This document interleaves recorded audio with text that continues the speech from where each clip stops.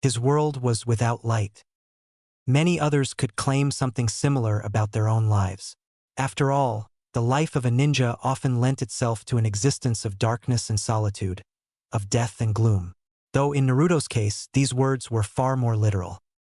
The boy sat in a nameless, featureless metal room somewhere within the bowels of the Amikage Tower. Rain rhythmically pelted down on the iron tower above, unceasing as always. Droning and repetitive, its sound was carried through the ribs of the great building down to his metal tomb where it echoed all around him. Even far below the ground he couldn't escape its murmur. But that was fine with him. The rain was an extension of his master, and extension of the rain god.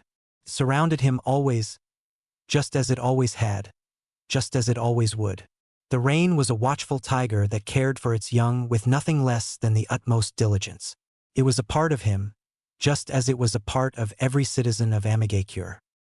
He'd known this sound since nearly the moment of his birth 5 years ago. He'd been baptized by its caress mere minutes after his life in Konoha had ended. And someday, hopefully far, far from now, he too would take up the title of the rain god and watch over the village in his master's stead. But that was just the start. He would watch over Konoha and Kumo, Iwa and Kiri, and all other lands that lay within his dominion. At long last there would be peace. The fighting would stop and the hatred would fade away like the dark clouds after a storm. He would unite them all, he would save them from themselves. And finally the cycle of pain would be over. A piece of paper fluttered down onto his head and Naruto clenched his jaw in frustration. That is, if he ever mastered this basic chakra control exercise. Your emotions are your enemy, a frosty voice told him from somewhere in the darkness. Let your mind be free, but keep your feelings in check or they will certainly betray you. The boy nodded, but the action was lost in the darkness. Sorry, Konan-chan. I was thinking about the future and I guess I got too excited. A soft sound that could have been a laugh issued out from the darkness. But the boy discounted it as the rain playing tricks on him. Konan never laughed or even smiled unless she was playing a role whilst wearing a henge. You're always excited, Naruto-kun. You need to spend more time in the here and now instead of chasing far-off fantasies. A shinobi that cannot control his emotions won't live long enough to see his dreams come true. Those words had been taken directly from the leader's mouth, but that didn't make Konan's argument ring any less true. Naruto felt a somber something welling up in his chest at those scolding words, but he pushed them down just as he was taught to do. A shinobi must always be in control of himself, mind, body, and soul. Anything less was unacceptable. I won't let it happen again. I will do my best for Leader-sama. He quickly got back to floating the piece of paper above his head. It always surprised her when he spoke like this. His childish voice carried an unusual amount of resolve for one so young. She couldn't help but be reminded of a certain friend who was exactly the same way when the three of them were younger. He had also wanted to change the world and put a stop to the endless fighting. His heart was so strong and pure, it seemed like nothing would ever dampen his spirits, not even the rain that pounded down on them. She loved him for that. So the world took him from her. The salamander crushed her heart that day and drove Nagato to madness. In the end, it hadn't mattered that Yahiko was right or just or that he had wanted to save everyone. The salamander cared little for such things. He was judged weak and so the salamander felt nothing when his light was snuffed out. A slight rustle of paper and a soft growl alerted her to the fact that Naruto had lost control again. The boy didn't yell or complain about the exercise being too hard like most children his age were prone to do when met with failure. Instead, he quietly picked up the sheet of paper and diligently went back to the exercise. He was the same way with kunai and shuriken and ninjutsu. It never got him down when he missed a target or accidentally injured himself with a rouge fireball. Naruto would just pick himself up and try again, knowing that he would be even better the second or third time around. Even when he spared with the leader, he was never daunted by the crushing blows or the broken bones that he'd received. He would shake it off and fight until his master was pleased with his progress. No matter the odds, he would always stand up one more time. To Konan, Naruto was a living, breathing impossibility. The small smile that tugged at the edge of Konan's lip went unseen by her pupil in the dark. Honestly, with the amount of chakra that the boy had, it was nothing short of a miracle that he could keep the paper aloft as long as he had. For Naruto, floating a piece of paper was equivalent to trying to fill a thimble with a geyser. Even if every member of their organization pooled their chakra together, it wouldn't even amount to a quarter of what the boy held in reserve. As such, the leader drilled chakra control exercises into the boy since he was old enough to talk for hours on end. After 2 years of refining his control, Naruto was ranked just above an average genin. Needless to say, more training would be required. Only the best would be able to accomplish the leader's goal. It seemed like young Blonde was destined for greatness. Though considering who his father was, who was training him, and what was sealed inside him, it seemed impossible for Naruto to turn out any other way. Already, the boy was well on his way to mastering the dance of the Shikigami. He could pull off the wide-area techniques like the Paper Storm and White Forest Emergence seemingly without effort, and the Paper Clone was nearly complete as well. In terms of hand-to-hand fighting, a Chunin would be impressed with the boy's skills. Maybe even a Jonin would be surprised on a good day. It was a shame that it would most likely all go down the tubes as the boy grew older and his body got taller and stronger. But that didn't get him down. He just plowed on ahead, saying that he was quick to adapt and that he'd figure something out on the way. And all of this was at the age of 5. He hadn't even begun to unlock his true potential. The power of the Jinchuriki was nothing short of ridiculous. But by the end of this day, the boy would be drastically more powerful. A slight frown found its way onto her face. Sometime soon, likely within the hour, the leader would gift the boy with the same power that he commanded. The Rinnegan, the eyes of the Rakudo Sannin. It would have been a lie if Konan said that she was committed to this plan. She understood the need for Naruto to grow as quickly as possible, but she had seen what the power of the Rinnegan had done to her friend. Those eyes had changed Nagato somehow. She'd watched the pain on his face as he struck back at the salamander and avenged the death of their friend. Since that day, his pain had never faded. It festered and grew like an untreated wound until Nagato lost himself to his hatred. Looking back on it, she wished that she had done something, anything, to help him let go. Instead, she had stood by him stoic and silent as always, a paper angel in service to her god. Now she would watch as another was forced to walk down that painful path. Konan wasn't an idealist in any sense of the word. She was too old and jaded to fall back into that old vice. But there was something buried beneath Konan the Kunoichi that squirmed at the thought of doing this to someone so young.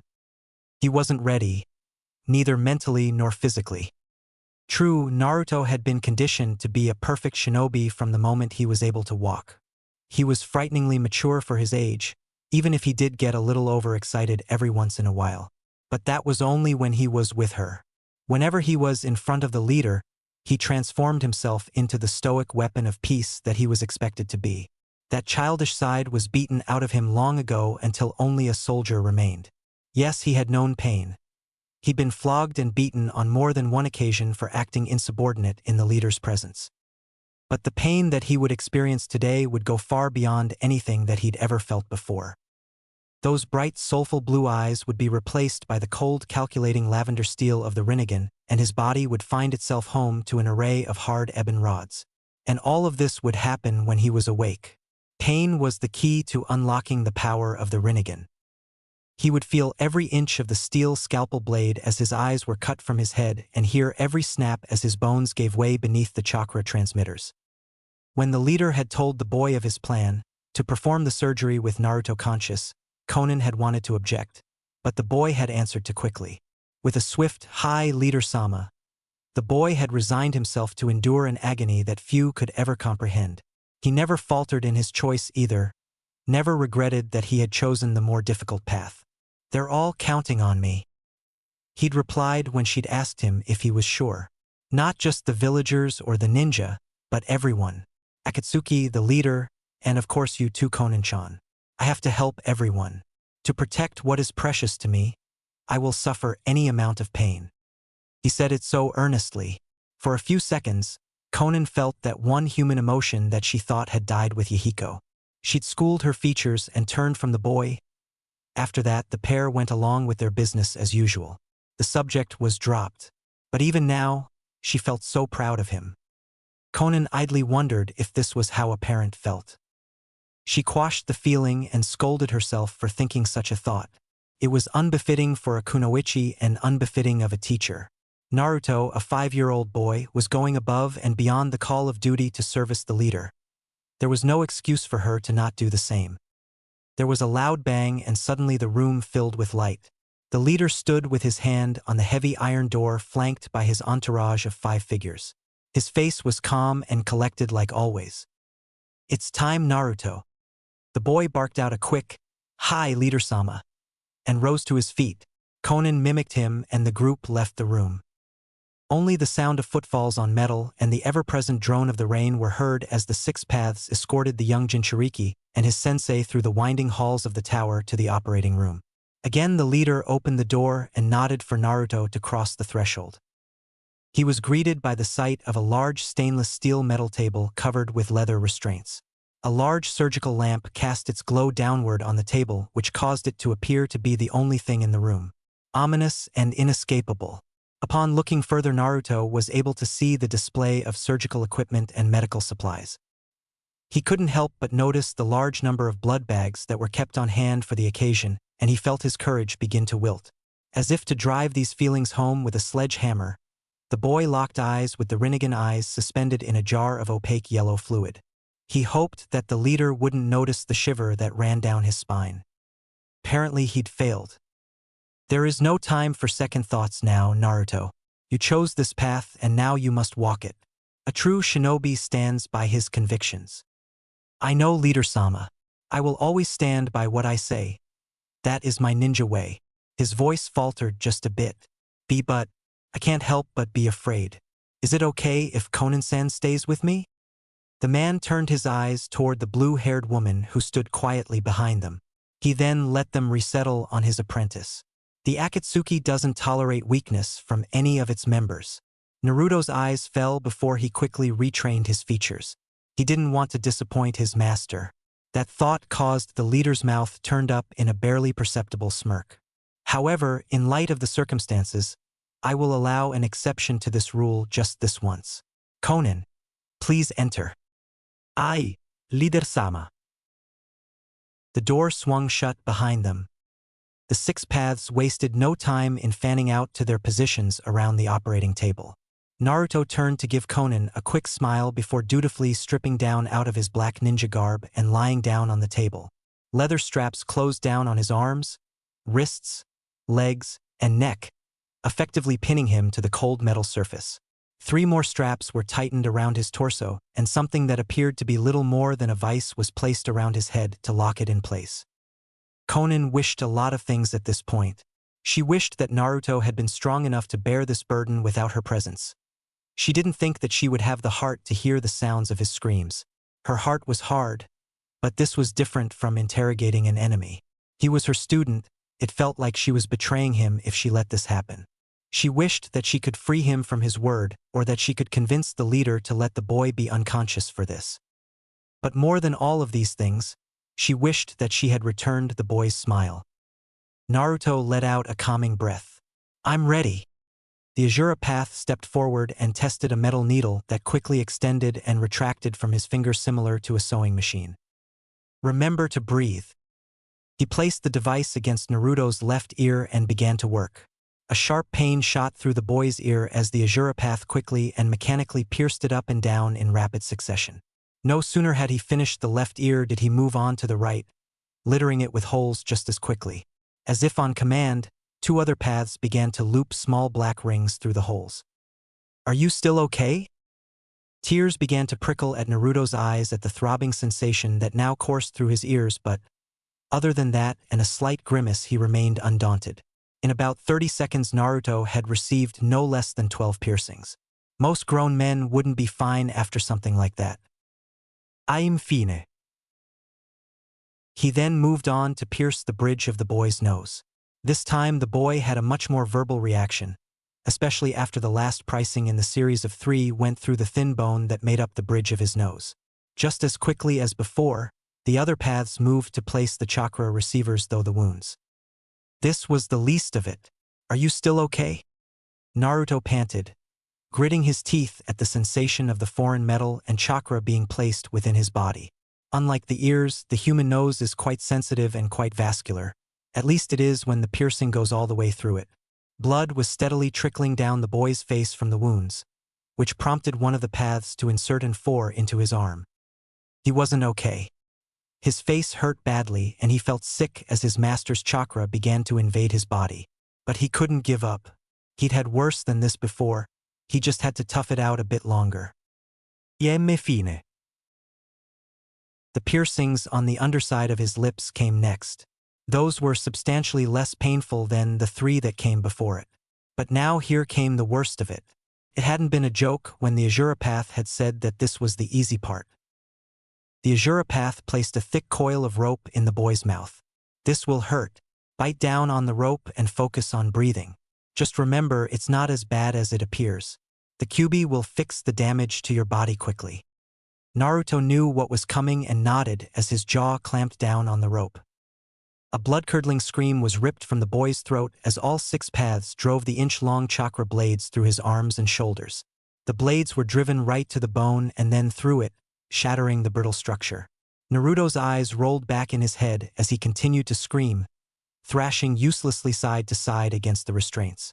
A slight reprieve from the screaming was found in the time that it took for Naruto to empty the bile from his stomach and for the Azuropath to suction the fluid away from the boy's airways.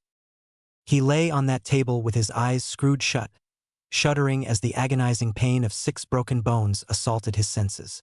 Blood was flowing freely from the wounds, and he could feel the familiar burn of the QB's chakra as they began to sew themselves shut. Finally, he was able to open his eyes again. They were wild and bloodshot after the ordeal and tears were flowing from them freely now. "Will you remain conscious?" The question had changed because it was apparent to all who were present that the young Jinchuriki was most certainly not fine. Were he not in absolute torture, Naruto might have found the gesture almost thoughtful. As it was, all he could do was make a whimpering sound. "Strength, Naruto," the leader spoke. "All paths to power require sacrifice. Are you going to give up?" Naruto didn't need to open his eyes for his master to see his conviction within them. It was made plain by his words. "No. I never give up."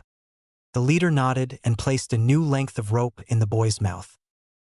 The soft sound of footsteps on tile reached Naruto's throbbing ears and he felt an unearthly smooth, almost frictionless hand close around his own. He opened his eyes to see Konan off to his side. Even after all that, he found the strength to smile up at her. This time she returned the smile, something Naruto hadn't ever seen before, heedless of the leader's disapproving gaze. "It'll be okay, Naruto-kun." She was forced to move out of the way as the paths shifted their focus to his legs. 6 more blades came down, spearing their way through skin, flesh, nerve, and bone until they were all the way through. Naruto howled with renewed fervor and his grip crushed down around Konan's hand, as if it was the only thing keeping him tied to this world. In reality, it may very well have been. His stomach tried to empty itself again, but nothing came. He lay on the table dry, heaving and crying as the pain radiated through his entire being. God, he wished that it could stop. He wished harder than anything that he could just pass out and wake up without this excruciating feeling that tore through his body.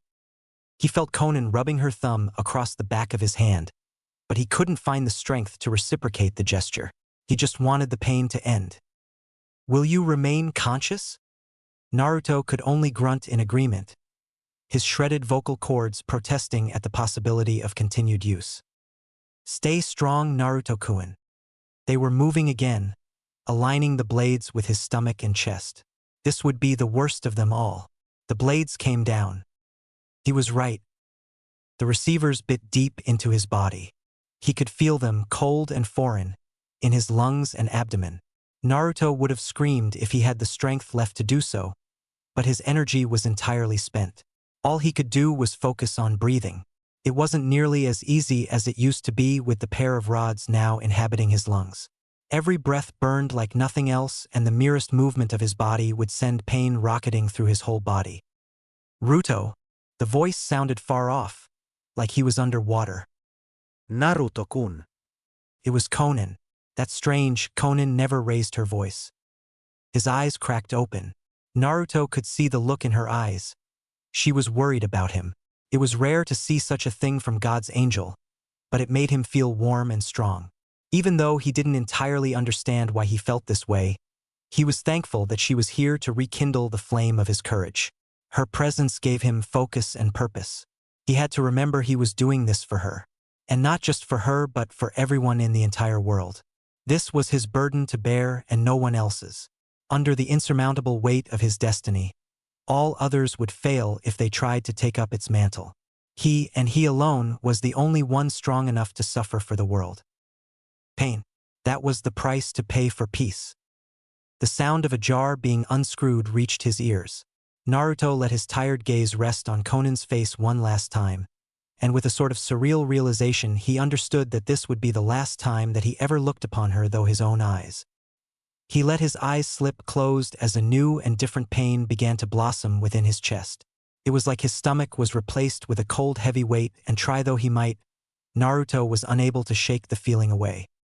One last time. He would allow himself to feel emotion one last time before he became the perfect weapon for his master. Then, he would do what he had to do and deaden his heart to the world. It was time to start fulfilling his purpose in life. Naruto let the tears roll down his cheeks one last time as the leader slowly lowered a scalpel to his eye. Thanks to the power of the Kyuubi and his own unnatural vitality, Naruto had regained consciousness within 4 days of his operation. He immediately wished that he'd remained asleep. His body was just a few steps away from being entirely mummified beneath gauze, bandages, and an assortment of wires and IVs. The pain of whole ordeal had lessened significantly within the short time that had passed, but he was still terribly sore and stiff after having received the leader's gift. Moreover, he could actively feel as his chakra was forcibly converted by the chakra receivers to resemble that of his master's. It left him feeling quite nauseated, like he was a stranger in his own body. And he was weak, he was weak now. Before the operation, he had been able to perform nearly 20 high-level jutsu.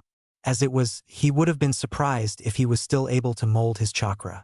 All those painstaking months of building up his control had been utterly shot due to the influx of foreign energy. He would have to learn his old abilities all over again. It was such a shame. He'd been so close to mastering the dance of the Shikigami. Hopefully Conan would be willing to help him rediscover its secrets. And hopefully it would be easier the second time around. If all of that wasn't bad enough, he was quickly finding out that he was also complete rubbish with his new Kekkei Genkai. This wasn't unexpected. His entire chakra system was in the process of being reconstructed, but it still hurt to know how far he'd fallen and how little he'd gotten out of the deal. As it was though, the shared vision of the leader and his 5 paths did little to help the ever-growing queasiness that Naruto had to endure. To his juvenile Rinnegan, the images of everything that the other paths saw were an unrecognizable cacophony color and motion. His untrained eyes weren't yet able to distinguish one image from another, causing all of the pictures meld together and pile up on top of each other. It also didn't help that the Rinnegan was able to see the ebb and flow chakra, something which the young Naruto was completely unacquainted with. All this provided him with was an unintelligible mess that was punctuated with blindingly bright flashes of blue light at random intervals. Even if he had been completely healed, the boy still wouldn't have been able to walk with his Rinnegan in such an unusable state. And the worst part was that Naruto didn't know how to turn it off. His eyes remained unopened behind a thick length of gauze as they continued to heal. They were shut, but that didn't impede the flow of the images in the least. Naruto could do little more than wait for the leader or Conan check in on him, and hope that he wouldn't puke in the meantime. Thankfully, it wasn't long before he heard the door to his recovery room slide open. Since he was unable to find any jumbled flashes of his own bandaged body in the sea of pictures that bombarded him, he came to the conclusion that it was Conan who was now in his room. "Conan," he called out for her in a rough whisper. He heard her feather-soft footsteps on the stone floor and felt her presence somewhere at his side. "I'm here, Naruto-kun. How are you feeling right now?" She felt a little bad for asking such an obvious question. Her student probably felt exactly the way a 5-year-old boy would feel after having his eyes removed and being systematically impaled. It was mostly just a test to see how much strength was in the boy's words, to see how his mental health was holding up after something like this. "I'm weak. I can see what Leader-sama sees and it's making me sick." His words were interrupted by a series of soft coughs. "Can I have some water, Conan-chan?" He heard the sound of water being poured into a glass and felt it press against his hand. Conan felt a slight disruption in the air just before it happened.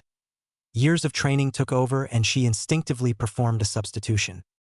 A wave of force exploded from Naruto's body. The steel frame of the bed beneath him crumpled like it was made of tin foil, and the glass of water at his side was reduced to little more than dust. Wires and tubes buckled against the pressure and were destroyed. The larger machines that they were once attached to got flung against the far wall like ragdolls in spite of their weight. Naruto lay cradled with the wreckage of his bed, gritting his teeth against the jarring impact of his body against the floor and the seething pain in his eyes. He knew what had happened. The leader used this power often enough in their spars for him to be quite intimate with it. Shinra Tensei, the power of the Deva path.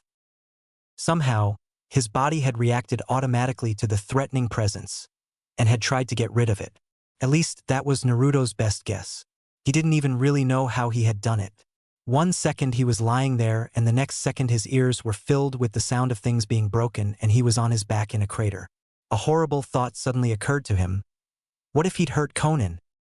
Fueled by panic, Naruto slowly began to get to his feet despite the way that his muscles protested. "Conan-chan?" He called out as loud as his parched throat would allow him. As he made his way out of the rubble, he realized with a start that the images had finally gone quiet. He was just about to crack a smile when they returned en masse, seemingly drawn to his hope the way that a shark was drawn to blood. Vertigo set upon him and he felt himself pitch forward toward the ground. The boy gritted his teeth in preparation for the inevitable pain that would come when he struck ground, but it never came. Instead, a pair of strong arms caught him. Again his eyes burned as they reacted to this new threat, but the wall of force that leapt from them melted away like wax before an open flame. He became aware that there were only two images now. Both of them were of him. One showed him in the arms of a man, as if he were holding his own bandaged form. The other showed him from a slightly different view in the arms of the Predapath who was currently absorbing the rouge energy created by his Rinnegan. "Naruto, I need you to focus on my voice. I need you to calm yourself." The boy's body shuddered a bit as another wave of force was created and subsequently drained, an effect which left his eyes feeling as if there was crushed glass being rubbed in them. "Naruto, acknowledge." It was an order from the leader. He had to respond. I hear you, El Leader-sama. I can't control the eye." His tone was shaky but neutral. It was clear that the boy was trying his best not to panic. A shinobi does not panic. He approaches every situation with calm and quickly forms a plan to confront adversity. Weakness in his master's presence was unacceptable. He let his body calm itself. His heart rate began to slow and the interval and intensity of the blasts began to lessen, never quite disappearing but becoming far more manageable for the boy to deal with. The pain also lessened in turn from a mind-numbing agony to a persistent throb that pulsed in time with the activation of his technique. The Predapath deemed it safe to let the boy go and he crumpled unceremoniously at his feet. No longer in contact with the threat, his Rinnegan went silent. Another image disappeared, signifying that the path had closed its eyes, and Naruto was left staring at his own sorry form through the eyes of his master. "I apologize, Leader-sama. My behavior was unbefitting a shinobi of Akatsuki. I will accept any punishment that you bestow upon me." There were a few moments of silence before his master spoke. "The fault of this incident lays with me, Naruto. I underestimated the speed at which your Rinnegan would develop and didn't take time to set up proper protocols for this scenario. It was quite some time before I was able to walk the Deva path, and with only my own experiences to provide scope, I was under the impression that you would act similarly." Naruto was blown away. Though the man had not directly said it, the leader had admitted weakness. And even more surprising than that, the man had almost apologized. Such a thing was entirely unheard of. His master was God. God made no mistakes and explained himself to no one. Naruto internalized all of these feelings immediately. It was not his place to think such things. "Conan tells me that you are weak but otherwise fine. This is because your chakra nature is being rewritten by the Rinnegan to encompass all 5 elements. It will be at least a week before your chakra is entirely converted, and until such a time you will be unable to utilize your chakra, and you will continue to feel tired." Naruto nodded. "Did I hurt Conan-san?" No. "Conan is fine." She was able to get out of the way without injury. The boy let out a breath that he didn't realize that he'd been holding in.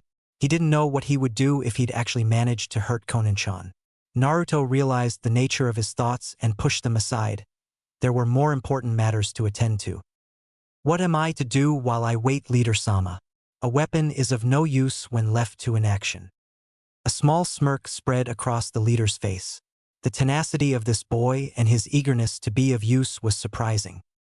He'd taken in a few apprentices before Naruto, but none had been suitable to undertake a mission of such dire importance. And certainly none of them had been worthy or strong enough to receive the eyes of the Rakuto Sannin. But this boy was different. He was truly and utterly self-sacrificing even for a world that he'd hardly ever seen. You must heal first. A weapon that is in disrepair will only harm its wielder. The man paused as a thought occurred to him. Your eyes are too weak for you to walk the paths yet, but you should be able to see though my eyes, yes? The boy nodded. Are you able to see though the eyes of the paths yet? Again, Naruto nodded, but this one held more uncertainty. I can see through their eyes, but I can't tell what I'm seeing. Everything seems to be happening at once. The leader had never encountered this type of problem on his own, though he was able to anticipate its cause. He'd been expecting this to happen, and had quickly severed his link with the other paths when he'd learned that Naruto was awake. The leader had first discovered the visual link of the Rinnegan when he broke his body apart and created the other paths. At Fist, the experience had been disorienting, and he'd struggled to deal with his newfound power. But the process of creating paths was time-consuming. This meant that it would take several days, if not weeks, before another path was created. Because of this, his brain had been able to adjust itself to interpret the images before things were again unsettled by the addition of a new path. Your mind can't figure out what to do with the images, so it shows them all at once. I will open the eyes of the Preta path now. I want you to see though both of our eyes at the same time and feel the connection of our chakra and the chakra of the world around you. Twin images returned to Naruto's mind. It was unsettling but nowhere near as overwhelming as trying to deal with 6 images simultaneously. Something was bothering him though. Master, I don't know what you mean when you say to feel the chakra. I can see it through your eyes, but I don't feel anything except fatigue. The man nodded as he turned to leave, and the Preta path placed Naruto on an unoccupied and mostly undamaged bed. The machinations are subtle. It was the Preta path that spoke. Feeling chakra is the single most difficult part of unlocking the power of the Rinnegan because it is entirely different from anything that you've ever experienced. It is a sixth sense which is fundamentally different from everything you know. It's not something that you can learn. You can try and try without ever getting anywhere, and then one day you will just understand. Naruto didn't entirely understand but watched himself nod through the path's eyes. It began to walk away. Master! What? The boy felt embarrassed. Can I have some water? I wrecked the room before I got a drink the first time. The path fought the urge to sigh. XXXXX. A month had passed since Naruto awoke. Since then, he'd grown in leaps and bounds with regard to controlling the power his Rinnegan. True to his master's words, the boy's chakra network had taken about a week to stabilize itself after being altered to contain all 5 chakra affinities. This didn't mean very much in the way of learning new jutsu. His control was still far too poor to begin relearning his lost techniques, but at least he wasn't tired all the time anymore. This also had the added effect of snapping his Rinnegan out of batshit crazy mode, and he no longer had to worry about destroying a room when he sneezed or jerked awake in his sleep. With his Rinnegan more or less under control, Naruto began the slow process of learning how to harness its power. His Shinra Tensei was powerful but still had a slower recharge time than his master's. It was likely strong enough to blow away a good-sized building, though he hadn't tried yet and probably wouldn't for quite some time. Ninja were about stealth. There was nothing stealthy in smashing a house like soda can. Moreover, Naruto was all too aware of the circumstances surrounding his adoption. In his case, stealth was paramount. Nearly all his effort had gone towards refining the Shinra Tensei and its sister technique, the Bansho Tenin, into a smaller form that wouldn't risk his exposure or cause unnecessary damage to the boy's surroundings. Sometimes deflecting a kunai or knocking an opponent off balance was all that was required to ensure victory. Fights didn't have to end with him standing in a 500-foot crater with his enemy a bloody stain. A ninja was nothing if not subtle. The other abilities that he'd learned were more suitable for utility as opposed to raw destructive power. He'd learned how to summon chakra blades and had quickly taken to the art of fighting with one in each hand. Many weapon masters strove for their whole lives to become one with their weapon, to feel their weapon as an extension of their body. For Naruto, this was something that had been his since the day that he first summoned a chakra blade. The black iron rod was already a part of him to begin with. He could feel even the slightest change in the position or pitch of the blade as well as its exact length and momentum. It made him a born sword master, though he wasn't under the impression that this meant he could give up and focus on other things. His inexperience was beaten into him on a daily basis, quite literally, when he spared with the leader. The Kyuubi was always able to heal the damage away, but recently Naruto had discovered what a boon the Azura Path could be. Thus far, his knowledge of the Azura Path was extremely limited, but he knew enough to harden his skin into metal to absorb a blow. Considering how wearily often he took hits, it was starting to become second nature to him. It didn't really help all that much when put up against the leader's strength, but at least he was trying. It was crucial to use the path as much as possible in order to prepare himself for its use in the future. The ability to wield 6 weapons in each hand, create mechanized projectile weapons, and cast 3 jutsu at the same time was way too good to pass up. But as it was, Naruto could only harden his skin and create a single additional arm, which mostly got in his way. It was a similar problem to the shared fields of vision. He was up to 3 paths at once. His brain didn't really know what to do with the extra appendage, and the chakra receivers in his arm could only help so much to orient him. Practice and patience was the key. A ninja was nothing if not patient. But if Naruto was being entirely honest, he was beginning to go a little stir-crazy after being trapped in the Amikage's tower for more than a month. The boy had been forced to remain within the iron embrace of the Amikage's tower for almost his entire life. He had no friends or loved ones. He didn't know if the leader or Konan counted, and had never seen the sun. When he was allowed to leave the tower, it was always under the guise of a henge, and he was always accompanied by his master and Konan. They would play the part of a family of orphans, himself in the role of the idiot younger brother, and Konan and the leader as his strict but kind older siblings. They didn't participate in this charade for Naruto's enjoyment, though. It was yet another form of training. Konoha, and nearly every other hidden village, was continuously on the lookout for the missing Nine-Tails Jinchuriki. If he was discovered, all of Akatsuki's work would be for nothing. But they weren't just able to keep him in the tower until he was strong enough to go out on his own. He had to learn how to make friends and discover how normal people interacted with one another so that he could properly emulate them in the future. In a way, it was one of the most important lessons for him to learn and would have to serve as a replacement for his D-rank missions. Realizing this, he spent the next few weeks getting his chakra control back up to snuff so that he could maintain a henge for a few hours and go play in the park with his Nachon and Nissan. XXXXX. The trio sat beneath an umbrella laughing and talking about nothing in particular at the edge of a playground. No one really paid any attention to Menma and his siblings. They were ordinary and unassuming, just another family of orphans. But their seemingly innocent actions were decidedly not. Underneath all of the jokes and talk were coded orders and questions of a rather sinister nature. For example, whenever Tsubaki Nichin flicked at her hair, it was a kill order for whoever Akone Nizan was looking at. His job was to respond in code for the best and most desecrate method of the target's disposal. This took the form of bombastic hand gestures or running off into the rain to play games like tag or ninja with the target. Most kids didn't like to play ninja with him after playing more than once.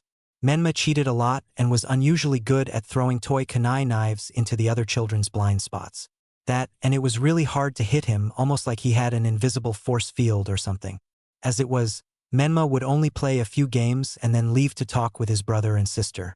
Tsubaki and Akone were pretty good ninja, so that's probably where Menma got all his tricks from. XXXXX. You're so full of it, Akone Nizan. A rambunctious Menma yelled at his brother while pointing his finger. There's no way that you actually met the Amikage. He doesn't even talk to the Jonin. Why would he waste his time on a Chunin like you? His brother leaned forward and flicked Menma between the eyes, to which the boy jerked back and rubbed his face. You're such a brat sometimes, Menma. Why do you ask me questions if you're not going to believe me when I answer them? I've totally met the Amikage. Back me up on this, Tsubaki. Tsubaki looked at him thoughtfully. Well, I guess it's possible. I've never really seen him, but I suppose dash. Ah! Menma cut her off. If Tsubaki Nichin hasn't ever seen the Amikage, then I know that you're full of crap. She's a jonin. So she's way more important than you. That comment earned Menma a hard shove from his older brother out from under the umbrella and into the rain. Quit being a dick, Menma. Tsubaki Nichin, Menma whined. Akone is being mean to me. His sister snickered into her hand. Maybe you shouldn't be such a dick to him then. He's way bigger than you, and I don't know if I'm in the mood to protect you right now. Oh, I get it, you're on his side. Ninja siding with ninja. Well, if that's the case, I'll go somewhere that I'm wanted. Menma stormed off towards the playground. Good luck finding a place like that, brat. His brother shot after him. That earned him a smack in the ribs from his sister. XXXXX. His mission had been received loud and clear. There was a girl his age being bullied by a group of older boys. He was supposed to extract her and inflict as many casualties to the enemy team as he could before his sister came and pulled him out of the brawl and took him home for being a dick. Man, that was a stretch from the original code, but a good shinobi was able to adapt on the fly. Either that or his master's opinion of him had lessened significantly after questioning his mad ninja skills. As he approached the group, his eyes went hard. They were picking on her for being an orphan and for being weak, pulling her hair and calling her mean names, saying things like she should be more respectful of ninja. Apparently his master had redefined ninja to mean second-year academy student at some point. That or these 4 kids were full of shit. Naruto didn't need to try very hard to feel Menma's rage at these boys. If there was one thing that he despised, it was those who used their power to hurt others. He saw the hypocrisy in beating them up for this, but honestly he didn't care. His orders were clear and he was trained to act, not to think. But he couldn't help but feel slightly in the wrong. Handicapped though he was more than a match for any genin and maybe even a chunin if he really cut loose with his Rinnegan. He'd have to try hard not to hurt these kids too badly. Life lessons didn't do the dead much good. Oi, asshole! The bully who was currently holding the girl by the hair turned around and freed up his other hand. You shouldn't speak that way to your betters, short stuff. Now me and my boys have to rough you up. The other 3 boys tried to appear menacing and started chuckling.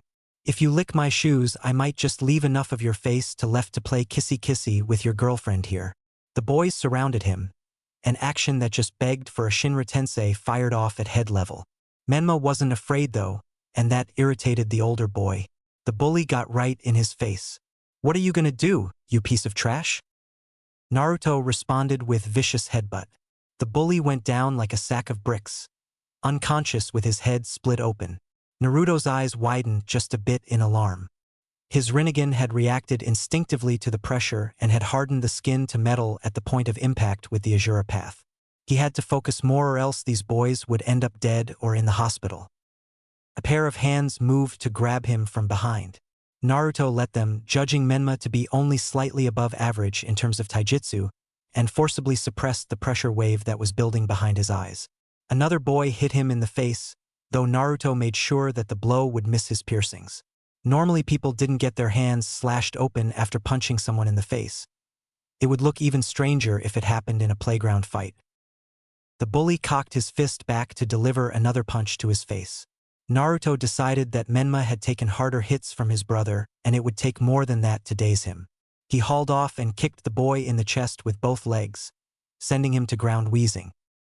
Naruto then turned his attention to the 3rd boy, who had yet to move and couldn't help but let the small smile slip across his face. Apparently his girlfriend wasn't as weak as the bullies thought. As the boy went to slug him in the stomach, the girl slammed her open palm against his ear. Hard. Hard enough to send him to the ground with a damaged equilibrium and a burst eardrum. She was pretty good. Naruto managed to struggle free and get off an elbow to the ribs before being kicked in the back of the knee and sent to the ground. That time he'd been armored by the Azura path. A kid wouldn't be able to tell the difference through his shoes anyway. Naruto spun around, catching the other boy off guard, and began to hammer away at his chest. Personally, he usually preferred to punch the neck, which didn't hurt your hand as much as punching someone in the chest or the face, but apparently Menma wasn't as ruthless as him. The same couldn't be said for his girlfriend, who was currently biting the boy who Naruto had dropkicked. Like an idiot, the boy just stood there and screamed as he tried to push the girl off of him. He could almost see the frown forming on the leader's face as he watched the fight through his pupil's eyes. The academy was going to need some stricter tests in the future if this was the kind of ninja that were being churned out. Naruto gave the boy one last punch to the solar plexus before sending him to the ground with a clothesline. Hopefully his clothing would help to cushion the blow of the iron-hard chakra receivers in his arm. Apparently it didn't work very well, and the boy was left unconscious. How tragic. Naruto was about to help the girl finish off the last bully when he heard his sister's murderous voice as she ran towards him. He had to wrap this up quick. His goal was to eliminate all the enemies he could. With a quick kick to the side of the head, Naruto had knocked out the bully-turned-chew-toy. Just in time too, Tsubaki's had clamped down on his ear like a vice. He hoped that Konan would remember about his piercings. Blood was difficult to cover up with a henge and his control was probably too low to do it today. Of course she did, but it didn't hurt any less when she started to drag him off kicking and screaming the whole way.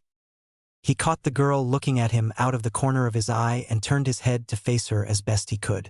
She was looking at him with big green eyes behind her slightly darker green hair, silently apologizing for what was happening to him. He flashed her a big shit-eating grin and thumbs up. "What's your name?" he yelled as his sister continued to drag him away. A smile came to the girl's face. She was pretty when she smiled. While Menma thought she was pretty, Naruto didn't particularly care. "Risa," she called out and began to follow him until Tsubaki shot her a death glare that stopped her in her tracks. "Don't encourage him. I'm Menma. Let's be friends." A sharp tug on his ear. "Shut up, Menma. We're going home. This is the reason why we can't have nice things." "I'll come to the park every day, Menma," Risa shouted back to him. "I'm sorry for getting you in trouble." "Don't worry about it. I'm not scared of Tsubaki-nichin." He stuck his tongue out at her for emphasis. Then Naruto noticed that he was looking at himself. Akane wasn't looking very happy. "Quiet being a dick, Menma." He grabbed hold of Naruto's other ear and began to drag him away with the help of his sister. That was the day that Naruto made his first friend, and most likely also the day that he made his last. The clash of steel on steel reverberated throughout the hallways of the Amikage Tower. Just as the last abrasive echo was about to die away, it began anew, more fervent in its tempo. The percussive clanging continued to pick up speed until it rose to a fever pitch. Distinct impacts eventually gave way to a curtain of solid sound with no beginning or end. Only the constant roar of metal on metal. Then all too abruptly it stopped. Naruto shot away from his master, eyeing the man carefully. The leader's face revealed nothing, as always, but the look in his cold ringed eyes told Naruto that this fight was about to come to a close, and the end was going to be a painful one. He was going to lose, that much had already been decided, but the boy was pleased with his actions thus far. With every passing day, he was able to face up against the leader's fury just a little bit longer and get just a little bit closer to actually hitting the man. When they had first began to spar with their chakra blades, Naruto counted himself lucky if he was able to last more than 30 seconds. After 2 months of clawing his way through these fights and coming out of them half dead, the boy had gotten to the point where he could finally hold his own. But even after all of this effort and pain, his skills were utterly laughable when compared those of the leader. Though the leader often relied heavily on the use of his Rinnegan, he was somehow equally dangerous with a sword. He was fast, so insanely fast that all it took from Naruto was a blink of the eye to seal his fate. That was probably the situation that his master was trying to set up. Learning to wield the shared vision of the Rinnegan was far more important to the boy's growth than learning how to wield a blade. And when he could literally see through the eyes of his opponent, there was no excuse for the leader to hold anything back. This point was hammered home as the leader closed the newfound distance in the moment between heartbeats and brought his weapon to bear against Naruto.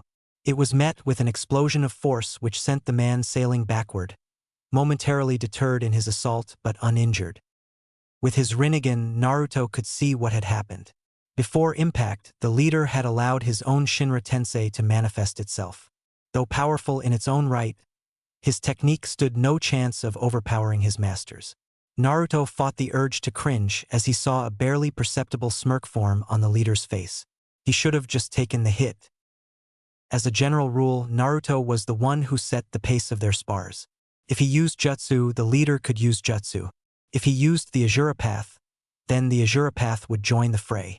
And if he used Shinra Tensei, Naruto could kiss his sweet ass goodbye because the leader would make damn sure to use it every 5 seconds until his students stopped moving. The moment the leader touched down, Naruto was struck with a wall of force that lifted him off of his feet and sent him sprawling some 50 feet back into the far wall. He pulled himself out of the wreckage as quickly as his damaged body would allow and struck back. The air around his master distorted slightly before the man was sent careening towards his student at startling speeds. In and of itself, this wasn't so bad. Bansho Tenin lacked the bone-crushing power of its sister technique. The problem presented itself when Naruto flung his chakra blade along with a handful of paper shuriken at the man and then leapt clear. Knowing that he wouldn't be able to stop in time to avoid the attack, the leader did what he did best and knocked aside all obstacles that lay within his path. His student was beginning to become annoyingly clever. The boy knew that he couldn't hope to beat his master in a contest between Shinra Tensei. The power just wasn't there yet, so he exploited the technique's one weakness: the 5-second interval needed to recharge. Naruto was able to stretch that 5-second interval into several minutes by using hit and fade tactics that forced the leader to waste his technique and start all over again. Of course, the leader was able to end the fight at his leisure by simply sending the wave out in all directions instead of just ahead. But that wasn't the point of the exercise.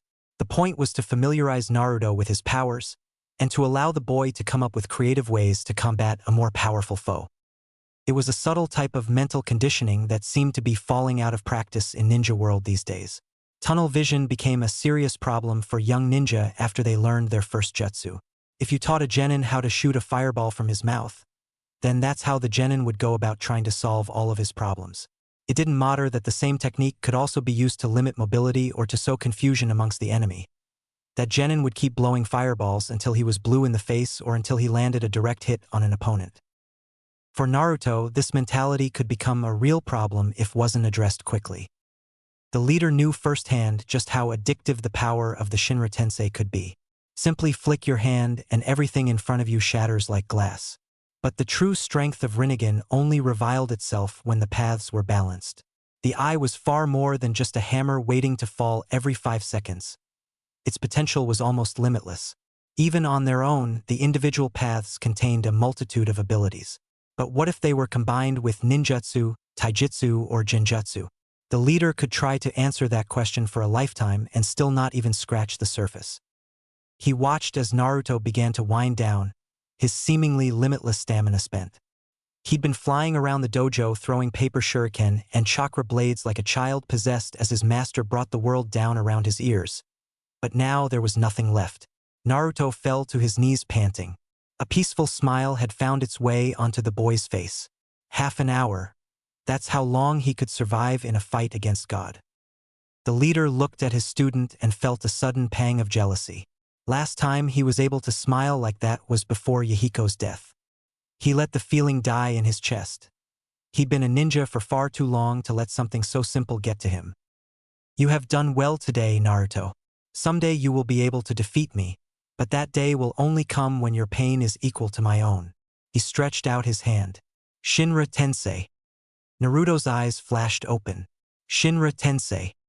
The waves met in the middle, throwing stone and dust in all directions. Under normal circumstances, such an exchange was futile. Naruto had never been able to match the strength of Master's technique, but somehow their power was equal.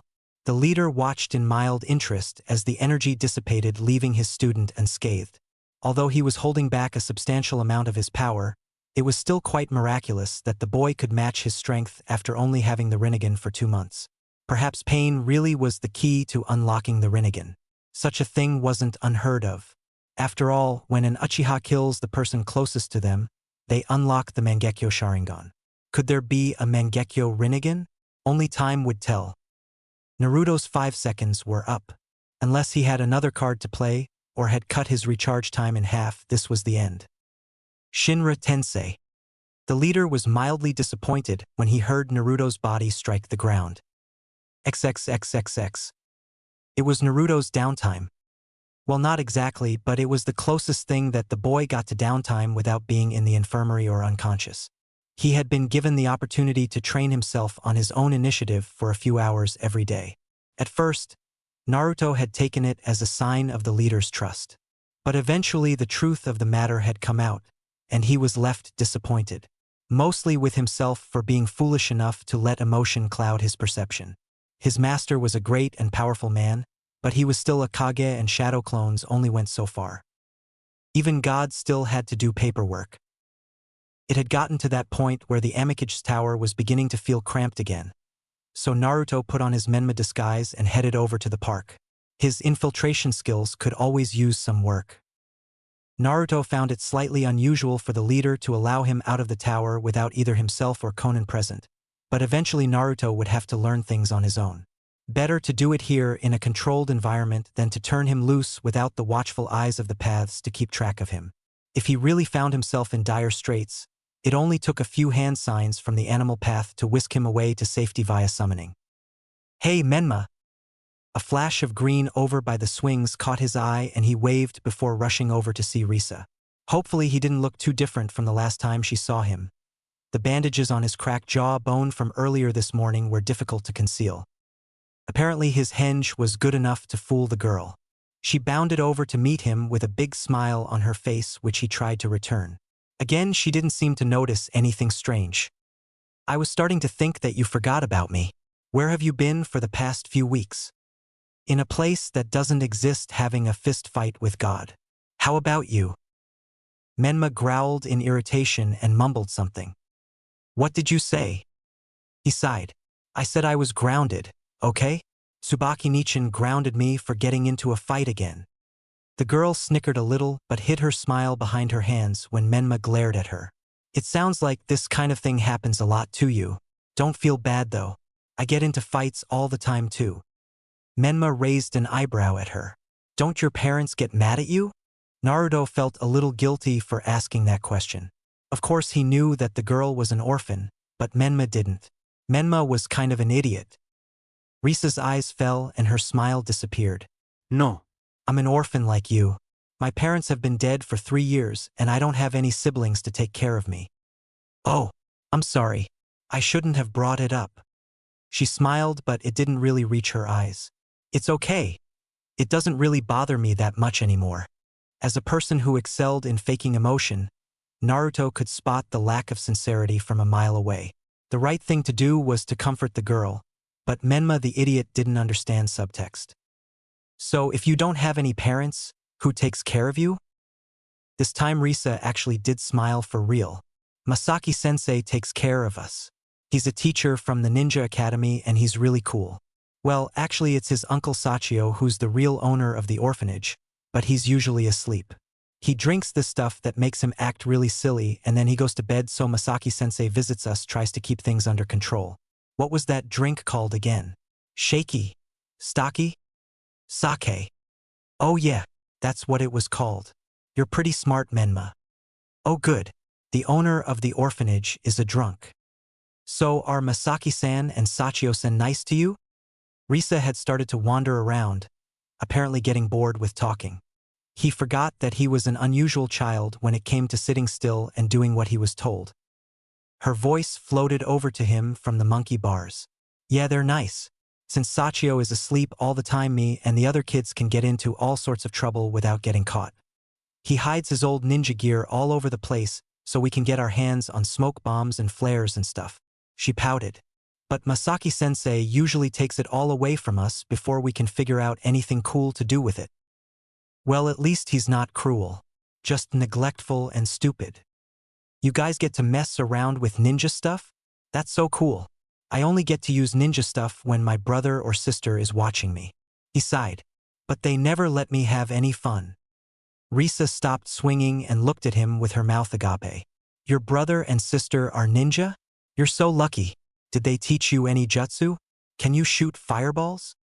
"I used to be able to shoot fireballs until my brother stuck me full of chakra blades and cut out my eyes to replace them with the fabled Rinnegan. I could turn this playground to rubble with my eyes. Does that count?" "No," he sighed dejectedly. "They only teach me chakra control. Chakra control is so lame." Risa bounced over to him. "Yeah, that's the way Masaki-sensei is too. Apparently I'm pretty good at it, but it's still boring. He says I might have a Kekriai Genpai. Kekiai Genkai. Yeah, that's what he called it. You wanna see? Both Naruto and Menma were interested this time. He'd never heard of a Kekiai Genkai that increased chakra control before. He wondered how it would manifest itself. Chakra control took place in the mind, so it was impossible to tell how good a person's control was without a jutsu to demonstrate it. What was more likely the case that this Masaki-sensei was too excited for his own good and wanted to see Risa as someone special. She probably just had above-average control. Of course I want to see. How does it work? Risa closed her eyes and clasped her hands in front of her. For a long time nothing happened. She appeared to simply stand there. Then she moved. It was small and hardly noticeable unless you were prepared to look for it. But Naruto saw it with the aid of his Rinnegan. Slowly but surely the girl began to float upward into the air until she was suspended about a foot above the ground. He couldn't help but let his eyes widen in shock. She was walking on air. With his Rinnegan, Naruto could see how it worked. Her chakra control was so good that she could hold air molecules together long enough to stand on them. Naruto had heard of wind jutsu that did similar things, and had once heard from his master that an ANBU in the village was able to fly short distances by releasing concentrated blasts of chakra, but this was entirely different. That ANBU was able to use his technique maybe 10 seconds in total before he collapsed from chakra exhaustion. Risa had been hovering in the air and skating little circles around him for the past minute and showed no signs of tiring. That's amazing, he whispered in awe, unsure if it Menma or himself who was talking. The girl let herself drop to the ground and did the best to hide the blush on her face. Thanks, Menma. I know it's nothing cool like the Sharingan from Konoha, but it might come in handy when I join the academy next year. You don't say. You're joining the academy next year? She nodded. Aren't you? You're supposed to join when you're 6, 'cause the program takes about 4 years to complete. I thought your brother and sister were ninja and that you were going to enter too. Her face fell a little. You are entering, right, Menma? Well, that came out of nowhere. Here Naruto was thinking that some infiltration practice in the park would be a safe bet where he wouldn't run into trouble. Now he had to play Menma's character at his own expense. Of course Menma would be entering the academy. His siblings were ninja. Naruto, on the other hand, was a member of Akatsuki and apprentice to the leader. Something like this posed a serious risk of getting him discovered. But he was confident in his skills and would only grow if constantly tested. If he could remain undiscovered for 4 years while being surrounded by ninja, he would have the necessary skills to operate on his own. A confirmatory hand signal found its way into his vision courtesy of the leader. He now had no reason to refuse. Of course, I'm entering the academy next year. I've wanted to be a ninja since forever. Risa grinned. Follow me. I want to show you something. Her hand clamped down on Naruto's wrist and he quickly suppressed the instinct to knock her and the rest of the playground into the next block. This was what he needed. Practical experience to control his Rinnegan. He could only grow so fast with only the threat of pain dangling over his head. Where are we going? She winked at him. It's a secret. All you need to know is that it'll help you be a better ninja. Naruto allowed himself to be dragged off to some remote section of the city. He was on his guard. The thought had occurred to him that Risa might be a ninja from an enemy village doing the same thing as him, but he wasn't worried. The animal and the human paths were following them closely. If it turned out that she was the proverbial snake in the grass, she'd end up eating a Shinra Tensei, followed shortly thereafter by an Ingendo soul tear. But Naruto's fears turned out to be groundless. Risa was, for all intents and purposes, just a spunky little girl who wanted to show her new friend some of her stolen ninja tools. She pulled a few bricks out from the alley wall to reveal her stash. A few kunai and shuriken, a basic taijutsu scroll, some smoke bombs and length of ninja wire were what the girl pulled out. Those didn't particularly interest Naruto. He had graduated from normal kunai and shuriken to their paper versions about a year and a half ago, and his taijutsu was still top-notch. It was one of the few things that the Rinnegan didn't really change. But then she pulled out a small red scroll. That caught Naruto's eye. An uneasy feeling began to well up in his chest. He knew all too well the type of scroll that Risa had held in her hand.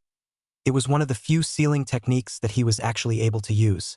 It was a burst scroll, a tool to measure a ninja's chakra. A normal scroll contained a sealing array that wove 100 diamonds together. The seals were designed to resist the flow of chakra, and by channeling chakra into the scroll, a ninja could cause the diamonds to burst, hence the name. Since all of the little diamond seals resisted the same amount of chakra, a ninja could get a rough estimate of how much chakra they had in their reserves by seeing how many seals they broke. Naruto looked at the scroll and counted that 3 diamonds had already been burst. That was just about average for a girl of Risa's age. A genin fresh from the academy could burst 10 diamonds. An average jonin could burst 70 to 80. His master had to use special scrolls where each diamond equated to 100 diamonds on a normal burst scroll. The leader was able to break 4. He'd heard rumors about a swordsman that wanted to join the organization who was able to break 10 of these special diamonds. Naruto was able to break 32. If she put that scroll in his hand, there was a very good chance that it would go off like an exploding tag and take off one of his arms. She smiled and began to explain what the burst scroll did. Menma smiled as he listened while inwardly Naruto scrambled for a way to use the scroll without accidentally killing both of them. It was chakra control training to the extreme. This was not the kind of thing that he was expecting to run into when he went to the park today. Here you go, Menma. She held out the scroll for him. Just put some chakra into it and see how many diamonds you break. How many do you think you're going to get? I don't really know. Akone Nizan says that I have a whole bunch of chakra, so maybe I can get 20. God, how he wished he could rein in his chakra to only get 20. She placed the scroll in his hand and he tensed to throw her clear if the need arose, but something strange happened. It was as if all the pressure he was under made something click in his head, and he could feel his eyes bending the flow of chakra away from the scroll. This power, it was Gekido, the power of the Pretapath. Naruto watched in fascination as the energy was moved back up his fingertips to settle in his central chakra coils. It made him feel sick to do this. In essence, this process was similar to connecting a battery to itself, but he didn't lose his arm, so he counted it as a victory. Risa watched slack-jawed as whole scroll lit up with blue fire and then crumbled into ash in her friend's hand. He'd managed to burst all 100 diamonds and probably would have been able to break a good deal more if the energy that she felt was anything to go by. That was unheard of. Even Masaki-sensei could only break 40 of them. Just how powerful was Menma? Holy crap, Menma! You blew up the whole thing. How did you do that? He rubbed the back of his head in what was hopefully embarrassment. I wasn't joking when I said I had a bunch of chakra. Most of the members of my family have more chakra than normal. Risa looked contemplative. Do you think you have a Kekkei Genkai like me? For some reason, that question made Naruto want to burst out laughing. As it was, he was able to get a hold of his emotions. Maybe. It would certainly explain a few things. He was uncomfortable with this line of questioning and quickly changed the subject. So how good are you with these things? He pointed to the kunai on the ground. My sister taught me how to throw them pretty well, so I might be able to help you get better. In typical childlike fashion, the girl forgot about what she was going to say in favor of throwing sharp objects with her new friend. XXXXX. He was in the office of the Amicage with his master and Konan. Things had been set in motion when the young boy had told his friend that he would be attending the academy during the following year. It made things difficult, but that was often the case when ninja made long-term plans. As it was, the leader didn't think that the situation was safe unless his young pupil was able to master the core aspect of the Rinnegan, the ability to feel chakra instead of merely see it.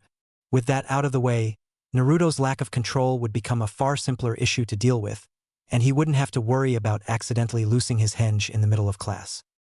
The leader did so hate it when he had to wipe out an entire class of would-be genin in order to keep a secret. It meant more paperwork to deal with.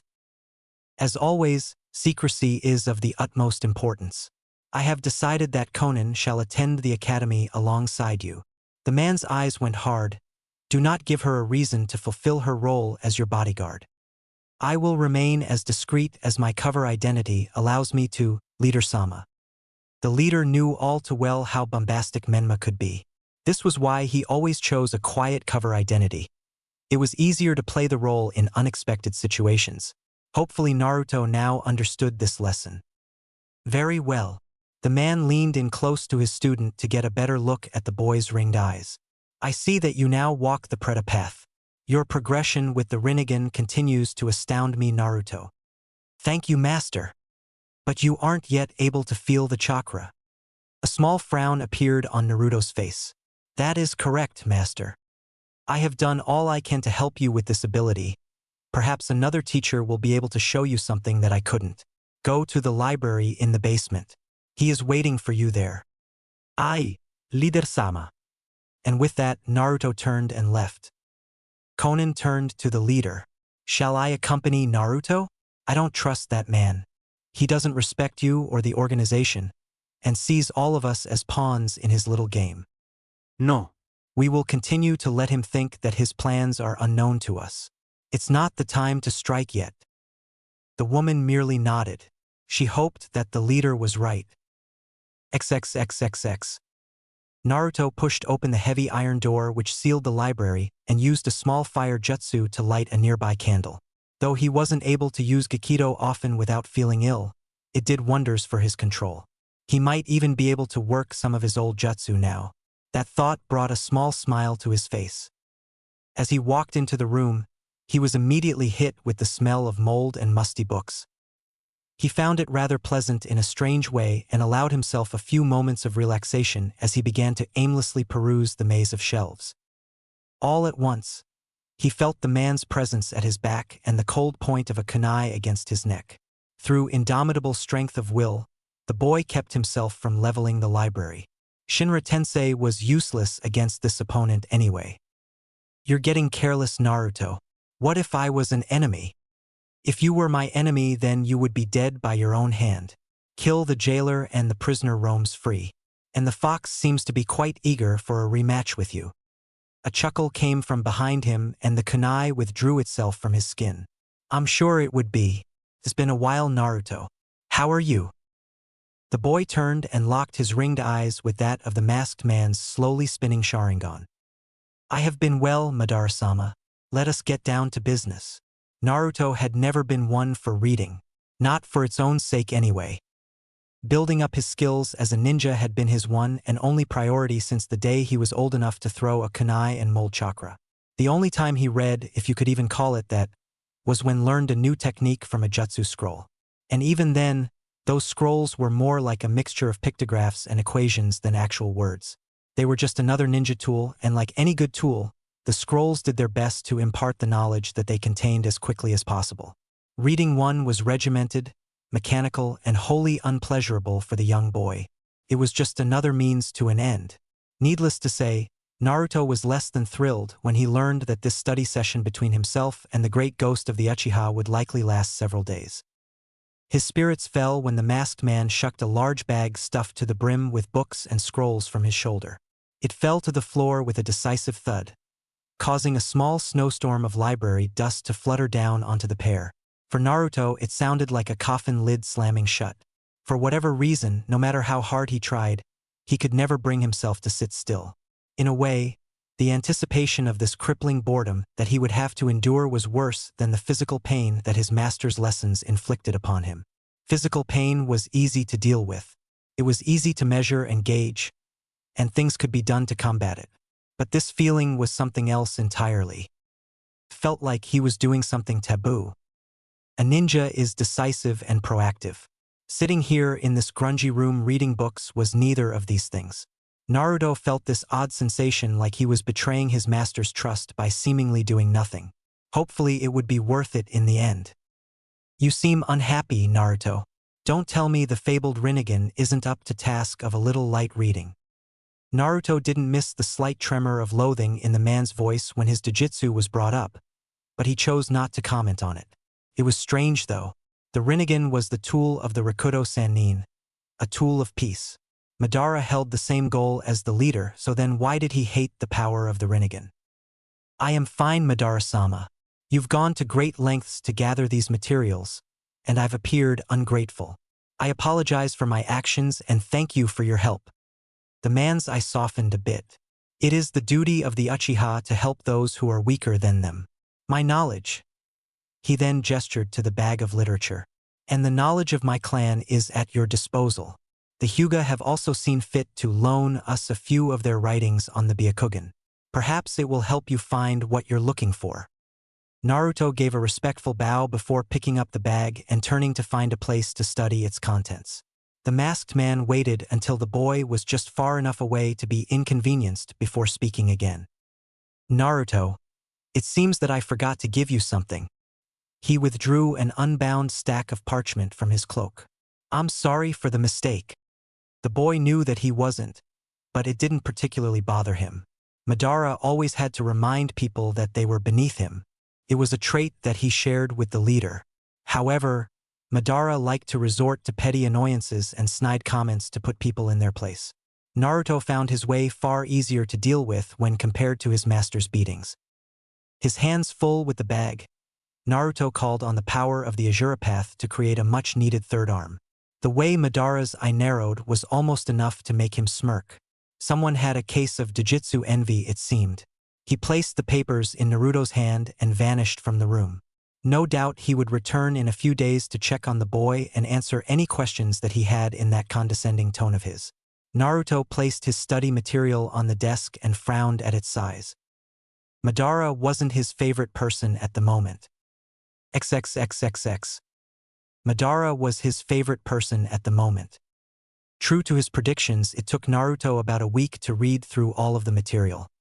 He'd gone into the situation dreading the boredom and inevitable dulling of his skills after being inactive for so long.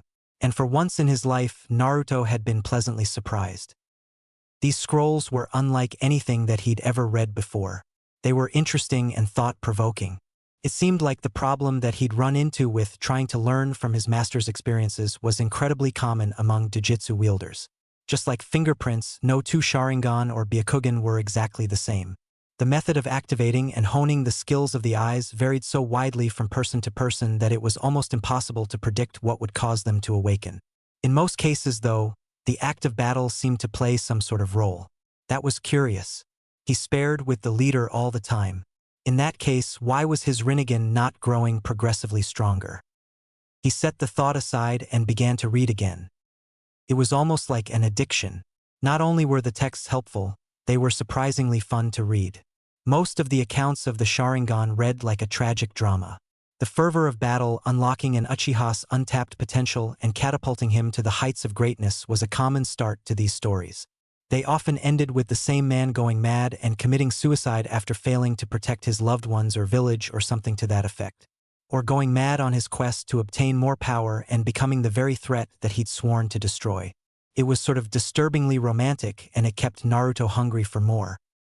Maybe he needed to find a way to blow off stress. Drooling over the personal tragedies of the Uchiha under the guise of training was probably an indicator of mental instability. But the best story that he read was the last one. It was the stack of papers that Madara had been oh so kind to give to him after forgetting to do so in the first place. They were only a handful of charcoal rubbings, out of place next to the finely bound spare records kept by the Hyuga and the Uchiha, but appearances in the ninja world were often deceiving. It was the story of the Sage of the Six Paths. His story, written by his own hand and placed in a hidden shrine within Konoha on a stone tablet.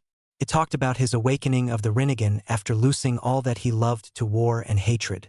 It talked about how he roamed the land settling conflicts and teaching people the way to preserve peace. It talked about how he fought a primordial being older than time and stronger than roots of the world and tamed it. Talked about how he used his power for good and how he struggled to discover what was right and what made it that way. And in the end, it talked about how the great sage broke his power apart into 9 separate beings and gave them names and souls of their own. Kurama, he whispered. Though it could have been his imagination, Naruto swore he felt his stomach twitch a bit. The story finished as all great stories finish, with evil vanquished and a hope for the future. The sage probably died with a smile surrounded by his many children. A peaceful end after a lifetime of pain and hard work. For some reason Naruto felt tears prickling at his eyes at that thought. Would people think of him the same way after he stopped the fighting? The feeling was crushed before it could fully form. He'd promised himself that he would never cry again, and he did not break his promises. The presence was at his back again, and with it came arrogance. Do you have any questions? No doubt the material was difficult. Naruto paused as he thought back on the stories of the Uchiha. Just one. Why did you activate your Mangekyo Sharingan? Naruto immediately knew that he'd screwed up. This is apparently what happened when he neglected his mental conditioning for a week. His mind and his mouth started to wander. The man stiffened and no small amount of killing intent flooded over the boy. His Sharingan I spun wildly, almost glowing in the dim light of the library. Never ask me that question again, he hissed, grabbing the bag of reading material and vanishing from the room. Naruto tried very hard not to pass out from fear. He definitely needed to keep up with his conditioning.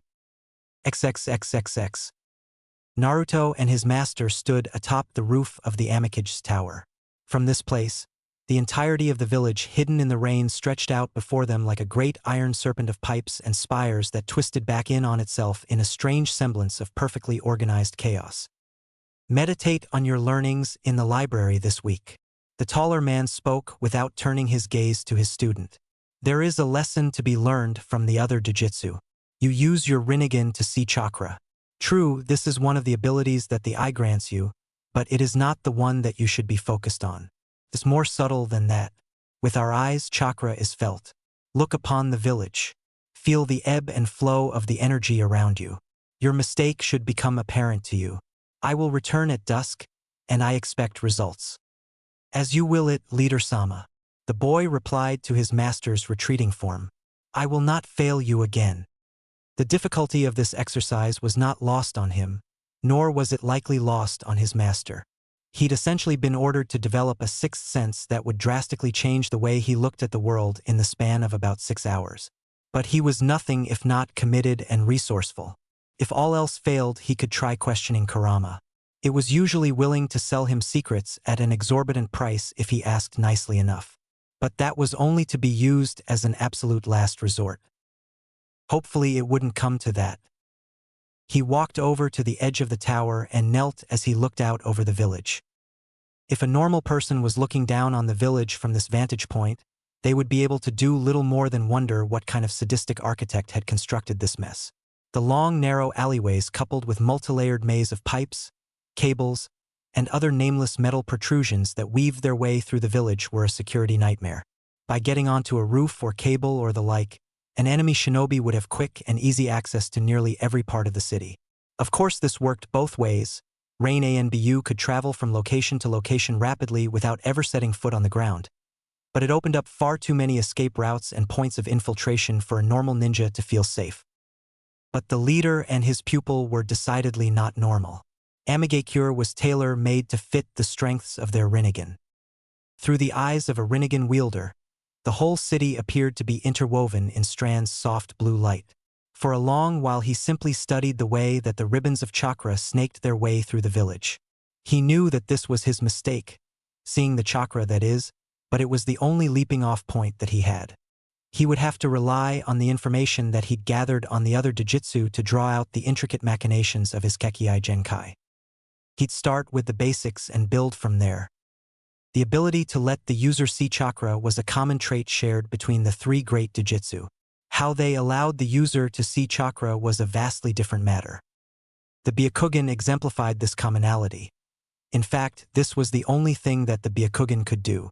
However, saying that this was the only thing that the Byakugan could do was a lot like saying that the Kyuubi only had a bunch of chakra. Some scope was required for these words to have meaning. From what he gathered, when chakra flows it acts like a combination of water and light. In other words, chakra is a tangible energy that can be redirected or absorbed. It's the Byakugan's ability to see these changes in the chakra in such inconceivably small detail that it creates the illusion of the Hyuga having eyes in the back of their heads. What was actually happening, or at least what Naruto thought was happening, was that the eye read the minute ripples created when the chakra was disrupted by an outside force, and then it translated it into a physical image in the brain. In essence, the Byakugan not only sees chakra, but sees through chakra. This is what he'd been trying to do. He'd been unsuccessfully trying to see the connection between the amount of chakra that his master molded and the hand seals that he formed. This took quite a bit of guesswork out of the equation when he tried to learn a new technique, but it still wasn't enough.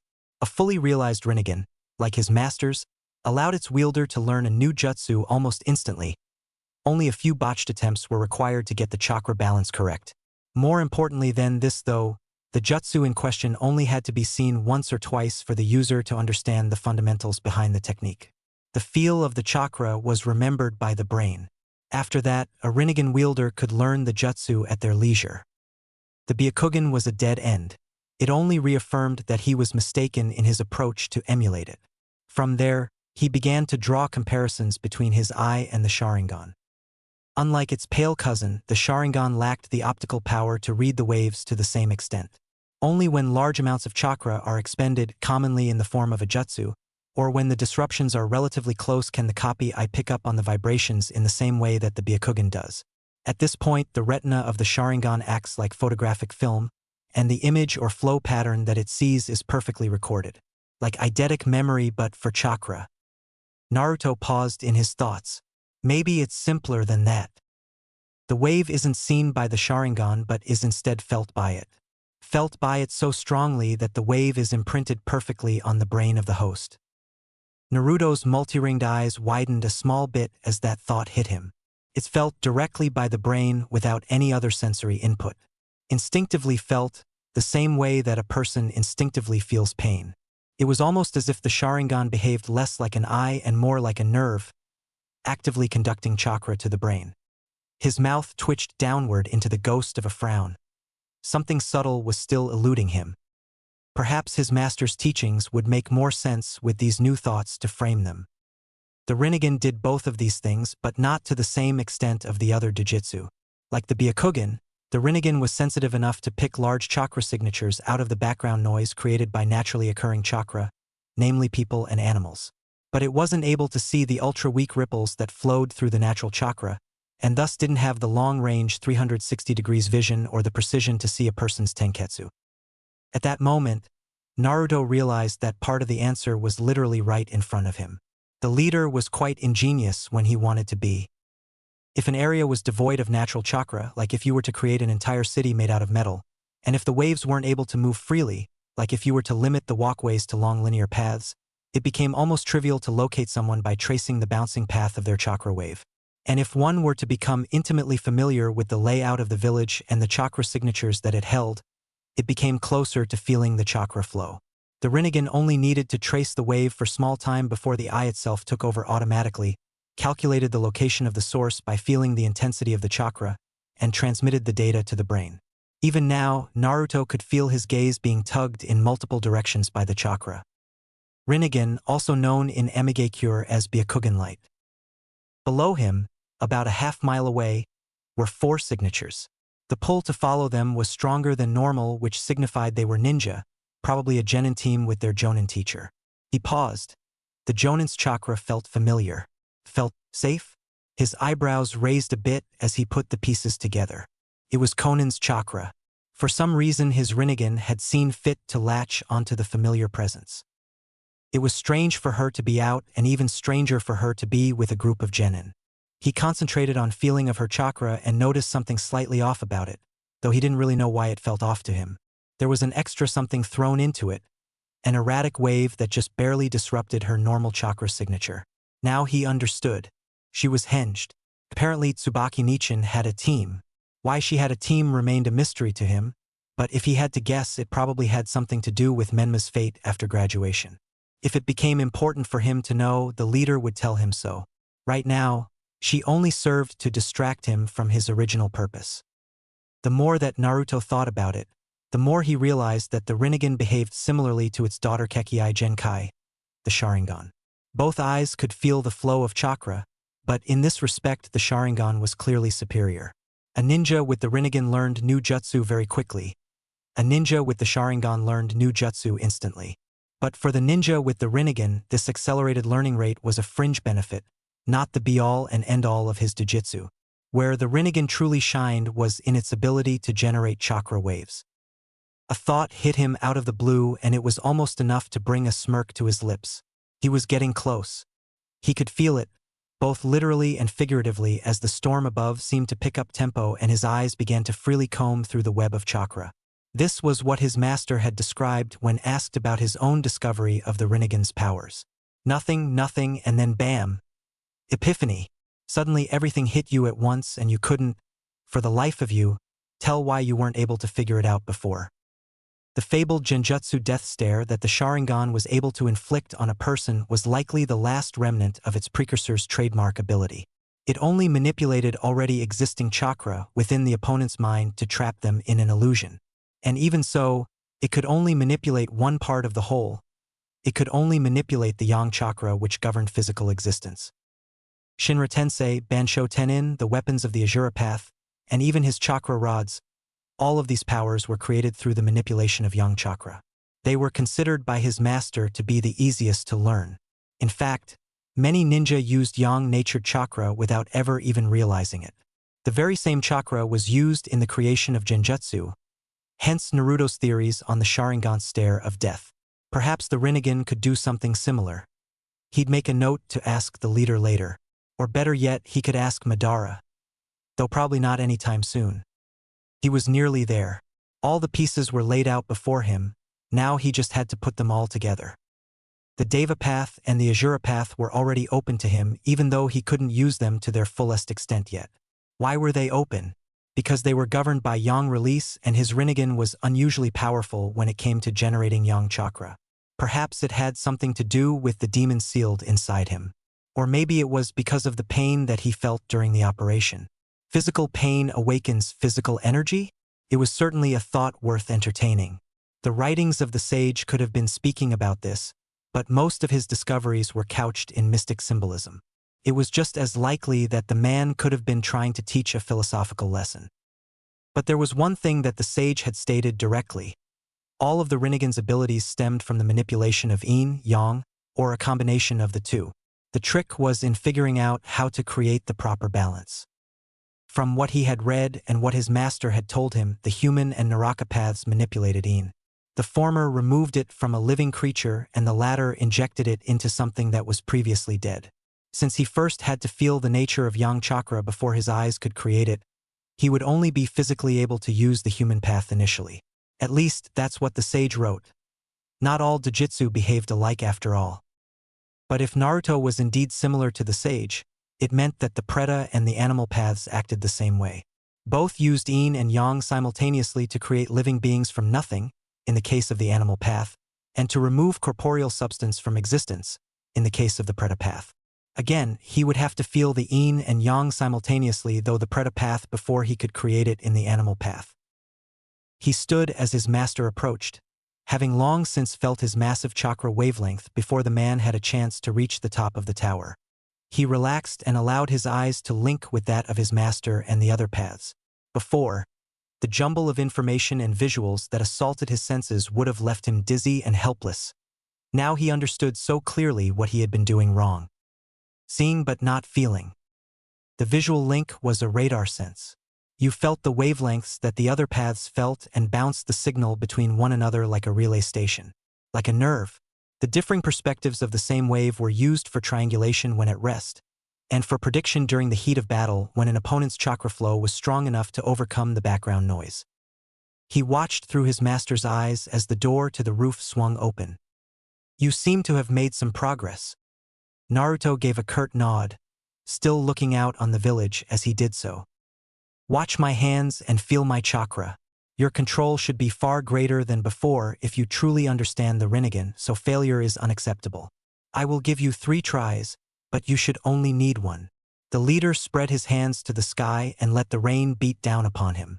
"You've watched me perform this jutsu almost every day. You've felt its watchful presence since you were a baby. It is a tiger that vigilantly protects its young and lets no evil near them." He formed the hand signs with practiced ease, and with his newly awakened Rinnegan, Naruto felt as if he was weaving the seals. Rain tiger at will. The storm above seemed to gather in strength and the rain pelted down around them ever harder. Naruto began to form the seals. He would make his master proud. Rain tiger at will. The sky reacted to the sudden influx of chakra, and immediately the storm became a deluge. He could feel through the Rinnegan and the rain that villagers were now scrambling to get inside out of the downpour. "You have done well, Naruto. Begin relearning your forgotten techniques. I want all of them mastered by the time you enter the academy." Naruto couldn't help the small smile that formed on his face at the leader's praise. "Aye, leader-sama." The second rain god of Amigakure had been born. Only time would tell if he would become a god of mercy or a god of vengeance. The months ran together in a blur of hard work and discovery after Naruto had, at long last, unlocked the secrets of his Kekkei Genkai. Within 3 days, his chakra control had returned to the level that it had been at prior to the operation. Then it soared far beyond anything he would have ever thought possible. In the past, he had been fighting with his unruly chakra tooth and nail to get it to behave in the way that he wanted. Now it simply flowed like water. He could feel the slightest fluctuations in his chakra coils and adapt to their influence, giving him unparalleled control over his techniques. And the kicker was that he didn't really feel like he was doing anything different. Things just worked now. Naruto could only marvel at the power of the Rinnegan. It had taken his academy graduate level control, if he was being generous, and dialed it up to the point where he was comparable to Chunin Medical Nin. And with that age-old handicap finally out of the way, he was able to learn like never before. His old jutsu returned to him, and he quickly set about mastering them as per the leader's orders. With a few final pointers from Konan, he was officially done with the dance of the Shikigami and set off to dig into something new. One thing that Naruto had been itching to try since the moment he first saw it was streaming his chakra through an object, namely a kunai or shuriken. The paper kunai that he and Konan used were already sharper than any normal blade just by token of being created and strengthened by chakra. It was a simple task for one of those knives to bite into solid rock. But with the aid of wind chakra or lightning chakra, their cutting power became virtually peerless. Nothing short of a Rashomon would be able to stand up to the blade's edge. But with a bit of creative thinking and a lot of chakra control, the technique could turn almost anything into a weapon. For instance, earth chakra streamed through a normal paper parasol could produce an impromptu war hammer at the drop of a hat. Better yet, it made for the scariest kind of war hammer. One that was hidden and could strike from anywhere. With enough chakra flowing through it, the frail object could gain the momentum of a wrecking ball. A single tap could break bones and rupture organs, and a full-on overhead swing could turn your assailant into little more than chunky salsa and a bad memory. The only thing that had kept him from immediately learning the technique after Konan had shown him its power had been his total lack of control. Streaming chakra was very difficult to accomplish unless you were gifted with Konan's precise control. This meant that it often required weapons forged from special chakra conductive materials to be a viable option in combat. Furthermore, the process of learning to stream chakra was ludicrously dangerous without taking months of careful study to learn all of the ins and outs of the technique. Many a ninja had committed unintentional suicide by accidentally streaming lightning chakra, though themselves as well as their weapons. But originally being a wind user meant that Naruto didn't have to worry about this problem. In his case, if he messed up, he would have most likely end up vivisecting himself, or exploding like an overfilled balloon. Suffice to say, when the leader and Konan had forbade him from learning the technique, he wasn't exactly broken up about it. But it was always in the back of his mind somewhere, gnawing at his subconscious and tempting him with its power. Now, there was nothing that held him back from learning it. He tore into Konan's teachings with gusto, which resulted in him getting more than few electrical burns, and wind burns, and normal burns. Somehow he'd even managed to get earth burns. Naruto didn't know how a person could even get such a thing, but he was channeling earth elemental chakra into a kunai when his hand started to smoke, so apparently that was an earth burn. Maybe it had something to do with an increase in friction. Since earth chakra increased the density of an object, it wasn't too much of a leap to think that might have also increased the frictional force in some way. He'd figure it out later if it became a problem. After 2 months and many more mishaps, Naruto was able to reliably channel wind, lightning, or earth through his chakra rods. Fire still had a tendency to blow up in his face, rather literally, when he streamed it, and water was given a pass due to a lack of utility. He was pretty sure that a weapon covered in water chakra had the potential to be the deadliest of them all, but it required phenomenal chakra control for it to work the way he wanted it to. Like control on the same level as Tsunade of the Sannin. But if it worked the way he thought it did, it would end up blowing all the liquid out of an opponent on a solid hit. Which was something ultimately pointless for a ninja who had access to the ninjendo. It did the same thing, only quieter and with more finality. Too many forbidden techniques existed that could reverse a fatal blow. Ripping out a person's soul almost always ended a fight. But if Naruto was being fully honest with himself, the idea of a technique that knocked the blood out of an opponent scared him. It was unnecessarily gruesome and definitely an agonizing way to die. He had to kill because it was the only way to achieve peace, but that didn't mean he wanted to make people suffer needlessly. And he most certainly didn't want to do something like that. This was more or less what he told the leader when the man had questioned him on why he was no longer trying to weaponize water chakra. He'd expected the man to become angry and force him to pursue the technique, or possibly throw him through the nearest wall with his Rinnegan. Thankfully, neither of these things happened. His master simply nodded and agreed with him that such a technique was ill-suited for someone who walked in the footsteps of the Rakuto Sannin. However, Naruto's relief was short-lived. His discussion with the leader drew attention to something that the boy had been hoping to put off for as long as possible. Naruto had yet to take a life. The fact he was still a child meant nothing. It was overruled by his status as a ninja. And ninja were killers by nature. This problem would be remedied immediately. XXXXX. Once again, the pair stood at the top of the Amikage Tower. The rain poured down from the inky night sky in sheets, setting an appropriate mood for what was about to take place. It was somber, similar to how Naruto felt at the moment. His master pointed to the outskirts of the village. A normal person wouldn't have been able to see their own hand in front of their face in this much darkness, let alone the object that the leader was pointing to. But that didn't matter to Naruto. He could feel the unfamiliar chakra wave quite clearly. It was the chakra wave of an outsider. Now you will learn how to lay down the judgment of God. The man dropped his hand from the target and turned his attention to the storm above.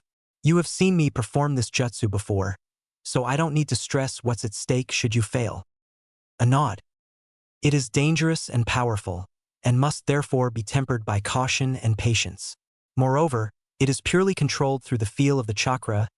There are no seals because your chakra doesn't activate the technique. It merely acts as a guide for the lightning already in the clouds. After the strike, the storm will dissipate, so you must be precise. Another nod. It's named after the mythical beast Kirin. Legend tells that Kirin is a creature much like you and I. It is a holy being, a creature of peace. When it walks, it bends not a single blade of grass and causes no ripple to form when it crosses water. The leader's voice hardened, and Kirin does not allow evil to remain unpunished in its presence. When you strike, you must do so as Kirin would. Not a single blade of grass can be bent, and not a single evil heart can remain. Understood, Leader-sama. I am entrusting the lives of my people to you, Naruto. Do not fail me. Though it was difficult to pick out, Naruto could hear the slight hint of concern in his master's voice. I won't, Leader-sama. He let his Rinnegan link with that of the other 5 paths. They had currently surrounded the target's home and were waiting for Naruto to strike. He scowled. The person who'd infiltrated the village was a ninja, probably a jonin due to the strength of the wave. And Naruto didn't miss the fact that this new wave had taken the place of one of their citizens who now probably lay dead in some obscure section of the village. In a fit of hypocrisy, Naruto would murder the murderer. He didn't like it. It just didn't make any sense to him. Worse yet, it directly conflicted with the teachings of the sage. Violence only bred more violence. Surely there was a better way than this to protect the village. For the first time in his life, Naruto began to question if the leader was truly right to do this. Perform Kirin, Naruto. Aye, Leader-sama. The conditioned response was out of his mouth before he could stop it, and his body was already in motion. It was just as well. A weapon wasn't supposed to question its orders. For a moment he'd forgotten what his purpose was. He clasped his hands in front of his body in a meditative pose as he felt his Rinnegan manipulating the energy in the storm clouds overhead. It was raw lightning, pure and untamed, that coursed through the air above him. A single mistake would bring down enough energy to decimate a small mountain, but Naruto forced himself to remain calm and let his eyes feel the connection between himself, the storm, the paths, and the target. For a brief moment time seemed to stand still. Naruto could feel the aspect of Kirin take shape in the form of a raging beast and streak down to meet the target. Its roar the sound of a thunderclap as it devoured evil in a flash of light. His master felt it too. Now, Naruto released the storm's power. Just as he'd seen, a bolt of lightning split the night sky like a great luminous scar before touching down on the target. The Jonin's chakra wave was lost within the massive chakra signature of the jutsu and the clap of thunder. It didn't resurface in the aftermath. The Jonin was dead. This is what it means to be a ninja, Naruto. We are bringers of death. We must be in order to protect that which we love. Remember this feeling and embrace it. The leader turned and left, leaving Naruto alone in the night. His hands were trembling and his legs were weak. The moment of that Jonin's death had been forever ingrained in Naruto's mind. With his Rinnegan, he could recall the very instant that he felt that chakra signature vanish forever. The leader had told him to embrace this feeling, but the only thing that Naruto was feeling was emptiness and cold. XXXXX. In dwindling weeks that came before Naruto's official induction into the Ninja Academy, the boy managed to unlock the human path. Like always, his new powers were severely limited, but it was yet another step in the right direction. For once in his life, Naruto was reluctant to learn something. He didn't want to become proficient in the techniques of the human path because they revolved around only one thing: inflicting death. There was no arguing that the path was powerful. It was any assassin's wet dream come true. Killed quickly, silently, and almost instantly, and there was never any doubt as to whether the target was actually dead. But that was just it. Naruto didn't want to kill, well, anything. With his Rinnegan, the boy could literally feel his connection to every other living thing that he came into contact with. It was almost as they were a part of him. Actually, it was almost as if there was no him and them. They all simply were. It seemed deeply wrong for him to tamper with that existence, all for the sake of increasing his own strength. However, in the end it didn't matter. The leader ordered him to use the new path in spite of the boy's obvious emotional distress. When the leader had first used Ninjendo, he was in too much pain over the death of his friend to really think about what he was doing. He wanted to use the path. He wanted Hanzo and his ninja to loose their souls to him. In time, he knew that Naruto's weakness would go away. The boy simply hadn't yet experienced enough emotional pain to know how to ignore these new feelings. Since his powers were weak, the leader started him on easy targets. Plants and flowers and the like had chakra systems but weren't able to control where their chakra flowed. Thus, they couldn't fight back when Naruto forcibly extracted the yin from their forms. It felt strange to him as he watched the plants wither and die as he held their souls in his hand. He had this kernel of uncertainty that kept worrying at the back of his mind like an annoying grain of sand stuck in his shoe. It felt like he was tampering with things that should be left alone. But he did his best to push these doubts aside and continued his training, making a note to read up on new methods of keeping his emotions in check. Then he graduated from plants and moved on to small animals like mice and rabbits. At that point, Naruto knew what he was doing was wrong. The second ability of the human path allows the user to see the thoughts of their victim, which was something that plants didn't have. Animals most definitely did. Naruto could feel the fear of the cold and darkness that those animals felt when he robbed them of their essence. Ninjendo hurt them. He was making them suffer. Knowing that there was no turning back, Naruto resolved to redouble his efforts.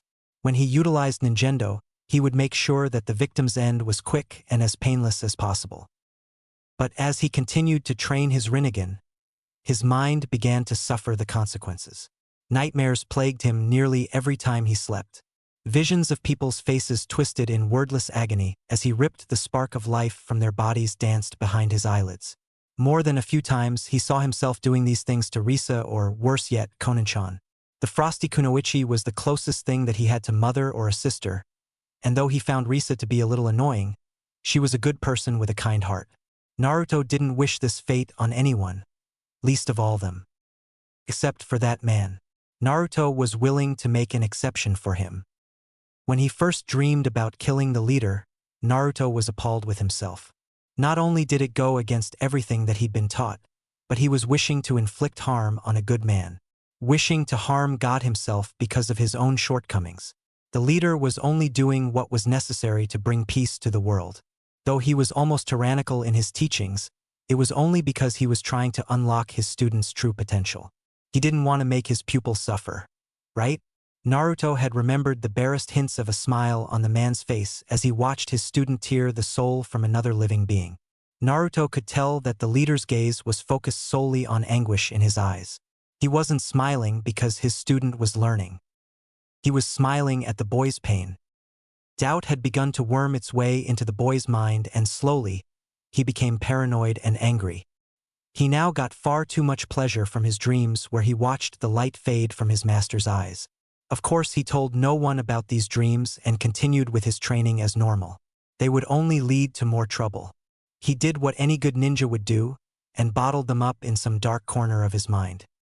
They were, after all, unnecessary for the completion of his mission. XXXXX.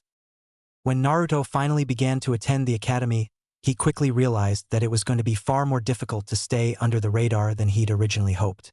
With the exception of himself, Conan, Risa, and a scant few others, these children were entirely out of their freaking minds.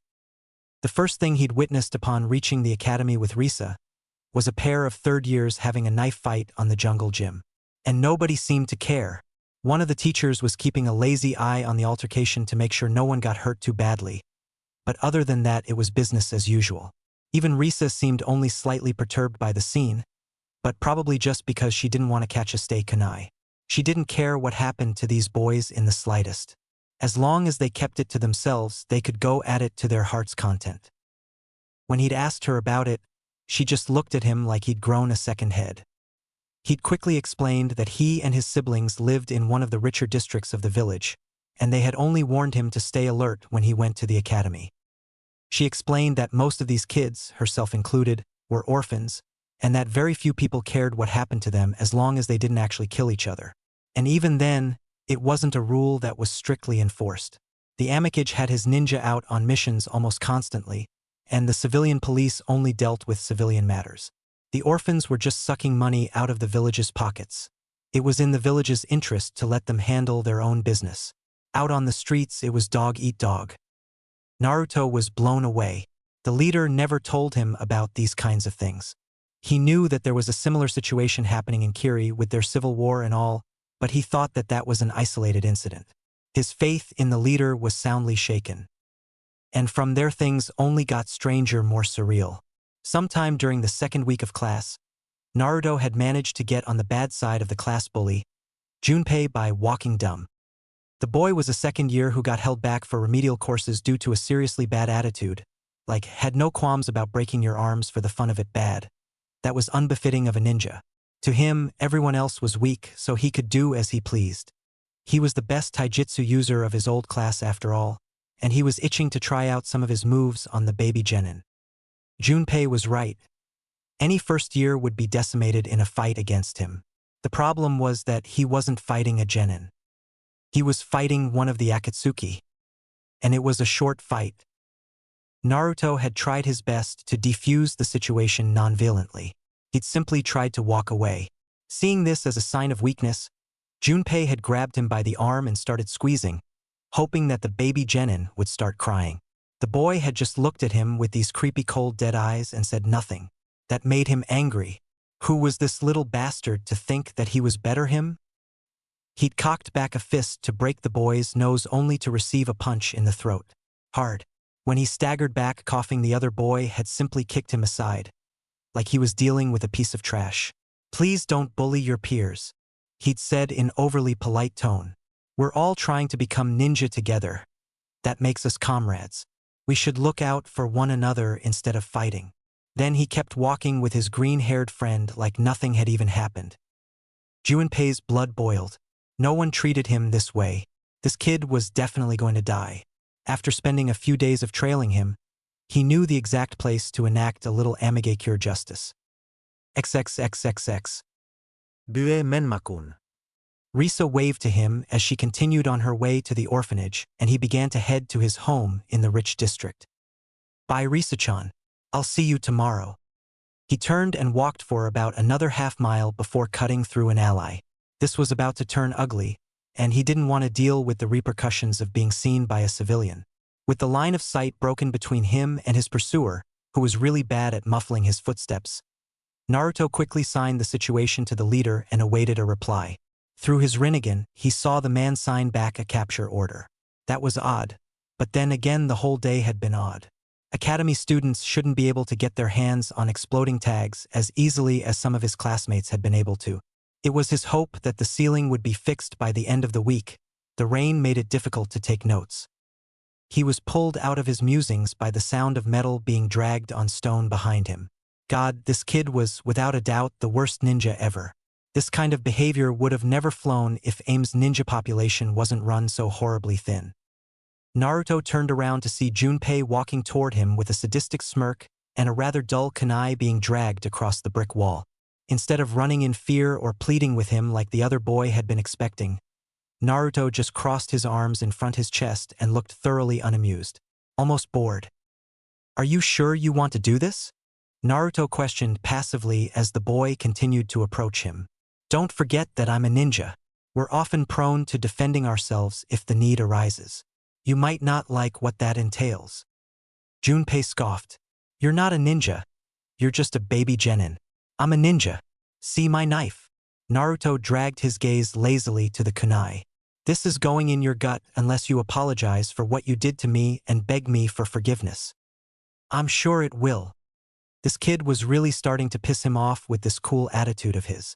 "Yeah, and after that I think I'll pay a visit to your little girlfriend. She lives at the orphanage in the 4th district, right? I bet that drunk old man won't even wake up when she starts screaming." That comment got to the kid, and Junpei smirked. Naruto felt rage bubbling up inside him and whispers for the boy's blood. That had never happened before. He didn't know why he was having this strong of a reaction over Risa, and at the moment he didn't care. All he knew was that he was going to enjoy this far more than he should. He dropped his henge and got no small amount of satisfaction from the look of abject horror that crossed Junpei's face as he took in the long black cloak covered with red clouds. The same cloak that Lady Angel wore. This kid was one of God's ninja. Junpei turned to run, but his legs were quickly snagged by something. Paper? A single long sheet had wrapped itself around his limbs and he struggled madly against its grip. He was about to scream for help, but another sheet covered his mouth. Before he could react, something slammed into his body with the force of a train. It sent him skipping into the wall of the alley with no fewer than 20 broken bones, and he lay there unable to move. The pain was so excruciating that only his blinding fear was keeping him conscious at the moment. Naruto grabbed hold of the boy and flared his chakra. The pair disappeared in a cloud of smoke. XXXXX. It was dark, and he hurt all over.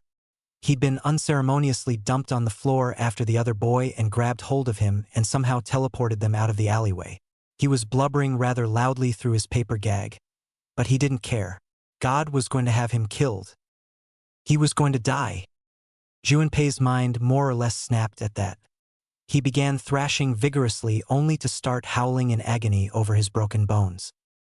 Suddenly he was wrenched up and into the air by the boy who used to be Menma. He had just enough time to realize that their two left hands gripping his shoulders before a third hand slammed into his chest. Ninjendo! A sound similar to ripping of fabric filled his ears, and a painful cold spread through his veins like ice water. The last thing he saw was the boy's steely ringed eyes before everything went black. For Naruto, everything that the boy had felt hit him at once and he struggled to stay standing. If he'd thought switching from plants to animals was bad, switching from animals to humans was utter torture. He wanted to die before inflicting such pain on another human being. He hated Junpei, which was saying something, but he didn't deserve something like that. No one did. "How do you feel, Naruto?" the leader asked. Naruto watched wordlessly as the paths began to carry the body away as if it were a sack of flour. He could still see the look of horror frozen on Junpei's tear-streaked face. Remember this feeling and embrace it. "I'm fine, leader-sama." But he wasn't. His hands were so bitterly cold.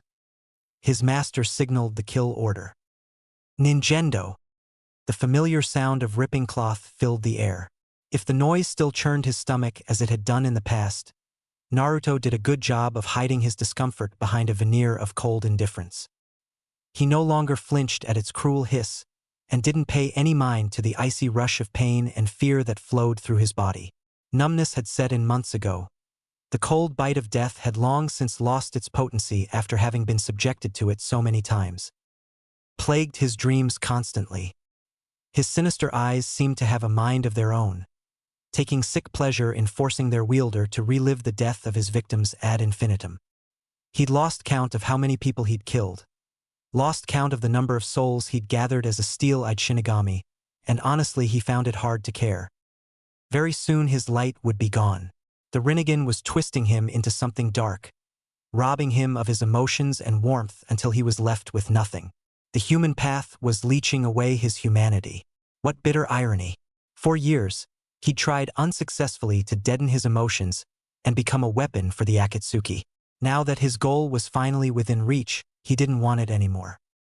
His gaze settled to figure crumpled at his feet. A small orange alley cat stared back at him with flat dead eyes. It was strange that the leader wanted him to use his powers on such a creature, but he supposed that the man had his reasons. For the last few weeks, the small creature had gotten into the habit of following him and Risa to the academy and then following him home after they'd parted ways. It was unnaturally attached to him and took every opportunity to rub against him or splay out in front of him and demand attention. Risa had named it Happy. Apparently she'd read a manga that featured a cat named Happy. She would be heartbroken when the little feline didn't turn up to walk them to school tomorrow. Menma would be heartbroken too. He'd probably cry long and hard when they discovered Happy's body. Menma seemed to be crying a lot these days. Naruto flicked a drop of rain away from his eyes and continued on his way to meet Risa and Masaki-sensei at the ramen shop. He would look awfully silly if he showed up late for his own birthday. XXXXX. Menma grimaced as he picked at the food in his bowl. He would never understand why people actually liked to eat this stuff. It was wood. Who in their right mind decided to garnish a perfectly good bowl of noodles with wood? Risa smirked at her friend's plight and poked him in the arm with her chopsticks. Eat your Menma, Menma. Menma sent her a flat look. That joke still isn't funny, Risa-chan. Masaki-sensei thinks it's funny. She mumbled around a mouthful of noodles. Her smug look turned into a squeak of alarm as the man in question wrapped his chopsticks on her head. Risa, don't lie to your friends. But I'm a ninja, she pouted. You always say being a ninja is all about deception. Don't tell me that you were lying when you said that. The man rubbed his goatee. I suppose I did say that. Well, in that case, you can lie as much as you want as long as it doesn't incriminate me. She quirked an eyebrow. In crime a what? Don't be a dick, Risa-chan. Menma explained unhelpfully. That comment earned him a smack on the head from both Risa and Masaki-sensei. Just eat your Menma, Menma. His teacher goaded as he began to drink the last of his broth. The boy sent him a dirty look, but Masaki pretended not to notice. He was annoyingly hip in that regard. Grudgingly, Menma finished his meal. For a while, the trio just lazed around the ramen shop and talked about ninja things. Well, more accurately, Masaki-sensei tried to talk about ninja things as his two students hounded him with questions. So what's your favorite jutsu, Masaki-sensei? After a little bit of thought, the man spoke. Probably the henge. It's definitely the technique that I use the most. His students looked at him blankly. You're a boring guy, Masaki-sensei. Yeah, Menma-kuin's right. Even I can do the henge, and I'm not even a second year yet. As if to get her point across, the girl henged into Tsubaki and began to whack her little brother with a chopstick. You're the reason we can't have nice things. Ow! Ow! Quit it! What the hell kind of birthday is this? Masaki-sensei, help! The man watched the scene disinterestedly. You're not hitting him hard enough. Follow through with your wrist, and you'll be able to get more power out of your swing. I meant help me, damn it. He snagged the chopsticks out of Risa's hand. Stop swearing, Menma. It's unbecoming of a shinobi. And Risa, turn off your henge. It's creeping me out to hear your voice coming out of Tsubaki-san's mouth. Tsubaki stuck out her tongue before turning back into Risa. Why does that creep you out so much? Do you like her or something? Masaki's blush answered the question for her. Aw, that's so sweet. Does she know that you like her yet? Have you guys kissed? Please don't answer that. Menma pleaded, clearly uncomfortable with the current situation. In fact, let's never talk about this again. For once, Masaki agreed with his student. Fine with me. Risa still had little hearts in her eyes. Oh, but dash. Never. Again. Menma and Masaki's cold dead eyes bored into her and she let the words die in her throat. Those guys could be scary when they wanted to be. So why do you like the henge so much? Don't you know other cooler jutsu? Like a fireball or something? Her jade eyes lit up as she said fireball. Risa would most likely grow up to be a pyro. The Chunin rubbed the back of his head. Sure, I know jutsu like that, but they're only situationally useful. I've lost track of the number of times my neck was saved by a bit of quick thinking and a henge. Situ what now? Fireballs are only useful some of the time, a henge is always useful. One time, I disguised a rolled-up exploding tag as a cigarette and flicked it into my target's house as I walked by. I was in and out before they ever knew I was there. Menma's ears perked up. You can henge something other than yourself? Of course you can. You can henge almost anything to look like anything else if you have the proper amount of chakra control. Granted, it gets kind of iffy if the objects are of differing sizes, but you can still do it. Masaki paused, as if he was reluctant to tell his students his next thought. Personally, I don't like to henge myself. It can cause problems. Risa tilted her head in question. What do you mean? Menma was also paying close attention to his teacher's words. The man sighed. He didn't really want to tell these kids about the ugly truth of the ninja world. They would have a lifetime to come to terms with the bleak reality of the shinobi/kunoichi. Right now they should just worry about being kids and having fun. Those big questioning eyes continued to bore into him, and eventually he cracked.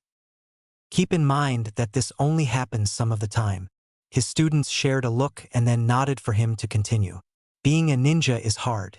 It's tough, thankless work that only the best of the best undertake so that they can help their village. Sometimes it becomes necessary to take a life while in service to the village. Risa gulped, but Menma remained eerily calm, almost lost in thought. After doing something so terrible, sometimes people try to escape. They can't deal with the emotions that they're feeling, so they bottle them up inside. But as strong as the human mind is, it can't deal with these emotions forever. Sometimes a new personality is created by the mind, a stronger personality that can deal with these emotions. The henge makes it far easier to fall into this trap. I once knew a guy who went on a hack and slash mission near the end of the war. He disappeared during the mission, so we all assumed that he was killed in action. A few years later, we find out that he's the wife of a famous chief out in rice country. Masaki took a sip of water. That's why I don't henge myself. I'm afraid that I'll forget who I really am. For a long time the pair was silent. They just looked at him with wide eyes as he continued to drink his water. You can't be serious. Menma cringed. Oh, I'm dead serious. It happens quite a bit. Happened to Uncle Sachio for a little while. I think that's why he's so reluctant to give up all his old ninja tools. It tells him that his memories are real and keeps him grounded to reality. Risa's eyes fell to her hands. That's so sad. I just thought that he was paranoid or something. Yeah, well, you guys asked, so I told you. That was bad idea. He forced a smile onto his face. I'm bringing down your party, Menma. Here, this is for you. Masaki reached into his vest and withdrew a small jutsu scroll. Happy birthday. You've always had a lot of chakra, so you might be able to learn these if you ask your brother and sister to help you out. He pulled the scroll out of reach and gave Menma the evil eye. Don't break anything. Menma nodded and unrolled the scroll. Inside it detailed two techniques, the hidden mist jutsu and the black rain jutsu. His eyes lit up at the description of the black rain jutsu. It more or less covered an area with inflammable liquid that behaved like water, which meant it could be incorporated into water jutsu. With a bit of work, he could aerosolize the liquid into a vapor that clung to the surroundings. Risa's eyes bugged out of her head as she finished reading the description over his shoulder. Masaki-sensei wasn't the most responsible person at times. This is awesome, Masaki-sensei. I promise I won't set anything on fire. The man caught Risa drooling on Menma's shoulder out of the corner of his eye. It's not you that I'm worried about. XXXXX. A pair of robed figures traveled across the mud-choked fields of rain country in silence. Though their faces were hidden beneath the wide brims of their straw hats, it was easy to tell that one was a woman and the other was a small child. If one were to look closely enough, they would be able to see a ring on the woman's hand inscribed with the symbol for white glint after the occasional flash of lightning. The boy kept his arms crossed firmly in front of his body and seemed to skate across the top of path on a cushion of air. Bells chimed softly in time with their procession, making sure their presence was not ignored or overlooked. The few travelers that they encountered made sure to give the pair a wide berth. It wasn't often that members of Akatsuki broadcasted their presence so openly as this. To do so was to admit to crimes of the highest degree. While in the borders of Rain Country, its members were regarded with careful respect. Anywhere else and they would be met with kunai and jutsu.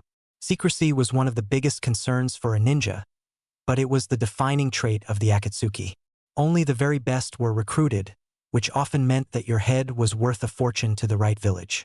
As such, its members lay scattered all throughout the elemental lands in order to divert attention, and largely remained quiet and kept to their business. When red clouds, rings, and straw hats were donned, it was never without purpose, and it almost never ended quietly. Conan kept a careful watch on her young charge. It was unlikely that anyone would challenge the authority of Akatsuki within the borders of Rain, but that wasn't what had her worried. Naruto was changing in the same way that Nagato had. He was becoming distant and disinterested. It had been months since she'd seen him smile. Only Menma smiled now, and that was starting to concern her. She and the leader had discussed the boy's training at length, but the man was blind to her concerns. He only cared about the power of his weapon. He'd greatly overestimated the strength of Naruto's will. It was subtle, but she could tell that Menma was beginning to become less of a cover identity and more of a split personality. It was easy for her to see the change since she spent so much of her time looking after him, but to the leader it merely appeared that Naruto was master of espionage. Repeated use of the Rinnegan had left a deep scar in the boy's burgeoning psyche. When they'd left Amigakure, the pair had created paper clones to fill their seats at the academy. The Menma clone almost seemed afraid to be in the tower, like he'd never seen this place before. Worse than that, there were a few seconds where Naruto didn't seem to recognize his clone. It was like they were two different people. "I feel him," the blonde said as his steely eyes scanned the surroundings. "Shall I get visual confirmation?" Conan shook her head. "He likely already knows that we're here. He has quite a gift for controlling the situation. Remember your manners. He is quick to anger and already has a reason to want you dead. The body of a Rinnegan wielder would make a fine addition to his collection." "Yes, mother," the boy droned as he began to pick up speed. A small smirk formed on her face. He may have been becoming unstable, but at least he wasn't lost entirely. She followed suit and began to walk faster. Sasori did so hate it when people kept him waiting. A half-hour later, the pair had made it to the meeting place. It was an abandoned village on the border of Aim and Suna, long since destroyed in one war or another.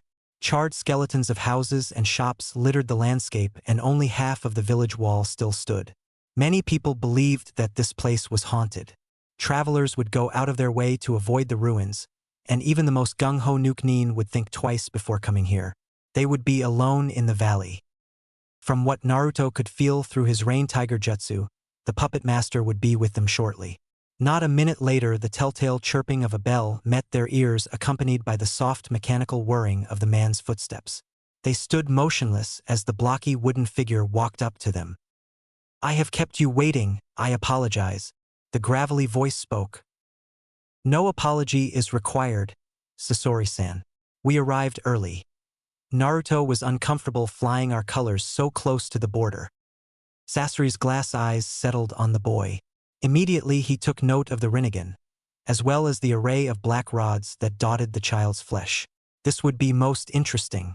It had been a long time since he'd witnessed the power of the Rakuto Sannin firsthand. In that case, he is much wiser than he looks. "How old are you, boy?" Naruto locked eyes with the other member. The puppet master was surprised at the amount of pressure he felt under the boy's gaze. He would have to keep a close eye on this one. "My 6th birthday was 4 months ago. How old are you, Sasori-san?" Clever. The boy was gauging his reaction with those eyes to figure out what type of fighter he was. Sadly, Hiriko's lifeless form would tell him nothing. "Older than you are, brat. Respect your elders." It was his turn to watch the boy. Though he hid his reaction well, Sasori's analytical abilities were second to none. The boy betrayed much of his fighting style without ever saying a word. I assume that you will be watching over us to make sure I don't add the brat to my collection? Conan simply stared at the man. She was one of the few people that he couldn't read. Then would you mind setting up a barrier? I intend to test the boy's abilities, and I expect the demonstration to get rather noisy. The woman fell apart into paper and quickly surrounded the village, leaving Naruto and Sasori alone. Do you know who I am, boy? The puppeteer questioned nonchalantly as a wicked iron tail slowly snaked its way out from under his robes. Naruto appeared unfazed. You are Sasori of the Red Sand, the scorpion of Sunagakure. You fight with puppets and poison. My master tells me that you are one of the most intelligent men that he's ever met, and that I shouldn't underestimate you. Sasori chucked as Hiriko's tail twitched menacingly, glinting in the light. That's correct. However, in this fight, I will not be using my specialty poison. The leader would be most displeased if I killed you, and so I find myself at a disadvantage. You know much about me, and I know very little about you. A ninja is only as good as his secrets. I have no reason to tell you my abilities. Sasori nodded. That is a very smart thing to do, but you forget to look underneath the underneath. I'm learning more and more about you by the second, and already devising new plans to defeat you. Which means I should end this fight quickly. The blonde finished for him with just a hint of smirk playing at his lips. The puppet master chucked again. That's right. Don't forget that this match is to be non-lethal. Hiriko's tail cracked upwards. And try not to break too many of my toys. It's a nuisance to replace them. The puppet's tail struck down with startling speed, only to stop a hair's breadth away from Naruto's neck, restrained by a web of paper chains. A small tremor shook the ground as the boy locked eyes with the puppet. Shinra Tensei. A wave of force ripped through the air in front of Naruto, sending the bulky contraption careening through the air like a rocket. It crashed through the ruins of a house without even breaking momentum and landed somewhere out of view. Then suddenly, Naruto was on the defensive. A swarm of puppets armed with all manner of weaponry descended on the boy. His chakra rods were out and alight with lightning in the time it took to blink, and already he was carving a swath through the endless barrage of mechanical figures. Through the power of the Rain Tiger, Naruto could feel a pair of puppets approaching from behind in an attempt to target his blind spots. Senbon and swords rained down on him from all sides, leaving him with no hope of countering the expertly coordinated attack. That is, until a second set of arms-wielding chakra blades sprang from his back and speared through the puppets' chests. Naruto became the center of a whirlwind of lightning and black steel as he continued to form chakra blades, bouncing them off the ground, the puppets and other airborne blades as he cut his way free. In the mess of movement and light, the puppet master failed to notice a third pair of arms weaving hand signs. White Forest Emergence. Twisted needle-like spires of paper shot up from the ground in all directions as the boy was once again forming seals. White Forest Blizzard. As quickly as they had appeared, the ivory protrusions began to unravel and fire sheets of white death in every direction similar to a pipe bomb. The corpses of shattered puppets lay pinned to nearly every building for 2 blocks. Sasori was impressed. It was a good thing that he hadn't been using any pieces from his collection other than Hiriko. A blast of chakra drove the thoughts from his head as the building beneath him was knocked down with the ease of a sand castle. His momentum stopped dead as an unseen hand began to drag him back toward the boy. In an instant, the air was filled with the screeching whine of 100 origami shuriken coated in wind chakra. The puppet's reinforced wooden body was shredded like coleslaw beneath the avalanche of blades. Naruto felt the kawarimi go off, but had no time to react as his body was suddenly snared with chakra threads and held motionless. A heartbeat later, a brace of needles filled the air from seemingly all directions. He reacted on instinct. Kakido. The strands evaporated and he shot into the air on paper wings just a split second before being peppered by Senbon. He returned fire with a handful of shuriken, but Sasori was already gone again. Fire filled the sky and raced toward Naruto, but he leveled his ringed gaze on the blistering cloud and flattened it beneath a wall of force. From the other direction, a gout of pressurized water sliced through the air to meet him only for him to explode into paper just moments before impact. He reformed on the shell of nearby building and leapt clear as Senbon once again raced to meet him. As he hit the ground, he formed the final hand seal, and the village was enveloped with mist. Sasori's eyes clicked as they switched over to infrared mode and he scanned for his target. For a long-range stealth fighter such as himself, the boy was a terrible matchup. This was the leader's rain jutsu that was pelting down on them. As soon as he moved, it had already relayed his new position to the boy. Coupled with being shrouded in this fog, the boy would always know his exact location, and might even be able to predict his movements if the boy was skilled enough. If this was a deathmatch, he would have long since pulled out the third. As it was, he was low on ammo, low on soldiers, and out of luck. And the boy just kept coming. He vaulted through the air as a rod imbued with earth chakra leveled the house that he was standing on just moments ago. The assault continued as he shot from building to building, each one turning to rubble upon being struck by the ultra-dense projectiles. But Sasori pressed on, heedless of the destruction that nipped at his heels. His gambit was nearly set up. Naruto spun out of the way as a radial saw swept past his head. All around him, dilapidated masonry and ramshackle puppet parts sprang to life and launched at him. Somehow, he hadn't been able to feel the churka threads connected to them. He flung out his arms, releasing a blast of force that reduced the makeshift weapons to dust. Then he was blocking Senbon and weaving hand signs yet again as more marionettes reanimated and fired upon him. A wall of paper surrounded him a half-second too late as a pair of Senbon buried themselves in his chest.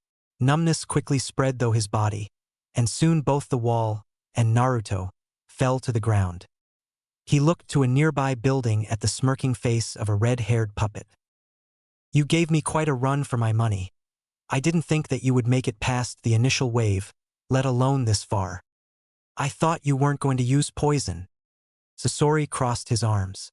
"I said I wasn't going to use my specialty poison. I didn't say anything about not using poison at all. You're foolish to trust the word of your opponent." "Noted. Shall we call this one a draw then?" Sasori sniffed the air. The chemoreceptors in the puppet's nasal cavity quickly confirmed his suspicions. "You filled the whole area with gas." "When?" Naruto's vision was starting to blur, but he was still lucid enough to answer the question. "There's a mouth beneath my robes that's been releasing black fog this entire time. I don't have to worry about the explosion since I can absorb the chakra, and there's probably enough gas in here to take you out. And I don't mean the you that I'm talking to right now. I mean the you that's 2 blocks away. The one with the core." Sasori simply nodded. "Now it's—" Naruto's eyes refused to focus and his breathing had become labored. "Your turn." How did I mask my chakra threads?" The boy grunted in affirmation. "Just a hunch, really. I noticed that after you used those wide area gravity and paper techniques, it would take you a few seconds to find my position again, even with your jutsu. It was almost like feedback. Chakra threads are delicate. Your own power kept you from seeing them." Naruto had stopped moving. Sasori sighed and walked over to administer the antidote. He would have been a pretty bad teacher if he accidentally let his student die. Akasuna no Sasori was many things. He was intelligent, cool, and mechanically efficient. Perhaps even more so than the army of puppets he commanded. In addition to being the most famous puppeteer in the entire world, he was also one of the most fearsome of engineers, be it mechanical or chemical. If you were bring a birthday cake to Sasori and say, "Please weaponize this," you could be damn sure that by the end of the week that cake would be able to fire Senbon and poison gas 6 ways to Sunday. Incidentally, Sasori was also a man who didn't get invited to many parties. He was a master of strategy, so much so that while still in the employ of Sunagakure, he was dubbed as the youngest grandmaster of Taikyoku Shogi in the history of the village. And after his defection, the number of pieces that he had on the playing field only grew larger.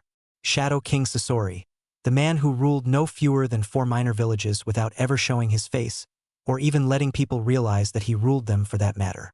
An army of sleeper agents and spies acted as his puppet strings, and knowledge was the treasure that this king hoarded. Only the leader and perhaps Jiraiya of the Sannin could claim to have equal wealth. But there was one thing that he most assuredly was not. Sasori was not a patient man. Naruto was awakened roughly from his drug-induced slumber by the man's sandal-clad foot colliding with his ribs. "On your feet, brat. If you're this easy to put down, then the leader made a serious error in judgment when he chose you as an apprentice." Naruto groggily regained his footing only to pitch forward as he began to stand. This stuff is potent. It attacks the nerves in the inner ear or the motor cortex, correct? That would explain why I can't stand up. Sasori leaned over and put his face just a few inches from Naruto's. You tell me. What can you tell just by looking at my face? The boy stared hard into the puppet's glossy eyes and predictably found nothing. Your puppet doesn't tell me anything, but your chakra flow and your operational background are what I'm currently examining. A small grin formed on the puppet's mouth and he motioned for the boy to proceed. It's very faint, but I can feel your chakra fluctuate when you become interested in something. You find my question intriguing? The smiling puppet remained silent as he continued to watch his pupil. No, that's not it. You find the implications behind my question intriguing. You're curious to see just how good I am at reading an opponent. Sasori's smile widened just a hair. Perhaps. I have been known to prod at people to see what they'll do. With that poisoned tail of yours, am I right? Again the puppet said nothing. He just smiled in his strangely vacant way. From what little I know of toxins, I'd be willing to say that I'm right about the abilities of your poison. It's most likely derived from scorpion venom due to the paralytic effects I'm still feeling. The boy shook his tingling hand for effect. And probably the venom of a coral snake, which I hear are common in Suna during the cooler winter months.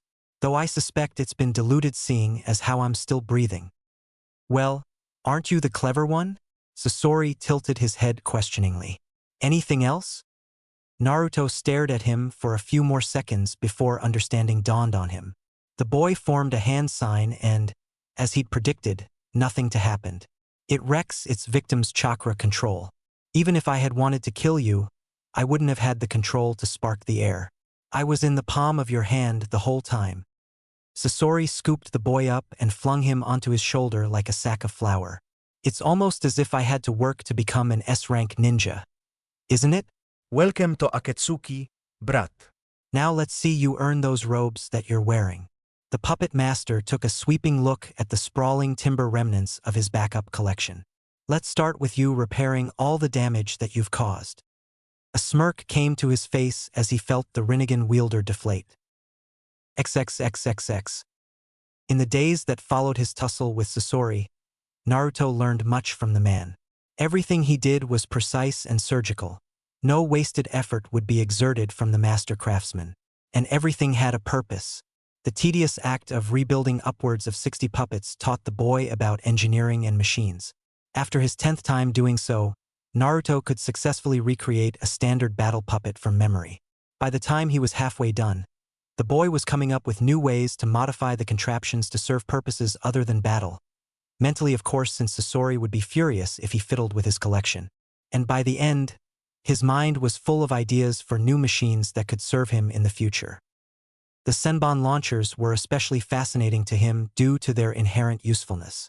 Unless he absolutely had to, Naruto was against taking a life. Senbon tipped with non-lethal toxins were starting to look like a fine alternative when compared to single-mindedness of his current skill set. Better still, Naruto was almost certain that, with a little work, he could use the Azura path to create such weapons. All he had to do was get a better understanding of how to convert the mechanical parts into something chakra-based, and he would be in business. Wind chakra or fire chakra seemed to be a good source of a propellant, but until Sasori's poison wore off, he wouldn't be able to tell. And since the man seemed content to dose him every few hours to build up his natural immunity towards the stuff, it didn't seem like he would be able to test his theory anytime soon. As it was, Naruto busied himself with repairs while Sasori restored and tinkered with Hiriko, the one puppet he refused to let his student examine. He was fine with teaching the boy how to think like a ninja, but it would be a cold day in hell before Sasori let someone else paw at his art. Konan did what she was best at and watched after Akatsuki's youngest member, keeping his skills at nonverbal communication sharp since Sasori would likely go to work on them soon. True to her predictions, the puppet master caught on to their conversations and began to interject his own thoughts.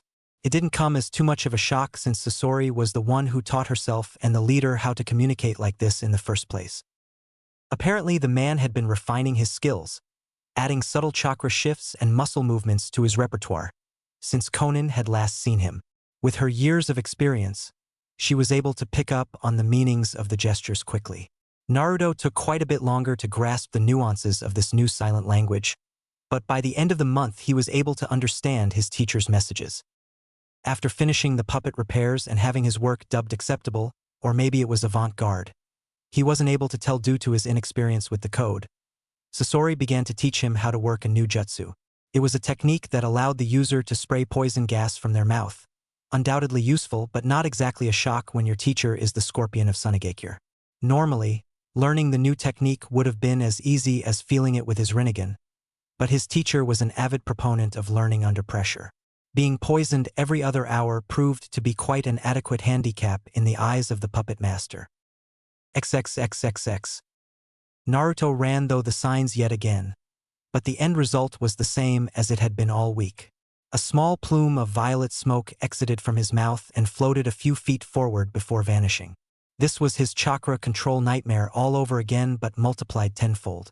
As a Jinchuriki and an Uzumaki, Naruto was gifted with an absurd amount of chakra. He could, and routinely did, throw Shinra Tenseis for hours without rest and had never once succumbed to chakra exhaustion. Frankly, he and the leader had thought that such a thing was impossible for someone who could break 32, now 34, diamonds on a burst scroll.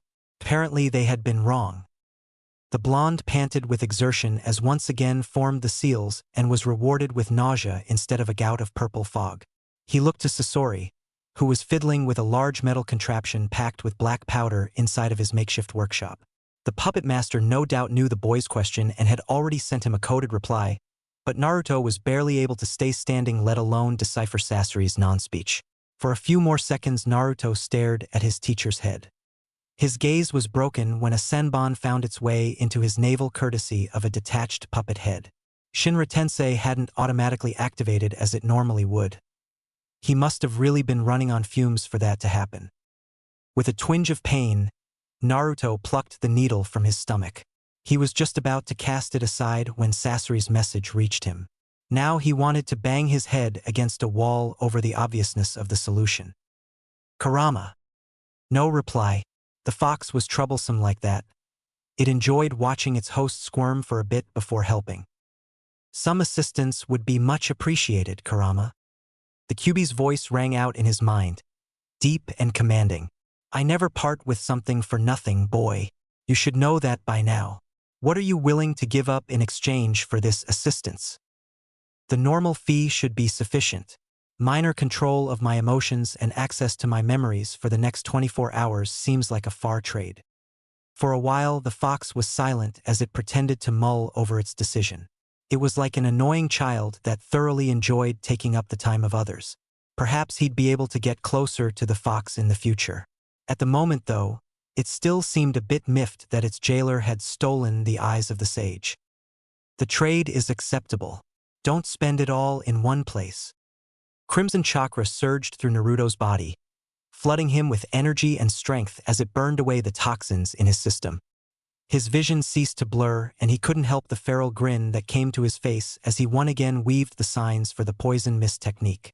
As his hands came together in the final sign, a shrill whistle from Sasori was the only warning he had before things went wrong. A roiling mass of scarlet fog exploded from his mouth like an ocean of blood. Naruto watched with no small amount of horror as his surroundings began to melt like wax and crumble to dust. All of the puppets that he'd spent so many painstaking days on restoring dissolved into mush under his jutsu. His thoughts immediately turned to Konan's safety, and he activated the power of the Pretapath to stem the flow of the fog and clear the immediate vicinity of the lethal cloud. The rapid intake of Bijou Chakra had him on the ground clutching his chest in anguish. He could almost hear his tenant laughing at the boy's lack of foresight. He quickly searched for Konan, only to find her standing next to Sasori safe and sound in his workshop. The puppet master had taken it upon himself to set up an impressive array of seals around his building that seemed to be warding off the chakra.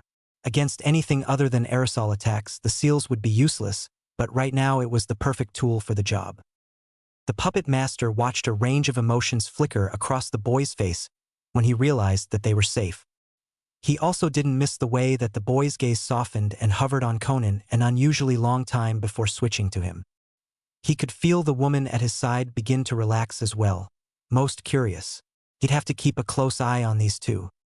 Sasori quirked his eyebrow in a manner that silently asked, "Are you kidding me?" His student seemed uncharacteristically bashful at the moment as he rubbed the back of his neck. "You're going to fix all of those puppets, brat." He pointed at the perimeter of slush that surrounded Naruto. Again, and quickly this time. The boy face faulted, finally collapsing from exhaustion as Kurama's chakra left him. Sasori produced a jar of smelling salts from his robe. "Fainting doesn't help you, 'cause I'm a chemist," the puppet master said in sing-song voice as he walked towards the unconscious blonde. Conan sighed. Sasori really didn't like it when people kept him waiting. XXXXX. After his little episode with the QB, Naruto's training became a far simpler task. Due to the intensity of the leader's training, the boy was already well acquainted with the healing power granted by the Bijuu's chakra. What he hadn't realized was that the chakra also worked to neutralize harmful foreign elements within his body. In this case, poison. Not only that, but it also raised his tolerance to future doses of the toxin quite drastically. With Kurama's chakra, it only took a few seconds before the boy had been granted permanent immunity to poisons. However, the seemingly simple act of using the fox's chakra came with its own set of problems. For starters, it hurt. A lot.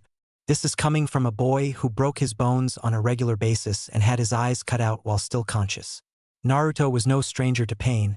He knew it quite intimately, in fact. But this feeling was unlike anything he'd ever experienced before.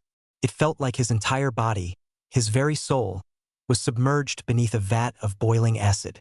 Every second that the chakra flowed through him was a second that the boy wished he was dead. That fact puzzled Sasori. He'd heard through the grapevine that Bijuu chakra was corrosive by nature and that it actively harmed anyone who was in contact with it, but he'd never heard of it causing this amount of pain. Most unusual. He'd be sure to have one of his contacts investigate the Kenjutsu vaults in Konoha for an outline of the boy's seal. That old bandaged bastard still owed him a favor from his last sortie into Fire Country anyway. Until word got back to him, Naruto would just have to use his Bijuu's power sparingly. Which was fine because the QB wasn't overly eager to lend the boy his power to begin with. And it was especially unwilling to help after Naruto realized that he could coax out a sliver of the beast's power with his Rinnegan. Since the boy had seen fit to shit all over their previously established deal, the fox had no problem with trying to take over Naruto's body whenever it was presented with the chance. And if all this wasn't bad enough, it had serious physical drawbacks as well. The fox's chakra healed its host and filtered poisons from Naruto's body by essentially hijacking his existing biology and augmenting it to work hundreds of times faster than it did normally. This resulted in near immediate exhaustion for Naruto, and probably would have killed him if not for his Uzumaki heritage. As a child, he just didn't yet have the fat reserves to sustain such metabolic activity. This made him curious to see what extensive use of Gekido would do if he used its power to absorb chakra from his surroundings. Theoretically, it would work, but he wasn't looking forward to testing his hypothesis anytime soon. So Sasori stopped poisoning him. The boy had blown through most of his prepared stock anyway, and began to teach him through more conventional methods like sparring and bookwork. Naruto's initial experience with the puppet master gave him a small amount of insight as to how the man fought, but it soon became apparent how much his teacher had been holding back. It was like the man had a Sharingan on steroids. Not only could the Nukenin predict every single attack that his student made, but he could also predict entire combinations of attacks, right down to the feints and counters that should have been random. And the scariest part was that Naruto was far more adept at taijutsu than his teacher. Sasori openly admitted to the boy that his taijutsu skills were steadily declining due to him lacking a physical body. His muscles were only as strong as the gears and pulleys that drove them, and his muscle memory was beginning to get foggy after 20 years of disuse. He was low Jonin level and falling while Naruto was easily mid-Jonin with the aid of the Azura Path and Human Path's one-shot kill. Yet the boy could never even touch him. Sasori beat him in his mind long before he beat him on the training field. That was where the books came in. They covered an assortment of topics from anatomy to psychology to strategy and even high-level mathematics. Naruto guessed that some of these were the puppeteer's personal musings, as indicated by the similarities between the words in the book and the seals that he drew. It talked about Sasori's thought process as he approached a given situation and how he had the uncanny ability to notice things that were out of place. From there, his mind would form branching connections with everything else that he'd experienced. giving people the illusion that he could see the future. Honestly, it was pretty close to the truth. He called it weaponized inductive reasoning, and it gave him the ability to kill a man without ever needing to dirty his hands. Through the help of his paper clones, and just a pinch of Foxy Chakra, Naruto's taijutsu was elevated to high Jonin level in just a few months. And as if the deal wasn't sweet enough, it would be something that would get stronger as he grew older, as opposed to his physical skills which would tank when he hit his first major growth spurt. It was around this time that Sasori grew tired of theory and decided that the boy required some hands-on experience with his new abilities. They packed up their belongings, conjured up some new identities, and headed across the border into the proverbial lion's den with their paper shadow dutifully in tow. The leader apparently had an interest in establishing a rapport between his weapon and the Kazekage's youngest child. XXXXX. As the bar door swung open, the stench of stale blood and alcohol slammed into her like a ton of bricks. Her dopey grin and bouncy demeanor didn't drop for a second as she and her grandfather entered the local watering hole. She quickly took in the sight of bar and, if possible, got even more spring in her step. Tables full of howling drunken sannin surrounded a giant iron cage at the center of the building which fenced off a partially sunken arena. Within the cage fought a pair of kunoichi. Well, one was fighting. The other was doing a good job of eating her opponent's boot. This kind of situation was surprisingly normal for the desert dwellers. After all, when you're miles away from town with only sand and wind to keep you entertained, you had to invent your own fun. Blood sport was always a viable option to get a few laughs and make some quick cash when trekking across the wastes of wind country. That was why Naruto and her grandfather Teru were stopping at the bar anyway. The spunky little blonde loved a good scrap. And as long as she paid the cover fee and didn't cry or kill anyone, the sannin wouldn't care that she was a 10-year-old girl. She had her Kusugakure Hitaiite, which meant that she was an adult who could do as she wished. If she wanted to throw her money away and get her teeth kicked down her throat by a man who outweighed her by 200 pounds, no one here was going to stop her. They would, however, laugh at her and rummage through her pockets for loose change after she was unconscious. As the unlikely pair made their way the counter, they managed to draw quite a few eyes from the sannin. Even in a place as wild as wind country, it wasn't every day that you saw a hyperactive blonde literally hop her way over to bar counter with a double fistful of Rio notes. "I want to fight the biggest guy you've got in here." The barkeep raised an eyebrow as she slammed the wad of cash on the counter, sending coins and bills scattering everywhere. "And I bet 5,000 Rio on myself." The bar went quiet as its occupants stared at the girl's outburst. A round of chuckles went around the room before dissolving into raucous laughter and wild cheering. Utterances of a man named Tombstone popped up here and there as the drunken crowd hurled their bets at the nonplussed barkeeper, who continued to clean his glassware. "Are you sure about this? The biggest guy here is a Chunin taijutsu specialist, and you can be damn sure that he's not going to pull his punches for a little girl." "You got that right," a man confirmed with a deep baritone drawl. Naruto started bouncing on her heels as she found the owner of the voice. The man, Tombstone, was squat and dense just like his moniker would suggest. He stood at a little over 6 feet tall, but most likely weighed in at around 350 pounds. And even though his arms were thicker around than her entire torso, but the girl didn't seem bothered in the slightest. "You better not pull your punches. If you try that shit on me, I'll put my fist so far up your ass that they'll change your name from Tombstone to Sock Puppet." The intoxicated mob roared with laughter and smattering of oaths, and cries of "Kick her ass, Tombstone," floated around the room. The man in question just barked a laugh before plowing through the crowd of drunks to stand in front of his pint-sized opponent. "Hey, Bateau," he called to the barkeep, his gaze still firmly locked on the girl who barely came up to his waist. "What? 8 gates are still out, right? Not unless you want to pay to fix my bar and tell Kusa that you turned one of their kunoichi into jelly." "Ah, come on. Let him use it. I'll still kick his teeth so far down his throat that he'll be eating shit for a week." Again the crowd began hooting. Tombstone's grin grew wider as he tossed a roll of Rio notes to Bateau. 5,000 on myself. Little missy, I hope for your sake that you like the taste of iron. 'Cause Imma put you straight though that fence. Hey, I think I just found out why they call you Tombstone. Every time you open your mouth it smells like someone died." The mismatched pair squared off in the ring. Tombstone clenched his fists and the air around him began to distort with chakra. Naruto continued bouncing like a loon with her tongue cocked off to one side of her mouth. This was going to be so awesome. Time slowed to a crawl as Naruto's disguised Rinnegan began to pick out the subtle tension and flow patterns of the man's chakra. A plan began to form in his head. The man was unsure of what stance to take when fighting a smaller opponent. He could exploit that easily. First point of attack. Dodge his sweep and target the unguarded knee. Naruto could see his blow connect and the look of shock on the larger man's face.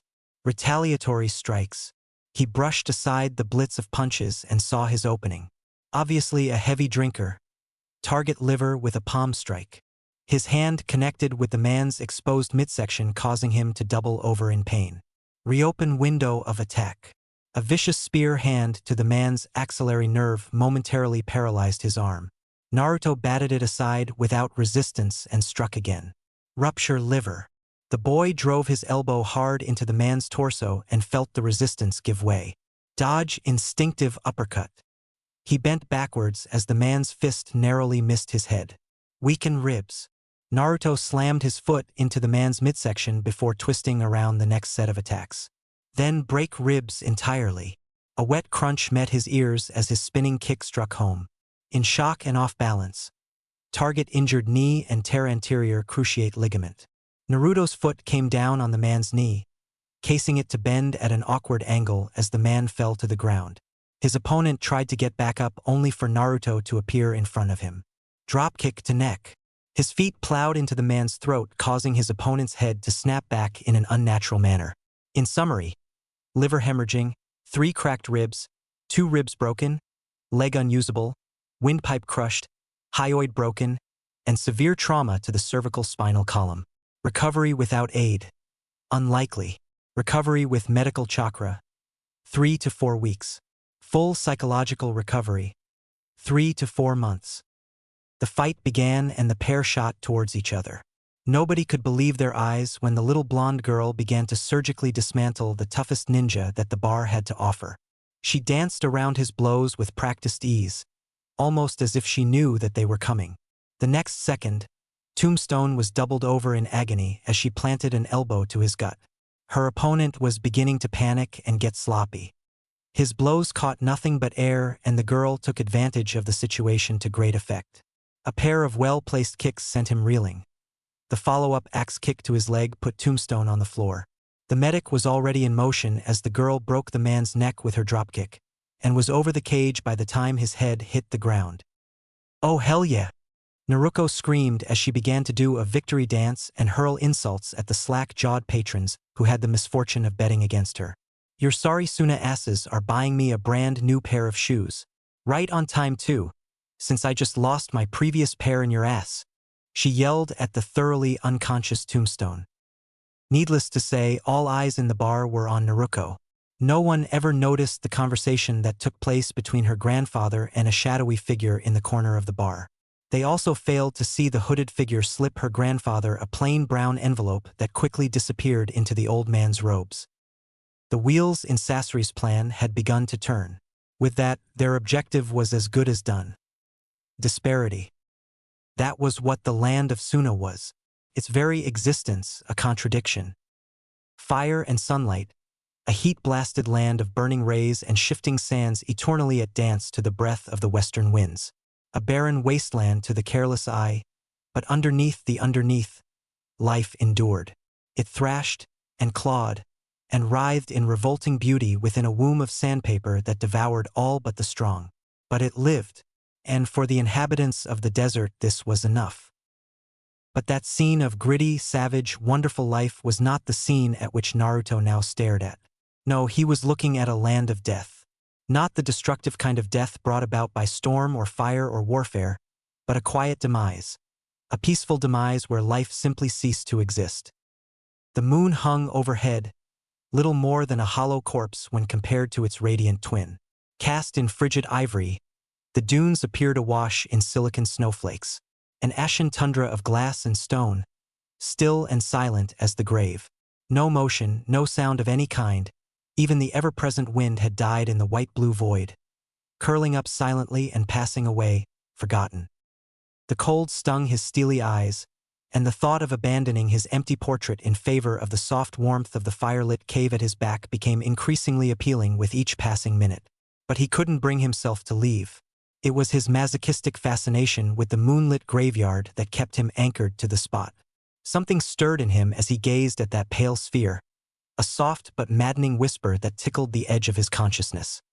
He could feel the world melting away under his feet and numbness, like ice water, flowing from his exposed fingers deep into his chest as the gelid caress of the moonlight punctured his skin and settled in muscles.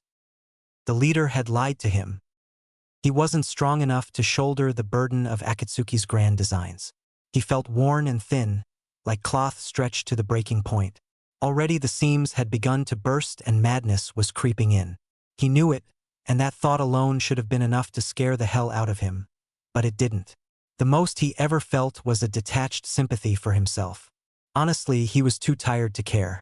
When it first began, Naruto would find solace in his torturous training. Through pain and adrenaline and sheer willpower, he could hammer his seditious feelings back into their proper place. But slowly, that had begun to stop working. At first, it was a niggling feeling as though a splinter of ice had wormed its way into his psyche. It was unimportant. A ninja was always in control of his feelings. He ignored his weakness, as always, and poured himself into his studies even harder. But it didn't help. Nightmares and insomnia steadily eroded his iron while allowing that algid wedge of despair to be driven deeper and deeper into his weary mind. He'd beat himself bloody and fought until his legs gave out, but it only served to enervate him further. He was tired, so very tired of fighting, tired of hurting, tired of killing, tired of being ninja. He couldn't lie anymore, not out of sympathy for the victims of his falsehoods, but because it was becoming physically impossible. Worse still, he could no longer find a way to lie to himself. There was no henge, no role to adopt because he became his stage name. He was Menma and Naruto. It was so much easier to just give in to the warm, smothering oblivion of his lie than to remain as Naruto. To simply forget who he was and exist within peaceful moments with his quirky friend Risa and Misaki-sensei, or with her crotchety but kind grandfather Teru. And now, away from the pounding rain and the ringed gaze of Amigakure, a furtive third voice was being born in the deafening stillness of the desert night. Disparity. A mind at war with itself. Menma the genin hopeful and Naruto the spunky brawler. Twin sons, light and heat. And the third voice, Naruto the weapon. A dead sun shinobi as cold and as hollow as the moon that drifted overhead. There was barely any pressure when her hand rested on his shoulder. He lazily traced his gaze over the orange polish of her neatly manicured fingers. He turned to face her. The cold ebbed away as her soft, satin-smooth fingers wrapped around his own, and he allowed her to pull him back into the warmth of the cave. Konan and her pupil sat down at the fire across from Sasori. The redhead had papers and pictures strewn about the floor haphazardly and was muttering to himself as he scribbled something in a notebook. She didn't spare him a second glacé, knowing that conversation would only serve to bring out the ire of the puppet master, and instead turned back to Naruto. He's getting worse. The dark lines under his eyes were growing more noticeable with each passing night. She could feel the slight tremor in his grip, as though he was shivering from some phantom wind that only he could feel. With a soft clink, a bottle of black polish was produced from the folds of her robes. He didn't look up as she began to apply the ebon lacquer to his nails. Va paint. An old shinobi tradition, but one that was still honored even in this day and age. But it didn't feel like she was placing honors on a young warrior. It felt like she was marking a boy for death. As strong as she was still, even now, impossibly loyal to the leader. She'd argued with him about Naruto's mental health to no effect. He was simply too angry with the world to listen to her concerns. She pulled his other hand forward. He turned to her and she felt her skin prickle. The rings of the Rinnegan were always perturbing at first glance, but in the flickering light of the fire, she could see something much more sinister. It was soft at first, little more than a spark so faint she thought that she was imagining it. But the more she stared, the more the spark seemed to grow. His madness was like a plague, so strong and unnatural that she couldn't help but feel her own mind twisting in response to its presence. His eyes, just like Nagato's, She was roused from her disturbing thoughts by the voice of their strategizing comrade. I know how we're going to get into Suna. He paused in his speech to make sure he had their attention. In fact, I know how to get us a personal audience with the Kazekage. Konan raised one of her perfectly sculpted eyebrows. How? Sasori handed her photo. Though the rest of the picture was slightly blurred, she could clearly make out the image of a man talking to someone off camera. He was plain for lack of a better word. Normal face, sandy blonde hair cropped close to his head, and dark brown eyes. An average citizen of Wind Country. The Hittite wrapped around his arm signified that he was a Sannin, but had at some point relinquished that title if the long jagged slash-through symbol was anything to go by. He wore a standard tan flak jacket. However, Konan found her eyes drawn to the ANBU Black Ops tattoo just above his headband and the katana on his back. Kasuro no Kawarimi. The puppet master spoke mockingly. Or Katsuro the Replacer if you prefer, has been stepping on the toes of a lot of powerful men, with the first and foremost among them being the Wind Daimyo. Naruto took the picture from his blue-haired mentor. How so?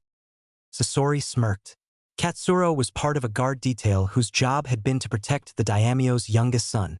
On a routine trip to strengthen diplomatic ties between Suna and Kusa, their group ran into an opponent that greatly outmatched them. Instead of protecting the lord's son, Katsuro used him to trigger a replacement technique and fled the battle in the chaos. He used a human for a replacement technique? Sasori nodded in that half-listening manner that Naruto had come to expect from him. A living human? The boy confirmed. The puppet master let a small smile of amusement play across his features and gave yet another nod. That shouldn't be possible. The scorpion of Sunagakure gave a disinterested shrug.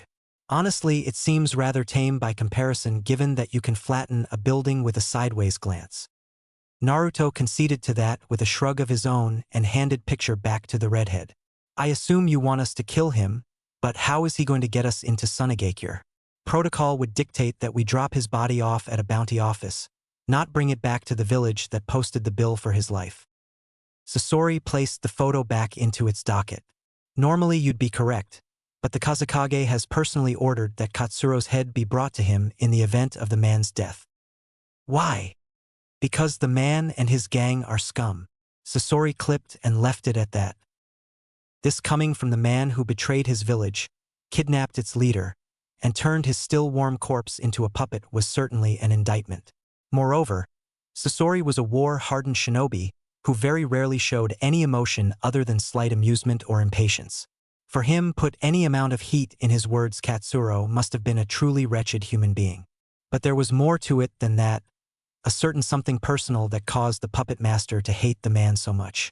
But Naruto was uninterested in the past dealings of two Tsunanuknin, and Sasori wouldn't have told him anything even if he was. Strategy. Sasori handed the boy a rather large sheet of papyrus with the outline of a map inked onto the cloth. This is outline of the base that my agent has brought us. Plenty of choke points, but also plenty of hidden passages. You can see them marked here. He traced his wooden finger over various sections of the canvas. I'll leave the infiltration plan to you since you will be the one who takes the base. Konan and I will run mop-up and synchronize strikes on the guards on the perimeter of the base. His glass eyes stared pointedly into Naruto's silent kills only. These bastards are only genin and chunin, but they're as slippery as they come and they aren't looking to play the hero.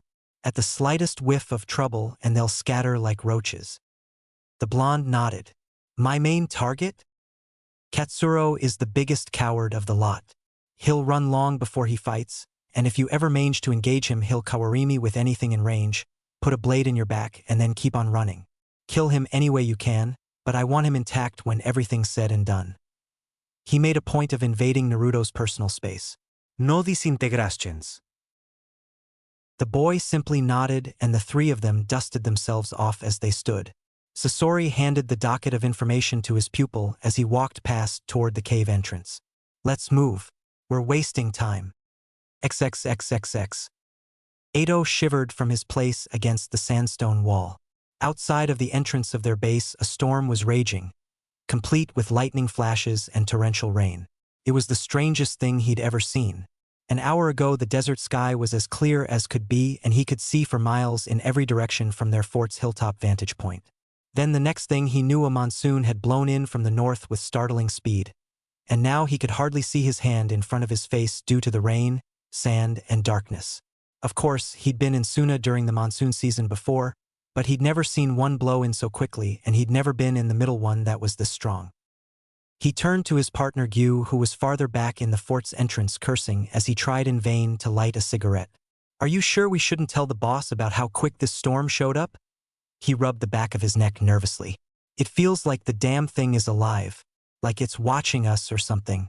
It's creeping me out big time." The older, flak jacket-clad man shot him an ugly look as he repeatedly tried to spark his lighter to no avail. "You always pull this shit when you're on duty. Remember that one night when that jackal was eyeing you up, or that other time when thought you saw a hunternine and it turned out to be a cactus?"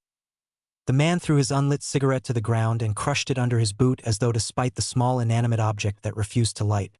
He then marched to the front of the entrance and grabbed the younger man by his scarf. "I'm not here to babysit you. Do your fucking job, or you're noting but dead weight to us. Understand?"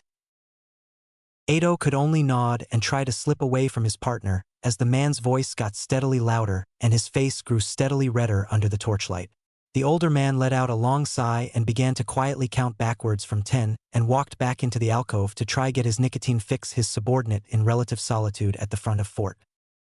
A few minutes went past, and the young Nuke-Neen tried to calm his nerves, but he couldn't shake the oppressive feeling that something was out there in the darkness, just out of sight, stalking him. He pulled a kunai from his holster, somewhat comforted by the weapon's weight in his hands, and let out a shaky, calming breath. Lightning flashed outside and his breath caught in his throat. A figure with a long flowing robe and glowing steel-gray eyes was standing less than 2 feet in front of him. For a crucial second he couldn't do anything. It was as if his brain had been disconnected from his body. It simply refused to move. A long kunai knife, seemingly crafted from paper, arced through the air and slashed through his neck before he could blink. For a second, there was a brief lance of intense pain before he collapsed to the floor and breathed no more. The Chunin, Gyu, had no time to react when he heard his partner's body hit the floor. Before he could even take a breath, he found himself being dragged through the air toward the mystery assailant by some invisible force. That was the last thing he knew. He died painlessly and instantly as Naruto's blood-drenched paper kunai buried itself into the back of his skull. Naruto caught the body with ease and slowly, noiselessly, set it on the ground. He continued down the long winding path, eyes peeled for bouncing chakra waves, until his passage was barred by a large wrought iron door. From behind it, he could hear a clamor of muffled voices talking loudly and drunkenly. He placed his hand on the stone wall and sent out a weak pulse of earth chakra. It was almost like a form of radar. Anything in contact with the ground would absorb the minute tremors and, with his Rinnegan, he would obtain a brief snapshot of the goings-on behind the door. A room 50 feet by 75 with 14 genin level and 1 chunin level ninja inside. High ceiling with rafters and good choke points along the left and rightmost edges of the room. Wood tables and wooden beams for cover. His face soured. Lots of places to hide. Only way to do this quietly is a synchronized strike with paper clones, but that leaves plenty of time for escape. Could flatten the room with a Shinra Tensei, but then others will raise the alarm and my main target will bolt. A deliciously deceptive idea was taking root in the boy's mind, and deception was at the very heart of all combat strategy. Appear where you are unexpected. If your enemy is superior in number, divide them. Sow discord wherever possible.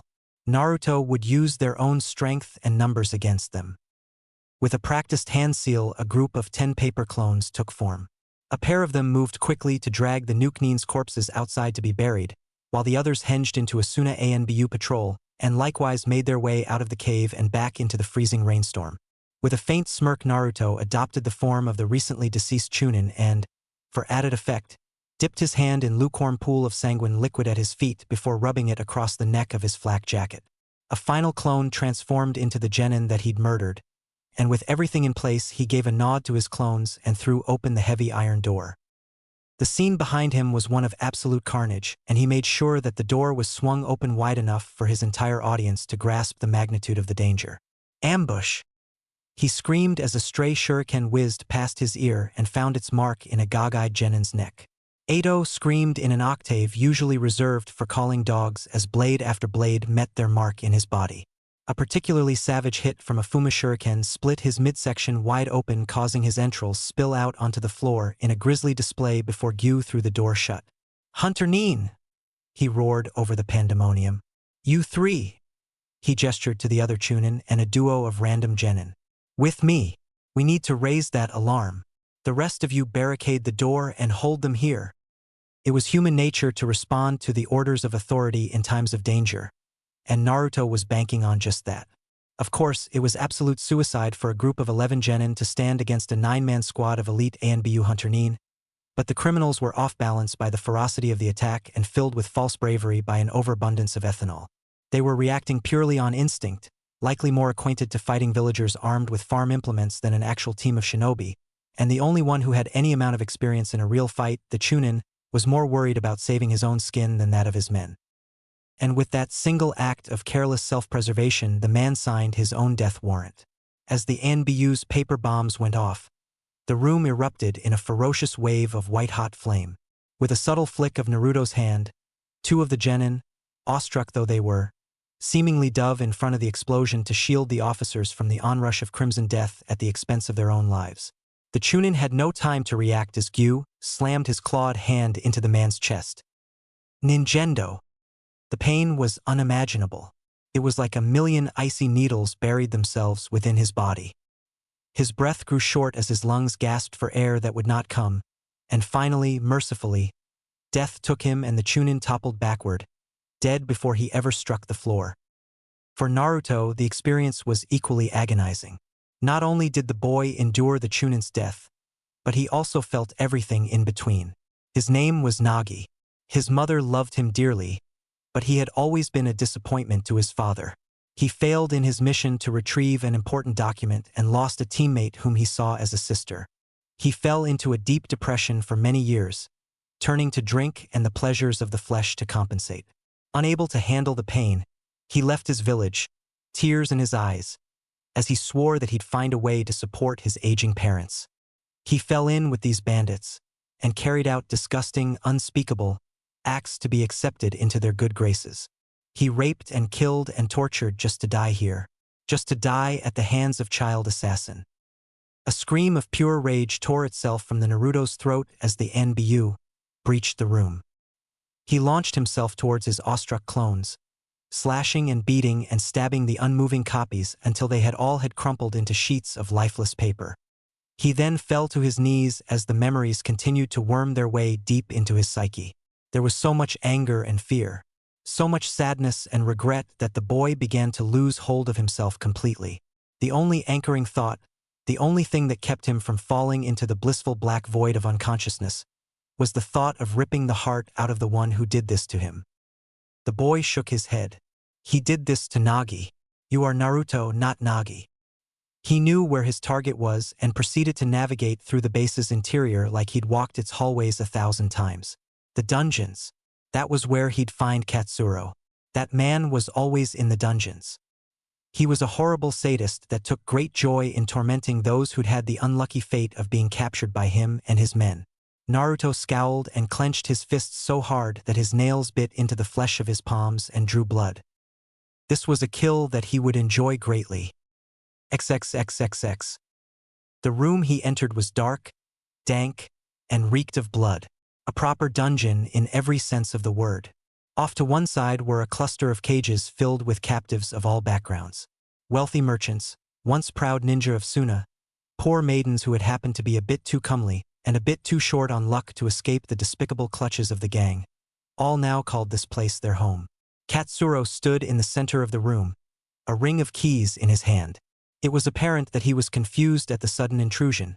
After all, the men knew to leave him well enough alone while he was alone with his captives. "You, what are you?" The words caught in his throat as the Chunin crossed the room in the time it would take most men to blink. He lunged at him, bone-white kunai in hand, but the knife never found its mark. Instead, Naruto's blade gouged deep into the head of a wide-eyed Sannin, who suddenly found himself in the shoes of the infamous replacer. The counterattack was instantaneous. Katsuro swapped places with the man's corpse, his own knife screaming through the air for Naruto's blood. But young Rinnegan wielder had read his opponent perfectly. The missing Nin let out a choking gasp as the child's mechanical fist crashed into his stomach with enough force to pulp flesh and burst organs. Were it not for years of experience, Katsuro would have died instantly to the follow-up killing stroke that Naruto threw. As it was, the boy's kunai only caught timbers, chaff to cover Katsuro's escape. As his teacher said, the man ran. The missing Nin sprinted with the swiftness of the wind as he flashed in and out of view with his replacement techniques, but Naruto proved to not be easily shaken. With a wrathful, vengeful flick of his eyes, the hallway exploded into a ruin of rubble and dust. He'd promised no disintegrations, but Sasori would have to make do with the mangled corpse of his opponent. A momentary hiss was the boy's only warning before the kunai dug itself deep into his back. "Where are you looking?" A taunting voice questioned before taking hold of the knife and ramming it hilt deep into the child's back. Naruto smirked and dissolved into a storm of fluttering paper. "I'm looking at a dead man," he replied before once again renewing his assault. Katsuro had no time to perform a kawarimi. From all sides, paper shuriken ripped into his body, piercing him from every conceivable angle. With a shuddering gasp, the man fell to the ground. The Jinchuriki reformed from the flapping sheets of paper and, without ceremony, willed the paper to condense into a long blade so as to decapitate his fallen opponent. But as his stroke fell, the man's body evaporated into smoke, revealing the form of a butchered merchant. Naruto only had a fraction of a second to react as he whipped around and locked blades with Katsuro. The nuke Nin was stronger than him and had the advantage of height as he pressed the boy down to his knees. However, Naruto proved the better fighter. The boy traced his gaze across the man's leg. Bansho Tenin. Katsuro was jerked from his standing base into a brutal iron-reinforced left hook that was more than enough to shatter his jaw and cause nauseating flashes of multicolored light to bloom across his vision. A follow-up strike came in the form of a blade to the jugular, meaning to end Katsuro's life, but at the last second he vanished again and Naruto found his kunai hilt deep in the neck of a wide-eyed prisoner. Unconsciously, the young Akatsuki felt his jaw clench and a hot, bubbling hatred seethe up from the wells of his soul. A ninja should be willing to do whatever it took to see the success of their mission, but this degree of collateral damage was the mark of an amateur. At least that's what he told himself. This man was trash. He had a rare gift that could have easily led him to greatness, yet here he was, fleeing like a blind coward, throwing anything and everything in his assailant's way just so that he could keep breathing for a little while longer. After drilling into his head, no wait Nagi's head, that any form of retreat would be met with death or worse, Naruto was more than happy to punish this hypocrisy in kind. Katsuro was just about to round the corner of a hidden passage and make good on his escape when an unseen force suddenly jerked him backwards like a rag doll towards the outstretched hand of his would-be assassin. Naruto took hold of the man's soul, his very life force, and tore hard. "Ninjendo!" he roared as the man's soul gave way with a sickly squelching rip. But in that moment, Naruto felt his blood turn to ice. A young woman, battered, broken, and wearing little more than rags for garments, stared back into the ringed eyes of her killer. A range of emotions flickered across her face: shock, pain, sadness, and then finally peace. "Thank you," she whispered weakly. She then crumpled forward down to the cold stone floor, spasmed briefly, and then ultimately breathed her last. Naruto let loose a scream of pure, unrestrained anguish as the memories of the slave woman invaded his mind. He'd been taken as a spoil of war, little more than a trophy of this gang's conquest. His village had been set to flame and his loving family had been butchered like animals before his very eyes. He was taken here, to this cold, wet, terrible place, where he had been forced to beg for scraps to stay alive. He was raped. He'd been violated in every possible sense, by evil, soulless monsters who called themselves men. He'd been beaten and tortured for not pretending to like it. He'd endured the horror of giving birth to an infant corpse and had been put to use in the very same day. He'd given up on life. No. He'd actively begged for death. And now, only now, was he finally free.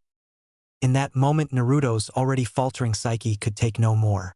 With a wail, more like that of a beast than a human, he finally submitted to darkness that had been grinding at his mind for so long, and fell to his knees just as Katsuro mounted his counterattack.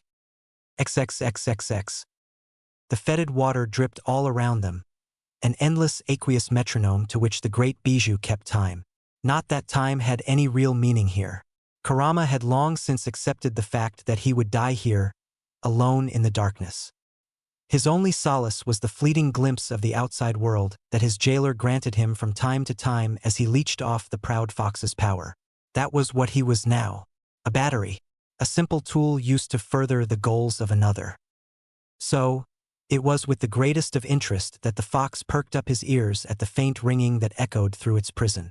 It was delicate at first, barely more than a feeling in the back of the tailed beast's consciousness, but it steadily grew and grew until the sound couldn't be ignored any longer. Kurama rose to his full, towering height and let all 9 of his tails splay out proudly behind him. Something was coming, that much was certain, but it was a welcome something. This metallic tinkling, growing ever louder through the gloom, was a safe and nostalgic sound. Feelings, long since thought to be dead and buried, resurfaced within the great fox. Something was calling to him. A gentle splashing of footsteps echoed through the mire and reached Kurama's keen ears. Soon thereafter, a figure stepped out of the murk. The fox stopped cold. The Kyuubi, the most powerful of all Bijou, could do little more than stare wide-eyed at the visitor who entered his prison. "It has been a while, Kurama." The voice was the warm baritone drawl of an older man. Though his words were casual, his tone echoed with sovereign might. For a long time Kurama could say nothing, he was simply too shocked to speak. Then finally, with the seeds of tears forming at the corners of his eyes, he spoke. "Father!" XXXXX. Katsuro's kunai flashed through the air with a screech indicating its infusion with wind chakra. But as the weapon closed in on the boy's throat it suddenly stopped dead. The missing Nin's eyes went wide as his body suddenly refused to heed his call. It was like the air had turned into molasses. As though stuck in some terrible dream, the harder he tried to strike the slower his arm moved. Gravity ceased to exist. His body floated gently into the air, and through try as he may, he couldn't bring the dagger forward the last few millimeters to finish his opponent. Naruto locked eyes with him and the boy's chakra surged. Infinite. Limitless. Not even a Bijou had this much chakra. The missing Nin could do nothing as Naruto bored into his soul with his Rinnegan eyes. For a second it was like time had stopped as a single tomo formed along the outermost ring of his eyes. The pair simply stared at each other, locked in a visual embrace with no beginning or end. Then space itself shattered. With the might of his fully awakened Keki Genkai, Naruto needed only to will his opponent's annihilation and reality rewrote itself to serve those desires. The shockwave released was so powerful that Katsuro was vaporized upon impact. In a split second the dungeon walls were pressed into molten oblivion and then exploded outward with enough force to dwarf the ire of a tailed beast. Uchiha Madara was a man with such power that maps had to be redrawn after he had waged battle, and in this moment Naruto followed his example. The stronghold buckled and heaved as a wave of pure, inexorable force tore its way through the guts of the compound and obliterated all it met. Decimation. Utter devastation that defied human explanation. Only Naruto was left standing as a sentient cloak of chakra slowly crept up his form. XXXXX. Konan and Sasori felt the chakra spike before the explosion went off, and in that moment their worst fears were realized. They rushed towards the mile-high pillar of dust and debris with all the speed that their legs would afford them, though hope was fading by the second as the pressure of the chakra bared down on them like a physical weight. Naruto had lost control of the Kyuubi. That was the only possible explanation. The raw power of Ninetales produced an unforgettable aura of menace that could trigger the senses an untrained civilian even half a country away. When the beast had gone on its rampage in Konoha, both missing Nin had been exposed to its malign aura as a faint feeling of tension, like the prickling sensation of being watched by an unseen predator in the dark. This time was completely different. Now it was alike being swept away and drowned beneath a tide of raw primal energy. But there was something else, a second chakra signature that kicked all their combat instincts into overdrive. For Sasori, This chakra was unknown, and unknowns were still deadly to a ninja even at his level of power. For Konan, the chakra signature plunged her back into a living nightmare. This was how the air tasted when Yahiko died. The bitter loneliness, the crushing despair, and, now more than ever, the irresistible power that came from a Rinnegan wielder tapping into the true potential of their jujitsu. They would have to act fast.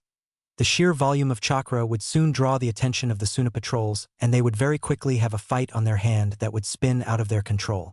They reached the lip of the crater and began to descend towards its center. To say their footing was treacherous would have been an understatement. The power of the Shinra Tensei had been so great that the sand was rendered molten by the pressure alone, and had been pressed into ley lines of razor-sharp glass that still steamed in the cool night air.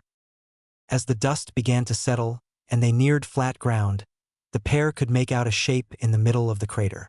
It was Naruto, and for that Konan gave a small prayer of thanks to whichever god cared to listen.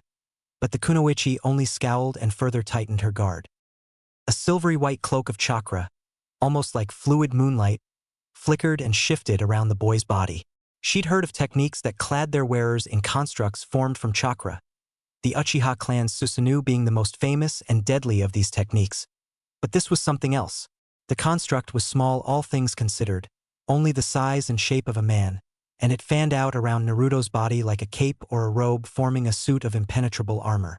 A shikujo, a priest's six-ringed staff, phased in and out of the ether in the boy's right hand, seemingly unable to fully materialize, and a pair of short horns adorned the head of the chakra construct.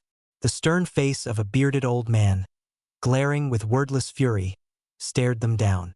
It too bore the eyes of the Rinnegan, but along the outermost ring a single tomo burned with a blinding light. The inner rings flashed with phantom tomo as well, 8 more in total, but seemed to be in a constant state of flux as they snapped into being and then vanished just as quickly. Sasori opened his mouth to call out but never got the chance. Naruto closed the distance between them instantly.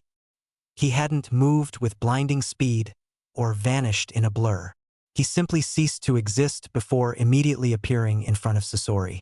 The Suna Nuke-nin had a heartbeat's whisper to realize he was in danger, but didn't have enough time to process the full extent of his peril.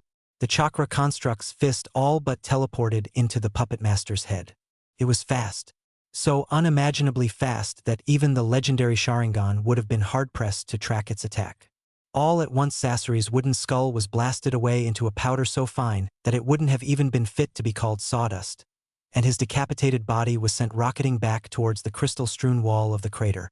On instinct, he tried to dodge the blow even though his eyes had been unable to track it, but this had only served to accentuate the damage. The rotational energy imparted on his puppet body from the off-center blow was so great that it caused him to spin violently through the air like a human top. His wooden limbs were ripped clean from his body by the centrifugal force, and his brief journey came to an end as his headless, limbless torso became embedded within the crater wall some 50 feet deep. Konan had no time to worry about her partner before the boy set his steely gaze on her. Again, he just simply disappeared and reappeared, before launching into a combination of strikes with such blinding ferocity that she could hardly even defend herself. The strikes came so quickly and with such force behind them that all she could do was divert them to less damaging areas of her body. Each strike cleaved away at her paper body, shearing cloud after cloud of fine confetti away from her form. Had she been a regular human, the first blow would have been more than sufficient to tear her arm off, and the resulting shock would have spelt her doom. She had no time to think. Her body was moving purely off decades of muscle memory and instinct. Her finely honed senses heightened to their maximum, as she weaved through and parried a barrage of punches and kicks so fast they were all but invisible to her. Shurato! 3 voices spoke as one. Naruto's, a deep guttural growl, and the authority-filled timbre of an older man. The top half of the boy's Akatsuki cloak split apart to reveal 6 mechanical arms. The chakra construct followed suit as 4 more arms flared into existence. At this point, the blows were impossible to dodge. As though facing a raging Ashura, fist after hammering fist rained down on the kunoichi from all angles. Sheets of paper were blown from her body en masse, and Konan could start to feel the damage from the ceaseless barrage. She had to get away somehow but couldn't find an opening to do so. She could do nothing. Each blow stuck with the might of a falling star and slammed down from every conceivable angle of attack. There was no way to escape. A single mistake would see her head snapped off like a dry branch in a raging windstorm, but staying would also mean her end. She was beaten. There was no escape. No surrender. No mercy of any kind. Only the precise and surgical dismantling of one of the most preeminent kunoichi on the continent as she was utterly overwhelmed by a foe less than a quarter of her age. Thankfully, her opportunity for escape arrived in the form of a wall of iron filings that interposed itself between her and Naruto. Sasori had survived. At the moment before impact, he'd ejected his core and transferred his consciousness to a new body. His fingers swept through the air at lightning speed as he controlled the Sandame Kazekage. The iron sand engulfed the boy and swallowed him hungrily, finally giving Konan some much-needed breathing room. Sasori formed a triangle-like hand seal that his puppet mirrored, and the iron sand responded in kind. It coalesced into a pyramid and began to compact itself, trapping Naruto inside and crushing him. However, neither of the Akatsuki were so naive as to drop their guard. They could still feel that limitless chakra surging from within its iron prison, and the pair took this time to regain their distance and get out of range of the rebuke that's sure to come. Shinra Tensei. The metallic tomb was ripped apart at the seams and blown in all directions from the force of blast, but Konan was ready to exploit the technique's recharge time. Like an angel of wrath, she rained fire from the sky in the form of thousands of paper bomb shuriken. However, none would find their mark. With a casual flick of his hand, the rain of flaming projectiles was batted aside and detonated impressively but harmlessly in midair. Conan's mind began to work in overdrive. That was absolutely not 5 seconds. That was barely even 1 second. She had no time to respond to this revelation as Naruto leveled his gaze upon her. Shinra Tensei. At the behest of the boy's outstretched hand, yet another wave of force tore through the air and slammed into Konan, reducing her corporal form to a fluttering mass of papier-mâché. He then raised his hand to the rapidly converging tide of iron sand that sought to strike while his attention was elsewhere. Chibaku Tensei. A pitch-black orb of nothingness took shape in yet another outstretched palm and shot through the air with a thundering crack. As it struck the wall of metallic dust, the localized gravity well greedily sucked in everything it could. Sand, stone, and glass alike vanished in an instant, pressed into absolute oblivion by one of the 4 primal forces of the universe. Naruto then turned his attention to Sasori. Bansho Tenin. The puppet master found himself jerked off his feet and dragged through the air towards a hurricane of chakra-manifested fists. But at the last second, a smile played over the man's face. As soon as the boy's fist connected him, his body unraveled into hundreds of sizzling explosive tags. The tags detonated with thundering roar of flame that seethed to nearly the height of a building. Naruto, his chakra construct beginning to crack like glass from Sasori and Konan's Richter scale level combination attack, was thrown clear into craterside wall. As he pulled himself free to a shaky base, he could see that the sky was nearly blotted out by the forms of Sasori's puppets. As the machines dove down on him with outstretched blades, he slammed his hands into the ground. Chikashodo. Smoke gushed from the summoning seal that materialized on the ground. Birthed from the vapor was a great twin-headed dog who launched itself into the fray with savage bloodlust. Its massive jaws snapped at the air, crushing puppets 2 and 3 at a time, bellowing and howling as their toxin-slathered blades pierced its flesh, but was otherwise unrelenting in its attack. The puppets that managed to make it past the summon were dispatched in short order by chakra constructs' blinding speed and inhuman strength, suffering the same fate that Sasori had earlier as they were beaten into little more than dust. By this time Konan had been able to reconstruct her body, but the battle was beginning to take its toll on her. She was breathing hard. A thin sheen of sweat coated her normally emotionless face, and her senses were consumed by pain. She was running out of chakra and couldn't take another direct hit from a Shinra Tensei without suffering massive damage. From her position above, she could tell that Sasori wasn't faring much better. The crater had become a graveyard for his ruined puppets, who were being sacrificed in droves just to keep Naruto distracted. He was low on resources, chakra, and plans, and although their opponent appeared to be slowing down, albeit slightly, it wasn't going to be enough unless she began fighting with the intent to kill. The woman scowled. Konan had raised Naruto. She'd clothed him, fed him, and sheltered him. Against her best judgment, she had grown to love him. She was the closest thing he had to a mother, and he was the closest thing she had to a son. It was a cruelty beyond imagining, a pain beyond description that it fell to her to end his life. In that moment she hated Nagato. She truly hated him with all that she had, for making her choose between her oldest friend and the boy that she saw as her son. Her heart brimmed with rage and sadness, and were she not in the middle of battle, the normally stoic Konan, the angel of Amigakure, would have fallen to her knees and wept for the first time since Yahiko's death. She had no choice. If she didn't fight with the intent to kill, then she would meet her own end here in the deserts of Suna. Dance of the Shikigami, white downpour. Thousands upon unending thousands of paper spears pelted down upon Naruto and his summon. The ear-splitting screech of wind chakra accompanied every javelin, easily punching straight though the summoned hound, who died with a helpless yowl and vanished just as quickly as it had come. The boy threw up his hands. Shinra Tensei. The barrage was knocked aside, but still more spears rained down on him. Again, he deflected them with his Rinnegan, but the spears kept raining down like a ceaseless hailstorm. They struck his chakra construct, glancing off its form but not without producing a growing spider web of cracks that grew steadily larger and larger with each impact. That was his weakness. Even if the recharge time of his Shinra Tensei was lessened to that of a second, he still wasn't able to defend against a continual stream of fire. At least, that was true until the chakra construct's hands clapped together in 3 simultaneous seals. Heavenly creation of all things, Kamui. Blood began to leak from Naruto's right eye, and instantly the spears caught nothing but open air. There was no artful dodge or well-timed parry. The paper missiles just passed straight through him as though he didn't exist and buried themselves in the sand behind him. Heavenly creation of all things, Amaterasu. Had she been any closer, Konan would have died that night. She felt the spike of chakra long before she saw its effects and discorporated into a cloud of paper purely on reflex. The resulting blaze of ebon flame voraciously devoured the paper that it encountered and pelted down to the earth below. In a mere instant, the crater was set ablaze and the Suna Desert was transformed into a blasted hellscape as the unquenchable fires quickly spread. Sasori was flushed out his cover of puppet corpses by the flames, and Konan reformed, taking her place next to him. Both spared a glance at the other. By this point Sasori had all but exhausted his expansive reserve of puppets, and Konan was bleeding freely from multiple lacerations on her body and was dangerously low on chakra. Their opponent on the other side of crater was faring little better.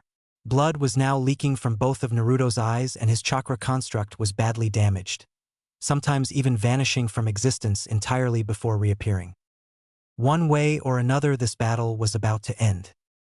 Naruto's chakra construct wove 3 simultaneous seals, and his Rinnegan eyes turned towards the heavens. Tengai Shinsei. The ground trembled and shook violently as the storm clouds above parted to reveal a massive meteorite, nearly a full mile in diameter, ripping through the atmosphere at devastating speeds. With his massive chakra reserves utterly spent on this last-ditch suicide attack, Naruto fell to his knees and pitched forward into the sand as the hungry flames steadily grew closer and closer to his motionless form. Konan and Sasori sprang into action immediately. The puppet master wove seals so fast that they dissolved into a blur, causing black iron sand to pour from the surrounding landscape in a torrential flood. Its first order of business was to snag Naruto away from the encroaching flames and deposit him at the pair's feet. It then swept outward, collecting as much of the black flame as it could before splitting apart again and again, reforming into an endless legion of flame-kissed drill bits numbering in the hundreds of thousands. With the last of her strength, Konan willed all her paper bombs into action. All of them. Everything she had. Years and years of work would be spent in this single instant. With numbers to rival that of Sasori's drills, they spread from her body and wrapped inward on themselves again, taking the form of spears. Were they to survive, her bombs would have to pierce deep into the very heart of the meteor. She fell to her knees as she felt consciousness beginning to leave her body, but held on through sheer willpower alone. With a telltale shriek, wind chakra coated the shafts of each of her bombs, and with the last of her energy, she let the missiles fly upward toward the heavens. Sasori's timing was perfect. The instant before she let loose her salvo, he released his own torrent of flame-coated drill bits. The combination attack blasted through the sky at near supersonic speeds, impacting the descending meteorite with horrific force and then continuing onward to bore deep within its mass. The resulting explosion was so powerful that the tremors shattered windows throughout Sunagakure, and could be felt even as far away as Kanahagakure. The wind chakra served as a perfect concentrated fuel for the black flames of Amaterasu as well as the paper bombs, and enclosed within the confines of the meteor, that pressure had nowhere to go except outward. With the last of his chakra, Sasori fabricated a dome of iron to shield the trio from the blast. The shockwave all but crushed their protective shield, and Conan let out a shuddering cry as her eardrums burst from the sonic energy. Though, through some sort of miracle, the pair managed to survive alongside their captive Jinchuriki. As the barrier crumbled to the ground, the devastation became fully apparent. One of the fundamental laws of the universe was that energy could not be destroyed nor created. It was always perfectly conserved. Although the force of their combined attack was great, it had nowhere near enough energy to match that of a mile-wide meteorite. The result was that the heavenly body had been broken into smaller sections and blown to the four corners of Suna to hail down its destruction there instead of here. To make matters infinitely worse, those meteor chunks were wreathed in the inextinguishable flames of Amaterasu. The final result would be that the whole of Wind Country would burn for 7 days and 7 nights until the legendary flames of Amaterasu finally deemed fit to gutter out. Sasori's eyes, one completely shattered within its socket, looked down at Naruto's motionless form. This boy of less than a decade had nearly killed a pair of the most elite ninja in the world. He was powerful, far too powerful to be left to live. The leader was playing with an ancient force that he didn't fully comprehend, and if Sasori wasn't absolutely certain that he would have been hunted down and killed for his treachery, he would have simply cut the boy's throat and been done with it. In less than an hour, the entire shinobi forces of Wind Country and more than a few from Fire Country would be infesting this area. His plan had met with a spectacular failure, the likes of which he hadn't even begun to plan for, and for the first time in a long time he really didn't know what to do. Without ceremony, he plucked the ring from his left thumb and threw it before the still kneeling Conan. She locked eyes with him. "Betrayal is punishable by death," she murmured, but there was no heat to her words. She was far too exhausted to follow through on her threat anyway. He gave a lackadaisical shrug, not wanting to waste any words on his deaf compatriot, before turning on his heel and beginning to hobble off. To her credit, Conan drew a kunai from her hip and lunged at the man, but her legs gave out halfway through and she fell to the ground, unable to regain her footing.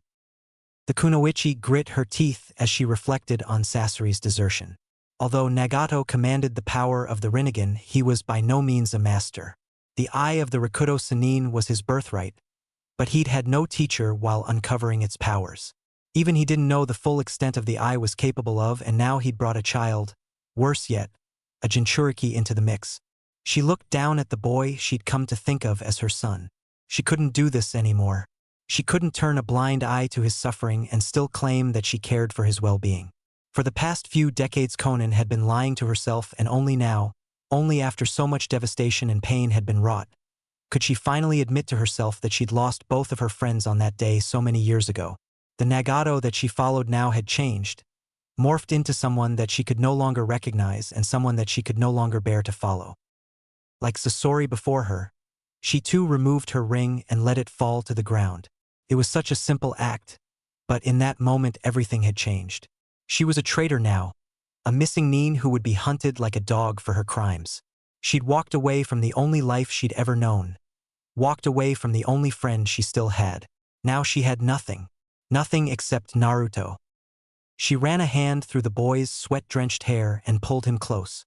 For the first time in her life, Conan cradled him in her arms the way a mother would her own child. And finally, with no one around, with no one to see her weakness, she silently wept for all that she had lost. 6 years. It had been 6 long years since their search began. The dim flickering of the firelight revealed a stooped figure. Monstrous was an adequate descriptor. Freakish would have been equally acceptable. With his teeth sharpened, his muscles bulging unnaturally, and his face nearly hidden from view beneath a wild mane of silver that may have once been called a beard, Jiraiya was barely a shadow of the man he used to be. The form was necessary. With a near-constant influx of nature chakra courtesy of the twin toads that had taken up permanent residence on his shoulders, the sage found his senses magnified 1,000-fold. Not a whisper of life nor a single blade of grass could escape his notice while in this state.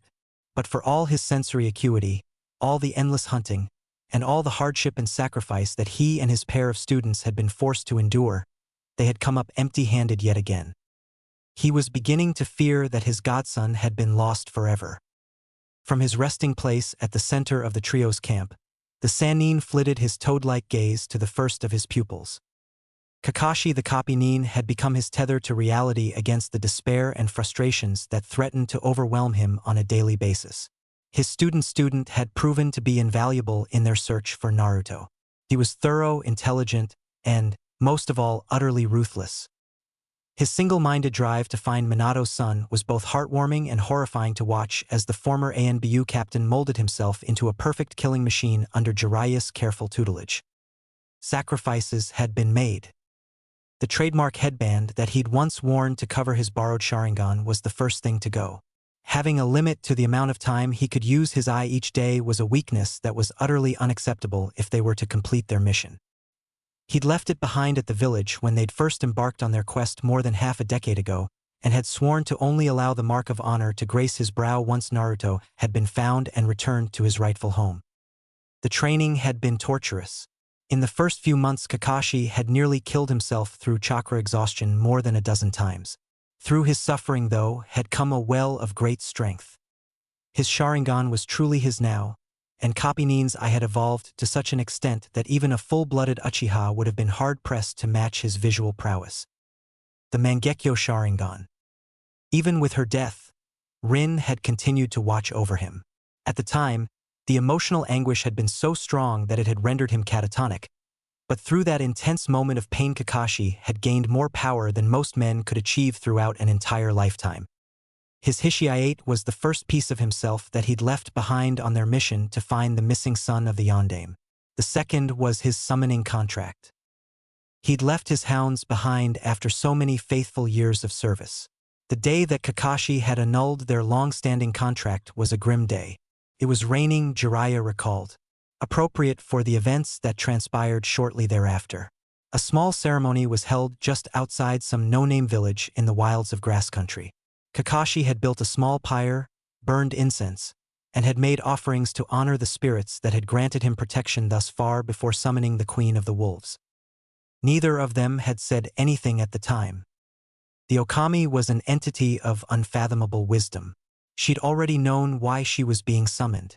Both had thrown blood upon the fire in an act of ritual disowning, and the Wolf Queen had turned, an air of sadness about her, before disappearing into the reeds never to be seen again. The embers on that ceremonial fire hadn't even grown cold by the time Kakashi's signature was signed and dried on Gamabunta's contract. There was no way around it. The hounds couldn't teach him the art of the sage the way Fukasaku could, and they would need that power in order to find Naruto. The Copy-nin's training in the art of senjutsu had been progressing rapidly over the past few years. Kakashi was a person of steely resolve and had an inner stillness that was more befitting those who followed the path of the Buddha rather than the corpse-strewn path of the ninja. He could achieve a near-perfect state of sage mode, albeit only for the briefest of moments, that transformed him into death incarnate. He'd long since surpassed Minato in the art of the sage, and although Jiraiya was loath to admit it, and thus besmirched the honor of his fallen student, Kakashi was clearly superior in the technique and could very nearly rival him. Jiraiya let his eyes fall upon his other student. Although the boy had only recently joined their cause, he was yet another diamond in the rough, and perhaps the brightest shining star of the Leaf Village. Uchiha Itachi was the very definition of a genius. He excelled at everything. He was powerful far beyond his years and fiercely intelligent. Every obstacle they encountered was toppled by him with ease. Any setback that befell them only served to increase his experience, and any training that he was given became second nature to the boy in a matter of days. He'd mastered the Rasengan in a single day, copied all of the Copy-nin's famed Thousand Jutsu, and wielded his recently awakened Mangekyo Sharingan like he'd been born with it. Although he hadn't signed the Toad's contract, he'd still managed to stand toe-to-toe with a senjutsu-imbued Kakashi and even managed to win a few of their spars. And to top it all off, the young Uchiha was only 13. He was light years ahead of Kakashi when he was at that age, and the Toad Sannin had no doubts that in a few years Itachi may very well rival the power of Sarutobi Hiruzen, the current Hokage of the Hidden Leaf. Yet, for all their power and brilliance, Naruto was smoke. He was vapor in the wind, and the trio were playing the part of the jester and trying to catch him with their bare hands. Here and there they would hear rumors and whispers of him. Blonde hair and blue eyes, a rarity in most lands, coupled with those distinctive facial scars. But every lead that they latched onto would end with failure. This time it would be different. At least that's what the trio told themselves. Jiraiya's spy network had tipped them off that a boy about Naruto's age with blonde hair and scars on his cheeks had been spotted in the deserts of along the border of Amigakure. It wasn't a lot to go on, but it was all they had. All their other sources had turned up as dead ends. It was troubling, though. The boy that his spies had seen had been described as wearing a black robe with red clouds on it, the uniform of an Akatsuki terrorist. He'd heard rumors of the group here and there and knew well enough to leave them alone for the time being. But this was an opportunity that they couldn't afford to ignore. They were desperate at this point. The boy had simply vanished, and no amount of searching, bribery, or threatening would bring him back. Until today, that is. Jiraiya was just about to turn in for the night when he felt it. He'd always assumed that when he finally caught Naruto's trail it would be faint, barely noticeable, even with the enhancements of Honored Sage Mode. But he was wrong. The boy's chakra, an unforgettable unification of Kishuna's endless stamina, Minato's power, and the Kyuubi's menacing presence, slammed down on him in unrelenting waves that threatened to physically pound him into submission. There was something else too, something ancient, something far more powerful than anything Jiraiya had ever felt before, that pressed in on his senses from every direction. Jiraiya-chan! Fukasaku called from his shoulder, but the Sannin had already sprung into action. Sage chakra flooded every cell in his body as he ran, each footfall leaving a thundering crater in his wake as flew more than ran toward the source of the chakra. A gray-black blur shot past him. Kakashi, no doubt. Even now, in this most dire of moments, the Kapinin's speed left him in awe as the man more or less teleported with each earth-shattering Sage Mode enhanced step. Although he wasn't fueled by Senjutsu, the young Uchiha managed to remain hot on Jiraiya's tail. His Sharingan eyes whirled madly as Itachi's body all but dissolved into a mass of fluttering raven wings and jet-black feathers as he pumped as much chakra into his legs as he could possibly muster. Only in retrospect would the young Leaf Nin realize that he'd unwittingly copied the speed of fallen friend Shursui. But in the heat of the moment, adrenaline and endorphins took over his rational mind. The feeling of Naruto's chakra surged, becoming impossibly stronger, and the three war-hardened Leaf Nin suddenly found themselves taken aback as they watched a gargantuan meteor plummet towards the earth just on the horizon. They weren't afraid. They'd traveled too far, searched for too long, and given up far too much to retreat now.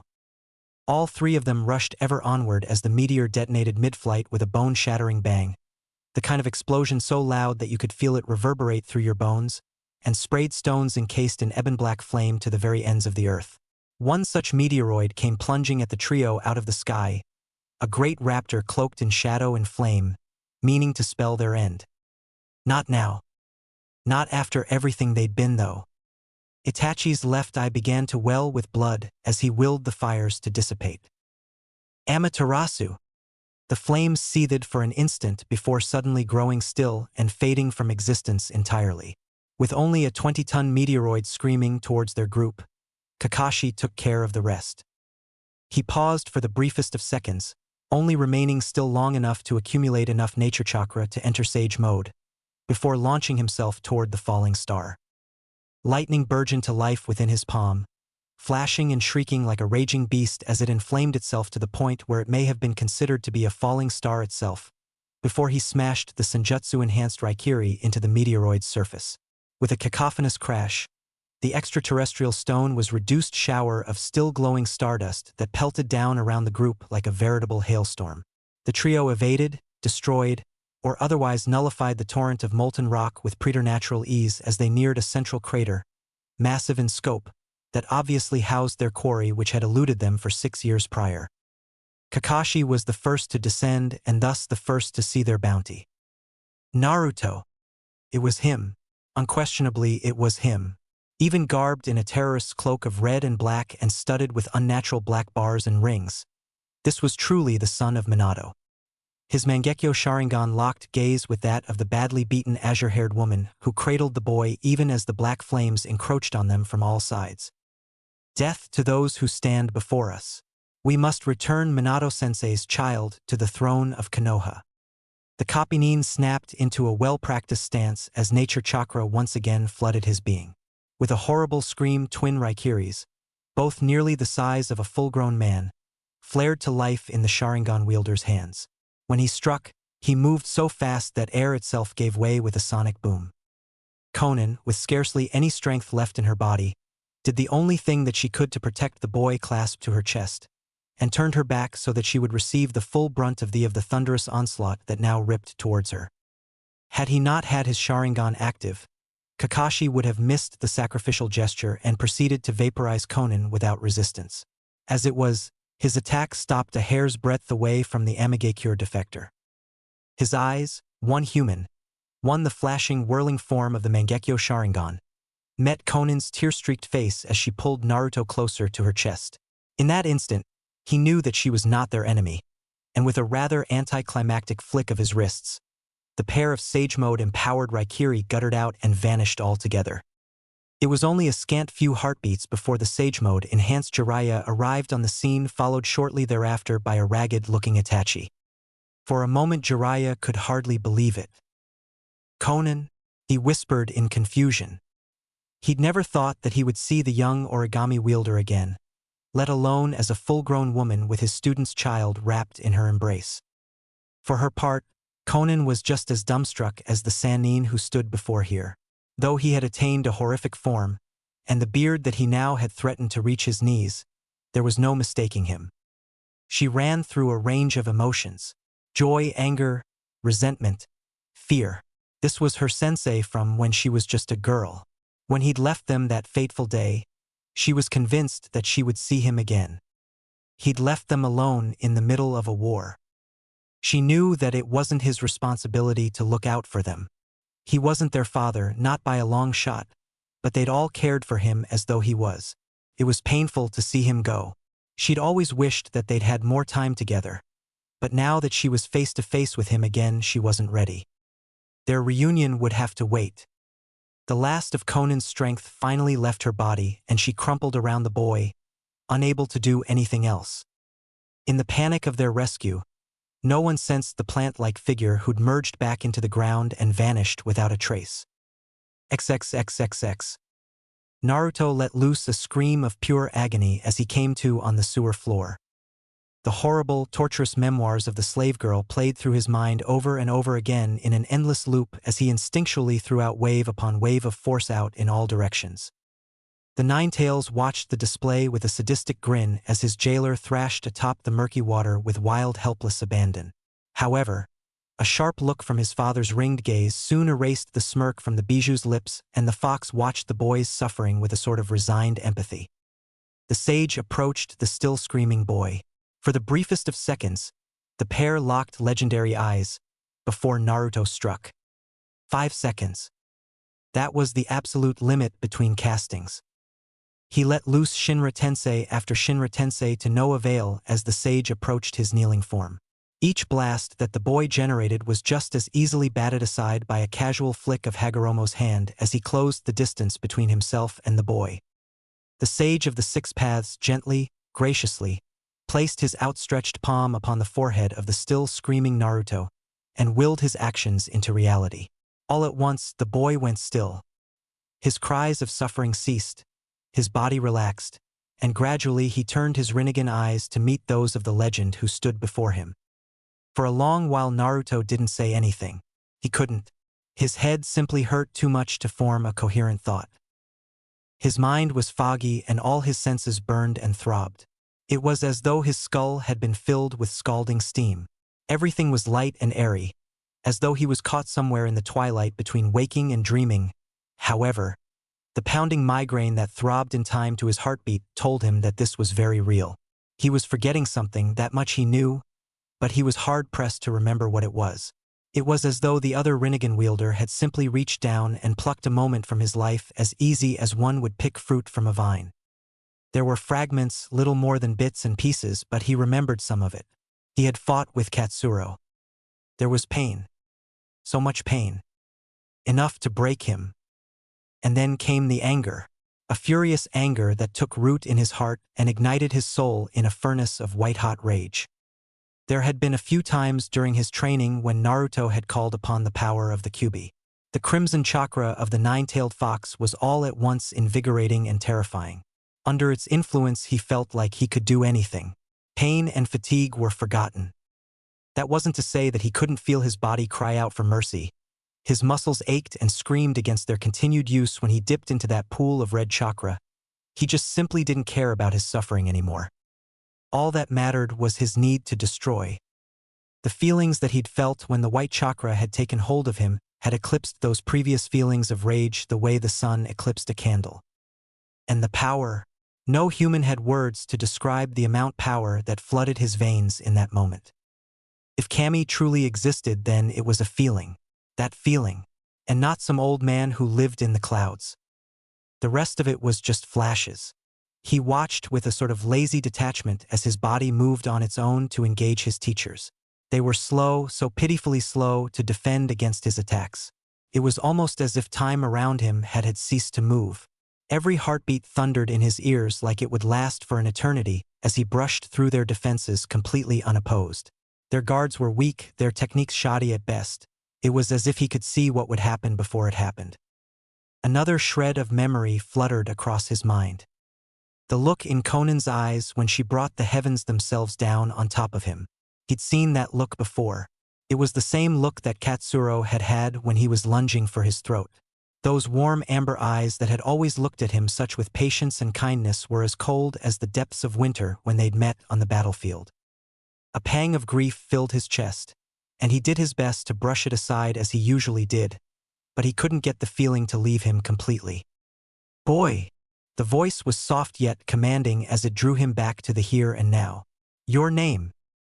Naruto's guard was immediately up as he leapt back more on instinct than conscious decision. His hand was raised, Shinra Tensei ready to fire at the slightest hint of aggression, but the older man simply stared back at him.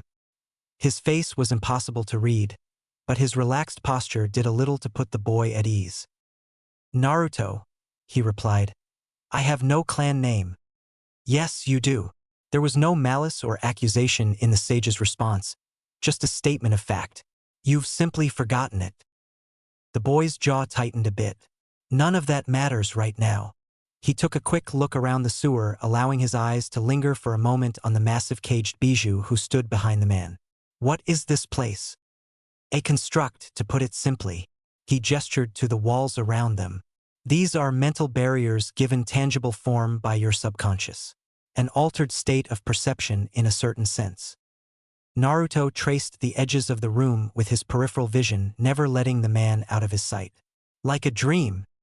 Or something close to that," the sage replied. "More like the dream of another that you have accidentally stumbled into. A pocket of een generated by the Rinnegan to house your mind while you recover from your injuries."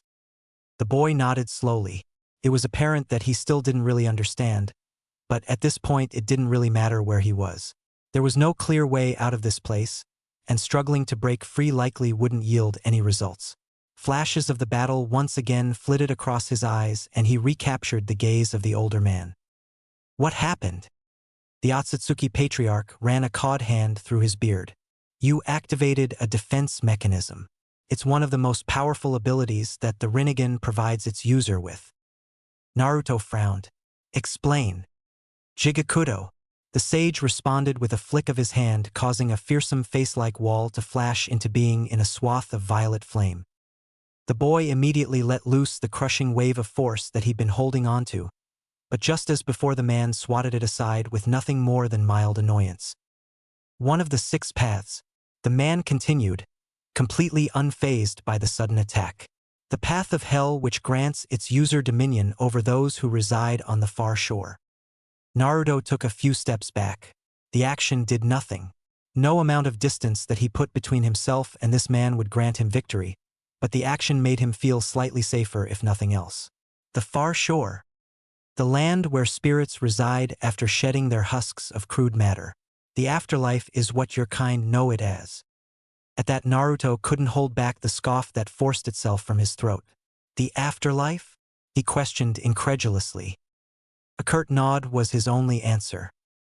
There's no such thing, the boy deadpanned. The sage gave a dismissive wave of his hand and said nothing more on the matter. Some things were and some things were not. Arguing this fact was pointless.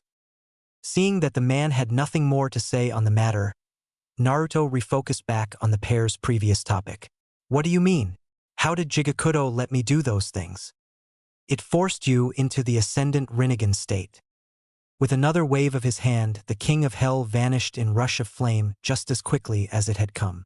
To put it plainly, it is a type of fugue state that a wielder of the Rinnegan falls into after experiencing severe mental or physical trauma. In this state, the wielder activates the path of hell to allow a spirit of the far shore to inhabit their body for short time. The spirit's abilities and experiences become your own for as long as they possess your body. The sage paused to let the boy absorb all this. In your case, you summoned me. The Rakudo Sannin. Naruto's well-trained facade of cold indifference fell away completely as ringed eyes went impossibly wide. That power, that was you? The sage shook his head. No. That was an echo, barely a shadow of my former self. Were you to try and channel my full strength, you would unquestionably die. Are you sure? For the first time in their encounter, Hagoromo showed a small hint of emotion as the corners of his lips turned up ever so slightly. I am. The Ascendant Rinnegan state is the most powerful ability that the Rinnegan can grant, but its power comes at a grave price. Naruto frowned and tilted his head in ignorance. The power you channel is not your own. When you enter that state, you are granted a weapon without equal, but that does not mean that the weapon recognizes you as its master.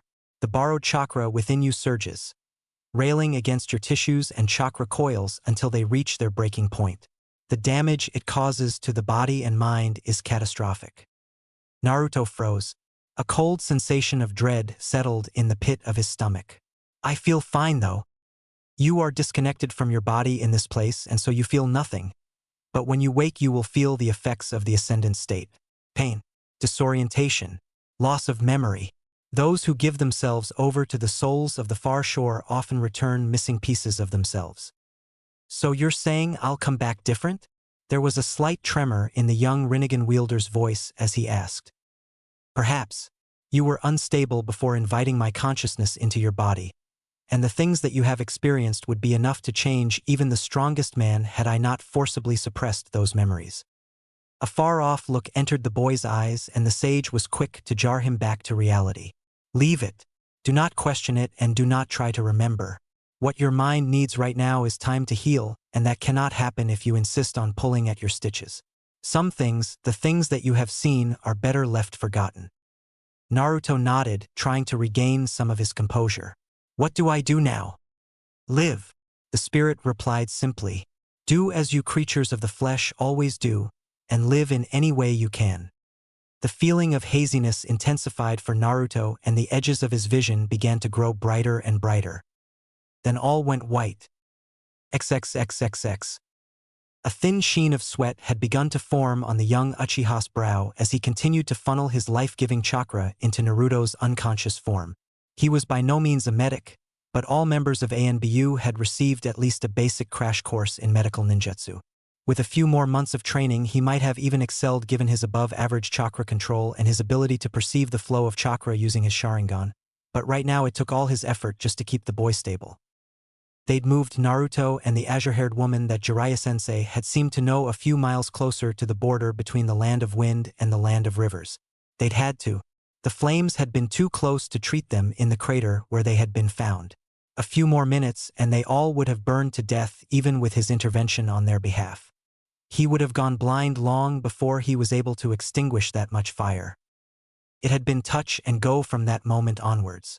Naruto's heart had stopped as they were transporting the pair, prompting both he and Kakashi-senpai to perform emergency field surgery on the boy. The damage his body had endured was unreal. Had he seen these kinds of injuries on anyone else, Itachi would have left them to their fate and moved on to a patient that he could actually help. The boy's circulatory system was shredded beyond recognition. He was bleeding into his body cavities from every conceivable location, and his muscles had been torn to ribbons. It was as if he'd opened 7 of the 8 inner gates all in one go, and try as he might, Itachi couldn't keep up with the bleeding. Kakashi was the only thing that spared Naruto from death that day. His blood type was O+, the universal donor. Performing a transfusion in the field was dangerous for both parties. The environment was hardly sterile, and the chance of infection was high, but a moment of hesitation would have proven to be a death sentence for the boy. Kakashi's senjutsu-fueled mystical palm technique and 2 pints of blood had been enough to bring the boy out of the woods for the time being. But even now he required constant attention. His breathing was ragged, his lungs had been badly damaged during his fight, and pulse was still rapid, which still indicated low blood volume. The woman had fared slightly better, though not by a lot. She'd been beaten badly if her injuries were an indicator. Her arms had been broken, both ulna and radius in the left, and radius and humerus the right. Left tibia cracked. Left ribs 5 through 7 broken. Eardrums ruptured. Severe internal injuries. Again, Itachi was amazed that she'd lived this long. At the moment, she was stable and under Jiraiya's watchful eye, but her condition could change in an instant. A raspy series of choking coughs from his patient drove the passing thoughts from his mind as he instinctually activated his Sharingan and lowered his head to the young Namake's chest. No breath sounds on his right side. Pneumothorax. He's bleeding into his lung.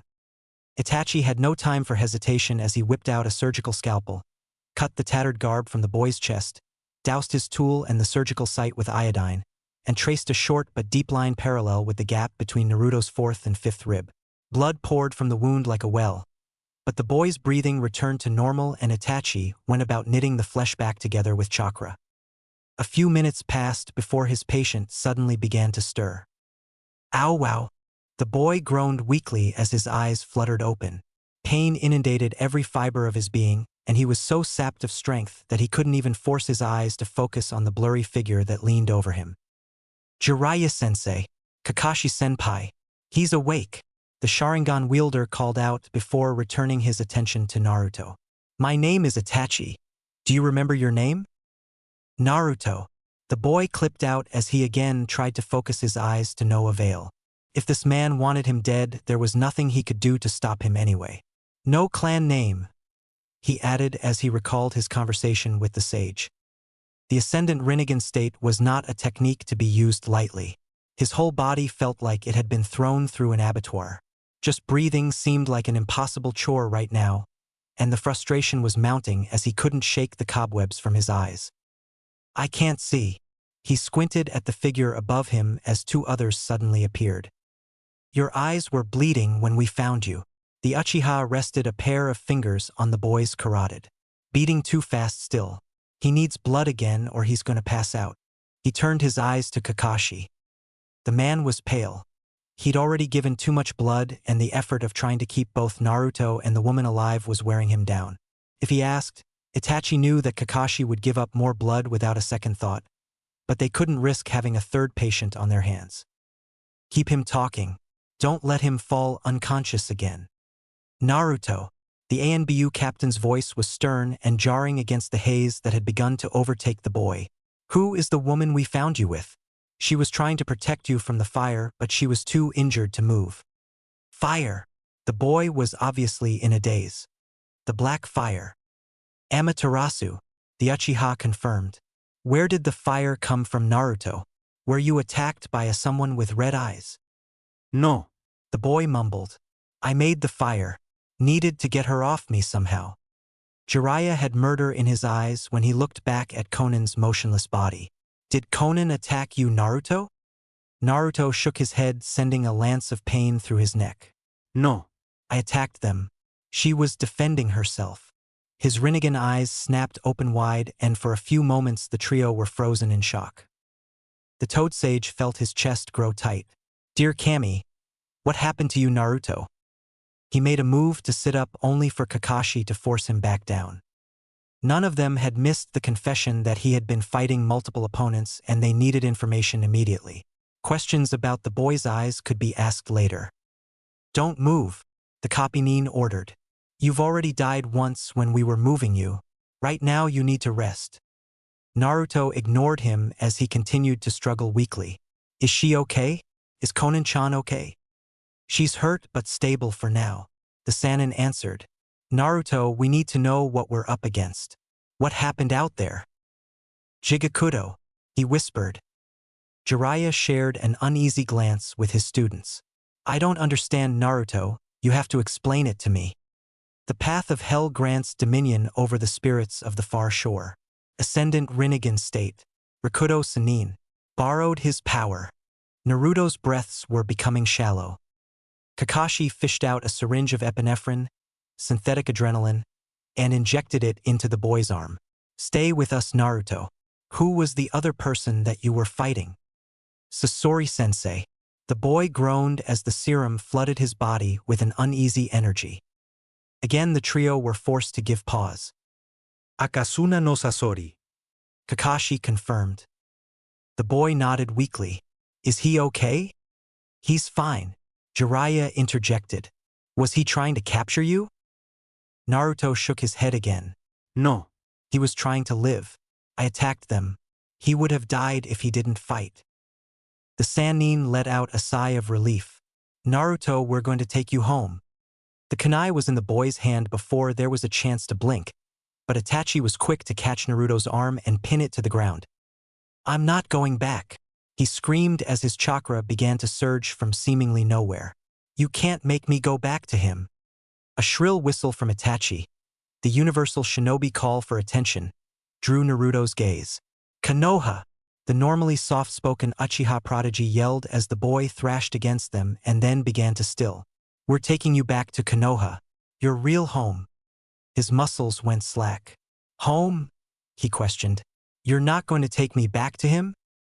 The Uchiha shook his head and the boy let out a breath that he hadn't known he was holding in. The Rinnegan wielder had finally begun to calm down when a drop of rain struck his skin. Another came followed closely by another. Each one stung his skin like boiling acid as his heart began to race even faster. He knew this jutsu. Rain Tiger at will. His hair stood on end as he began to struggle against Kakashi. He stretched out with his senses. This was his technique too, after all. It was all too easy for him to send out what little chakra that he'd mustered into droplets that had begun to pelt steadily downward on them. Oh God, he could see them coming through the leader's eyes. Contact front. 500 feet and closing. He closed his eyes immediately lest he give away their position to the enemy. Two-man squad. Both opponents higher than Kaga level. He began to rattle off anything he thought would give them an edge as the trio took up defensive positions around their patients. One has the Rinnegan. It's the animal path. He can summon the others. Linked vision. All chakra natures. Summons weapon that can disrupt chakra. 200 feet and closing. The other is Uchiha Madara. Space-time ninjutsu. Intangibility. Fire chakra nature. Jiraiya flashed through the seals for his summoning technique. Kuchiyose no Jutsu. The Frog Clan elders erupted from two plumes of smoke on his shoulders. Jiraiya-chan, what are we facing? Shima yelled as her husband began to immediately mold nature chakra to fuel their summoner's transformation. Two high-level opponents. Naruto says one is Uchiha Madara. The other wields the Rinnegan. Kami above. The Toad matriarch whispered under her breath as she began to funnel her own nature chakra to Jiraiya. Here they come. Itachi called out as his eyes whirled into the form of the Mangekyo Sharingan. Kakashi's eyes, both regular and Mangekyo, took on a distinctive golden hue as he entered a near-perfect state of Sage mode. This was going to be bad.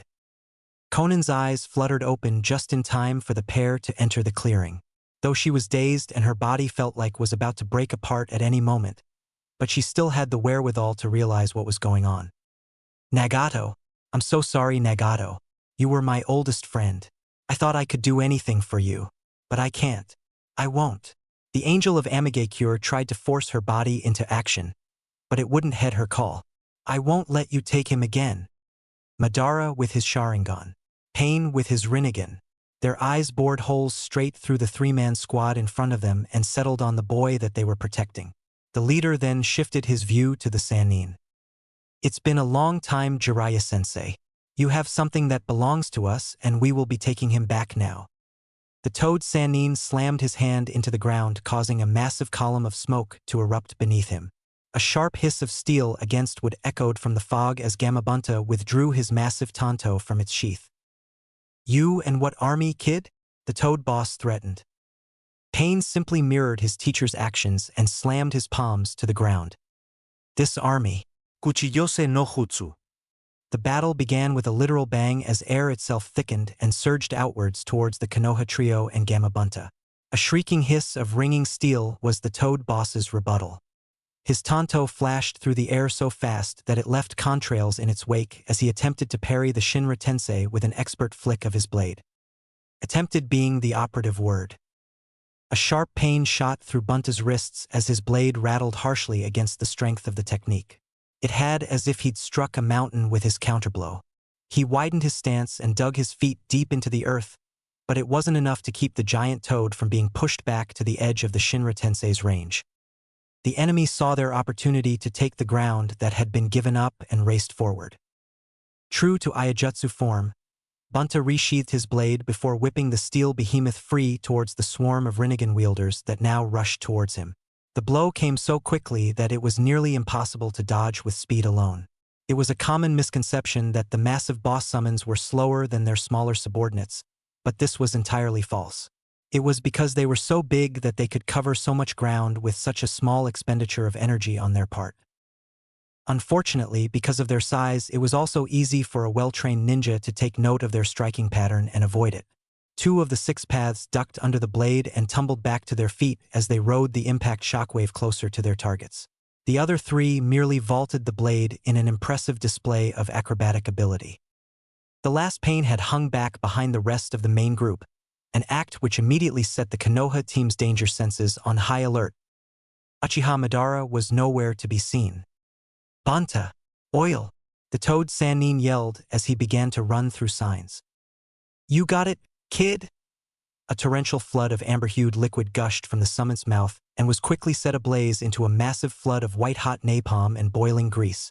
The scale of the attack was such that it could easily incinerate an entire army.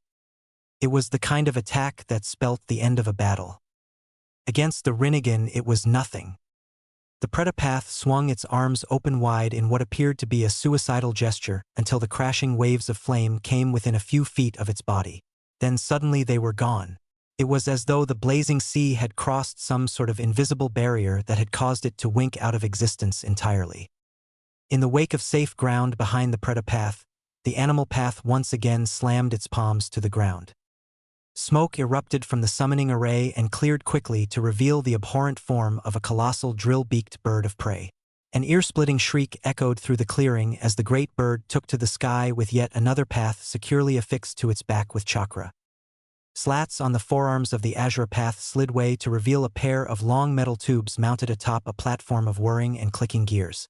The tubes flared to life with a series of sharp mechanical snaps as they breathed a stream of hot lead down toward the Sannin and his summon. For Butna, the attack was more of an annoyance than a threat, but the bullets were sharp and their speed was great enough to pierce his thick hide and leave a ragged trail of bloody holes where they touched down. Jiraiya, on the other hand, was forced to avoid the stream of fire lest he be torn apart by the storm of metal. He'd begun to retaliate and was just about to form the final seal of his jutsu, when a leather-clad hand erupted from Toad that he was standing on. Madara took hold of Jiraiya's throat in an inhumanly strong grip and slammed him to the ground, but the sage was quick to retaliate. He lashed out with a kick to bring the Uchiha's legs out from underneath him, but Naruto's warning from before rang true in his ears as the sweep passed straight through his opponent's body.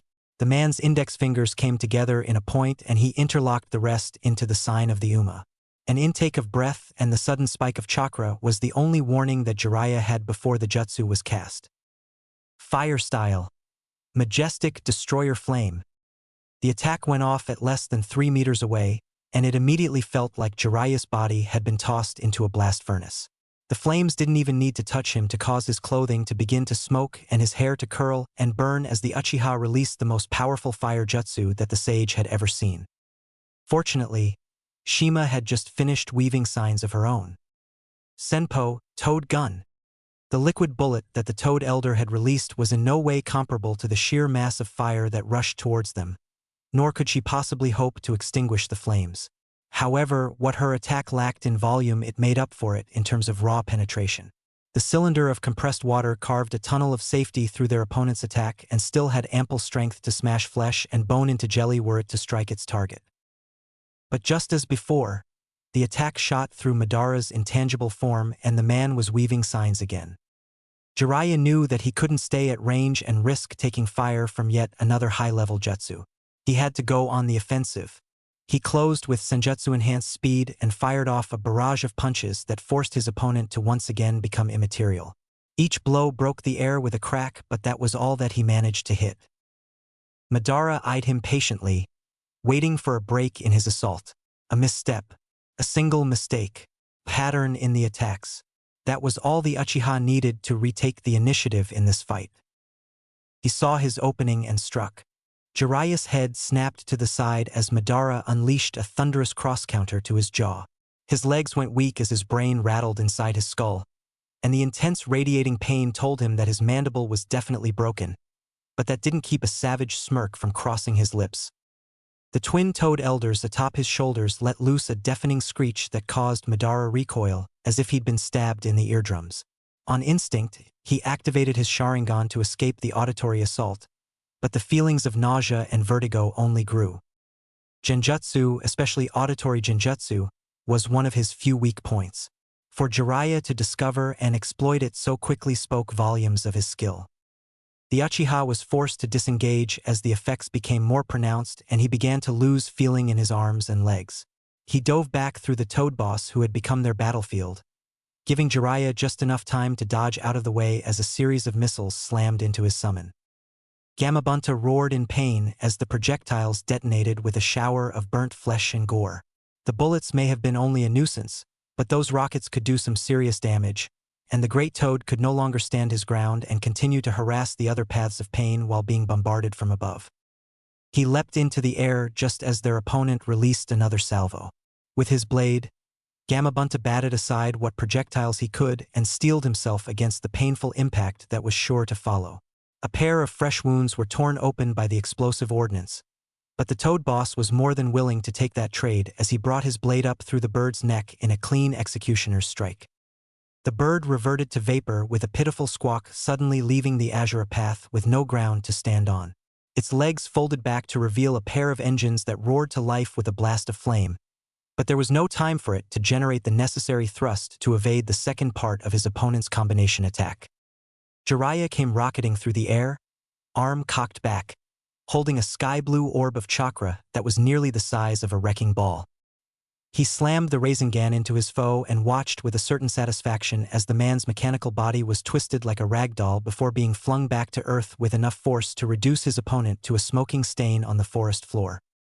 The Sannin landed atop his summon's head once again, and the pair crashed to the ground with a resounding bang just in time to see the animal path bring its hands down once again. Cuchillose no jutsu. Booming footfalls echoed through the clearing. The smoke faded to reveal the form of a building-sized rhinoceros already in the middle of a dire charge straight for the Toad Boss and his summoner. "Bunta, handle that. I'll deal with the summoner." Jiraiya was gone before the Great Toad could reply.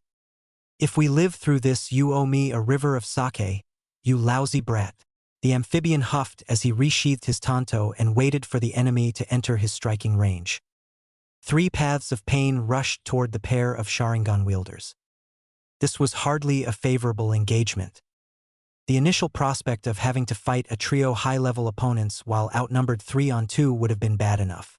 Having to take on that same trio after spending both blood and chakra was beginning to look like a losing battle. And then, on top of that, having to keep track of the injured defectors during the middle of a pitched melee seemed downright impossible. But ninja careers were built on doing the impossible, and Kakashi and Itachi would make their enemy pay dearly for every inch of ground that they took. The copy nin ripped through the air like a gunshot as a crackling mass of ozone took shape in his hand. He meant to end the fight as quickly as possible, which meant that he'd be pulling out exclusively high-level techniques until he ran out of the chakra and stamina to use them. That won't work, Naruto yelled as he struggled to get to his feet.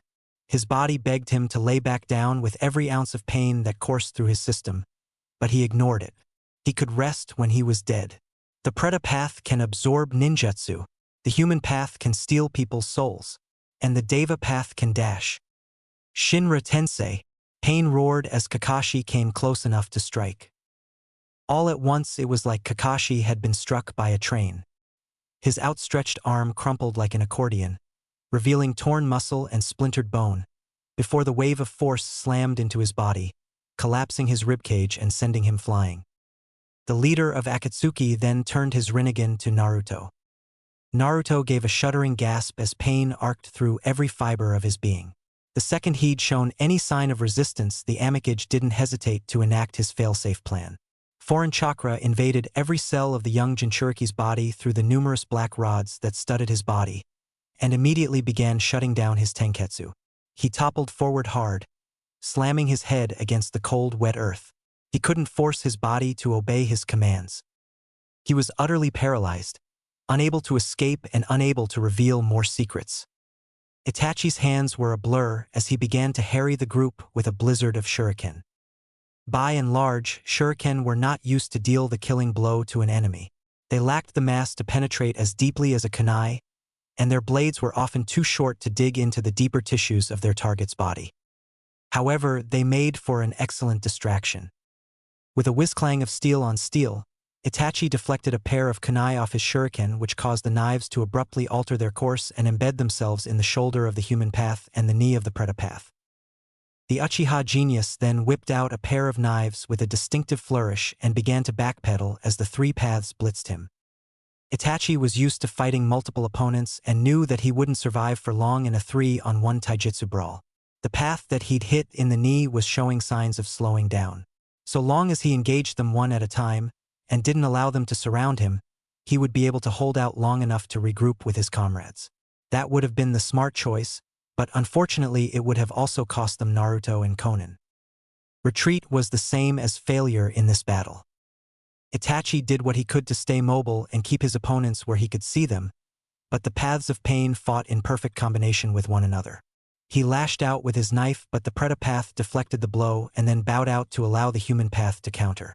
A harsh palm strike was redirected from Itachi's nose to his cheekbone, but as the Uchiha went reciprocate the blow, he felt his body lurch backward at the behest of the Deva path's outstretched hand. The hit was savage, and the young Anbu captain could taste the coppery tang of blood in his mouth as he rolled to his feet just in time to dodge a stomp to the head. A familiar yet deafening scream of electricity filled the air as a blur of silver and black careened out of its hiding place in the woods to flank the paths. Their plan had worked. Senpo, Raikiri riot. The Preta path spun on its heel and held out its hands to intercept the attack. As before with Jiraiya and Gamabunta's tandem jutsu, the massive spheres of electricity bled away and fizzled into a stream of weakly sputtering sparks. The path then took hold of the Kapinin's hands and forced him to a knee as he began to rapidly leach all the chakra in the man's body. But Kakashi didn't stop. His Sharingan once again took on a xanthous hue as he gathered nature chakra into his body. With a snap hiss, his twin lightning cutters surged to life once more, but true to its namesake, the Preta path hungrily consumed the chakra before it could reach his body. Itachi ducked out of the way of a kick that nearly threatened to take off his head, and then pivoted on the spot to deflect a stab from a chakra disruptor that was poised to lance him through the heart. He was forced back by another sweep from a chakra disruptor, this time covered in faintly humming wind chakra, only to take a hard kick to the side that had him doubling over in pain. The human path then closed, and with a ringing twist, took hold of the Uchiha's soul and wrenched it free from his body. The young genius' eyes went wide with shock as his Sharingan deactivated and he pitched forward, only to dissolve into a mass of fluttering wings which quickly transformed into a spray of shuriken. The Deva path blew the attack away with a casual flick of his hand. Genjutsu. When did he dash the image of Itachi drawing his blades with a flourish played across his eyes?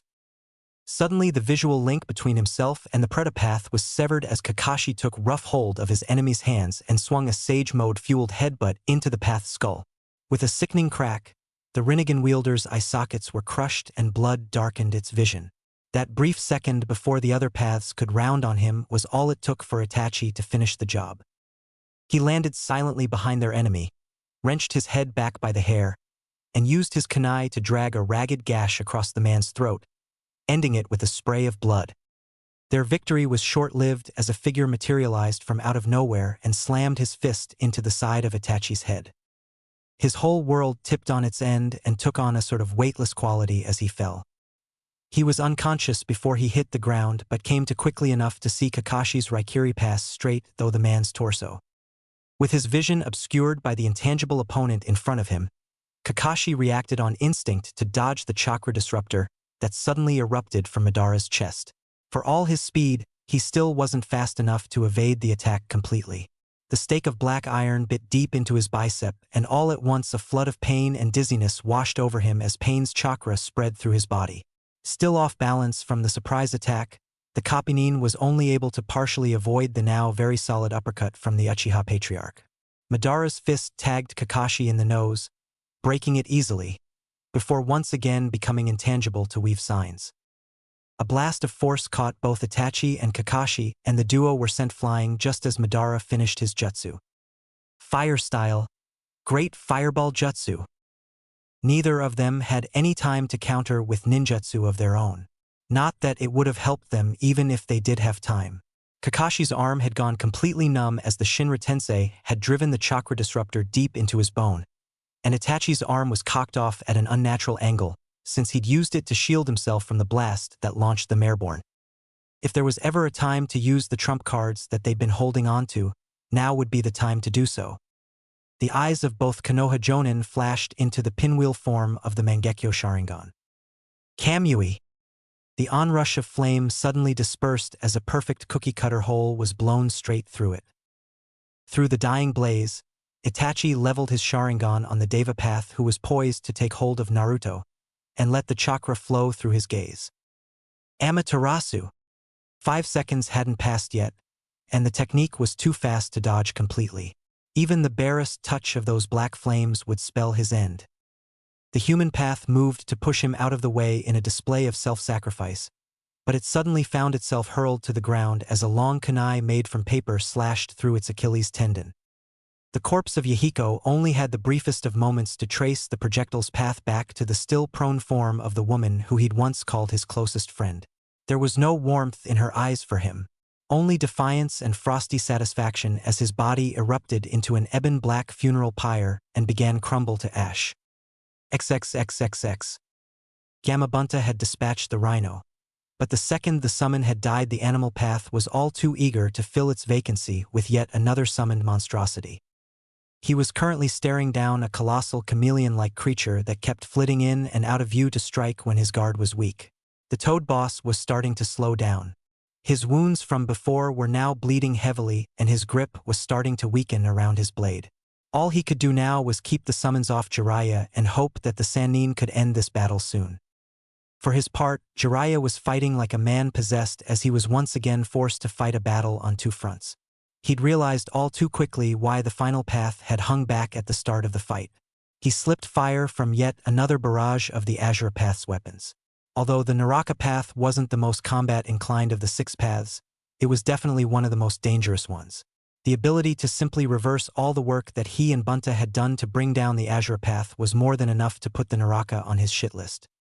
Shima and Fukasaku were quick to return fire with a pair of Senjutsu-heightened toad gun techniques, but the animal path was just as quick to summon more disposable cover in the form of a giant panda, seemingly made from stone. From behind his cover, the Azure Path's skull plate folded back to reveal a strange mechanized device composed of lenses and mirrors that began to rapidly condense its chakra. With the eyes of its summon trained on Jiraiya, there was no guesswork involved with its attack. The Azure Path discharged its laser-like blast straight through the summon's back without ever breaking cover.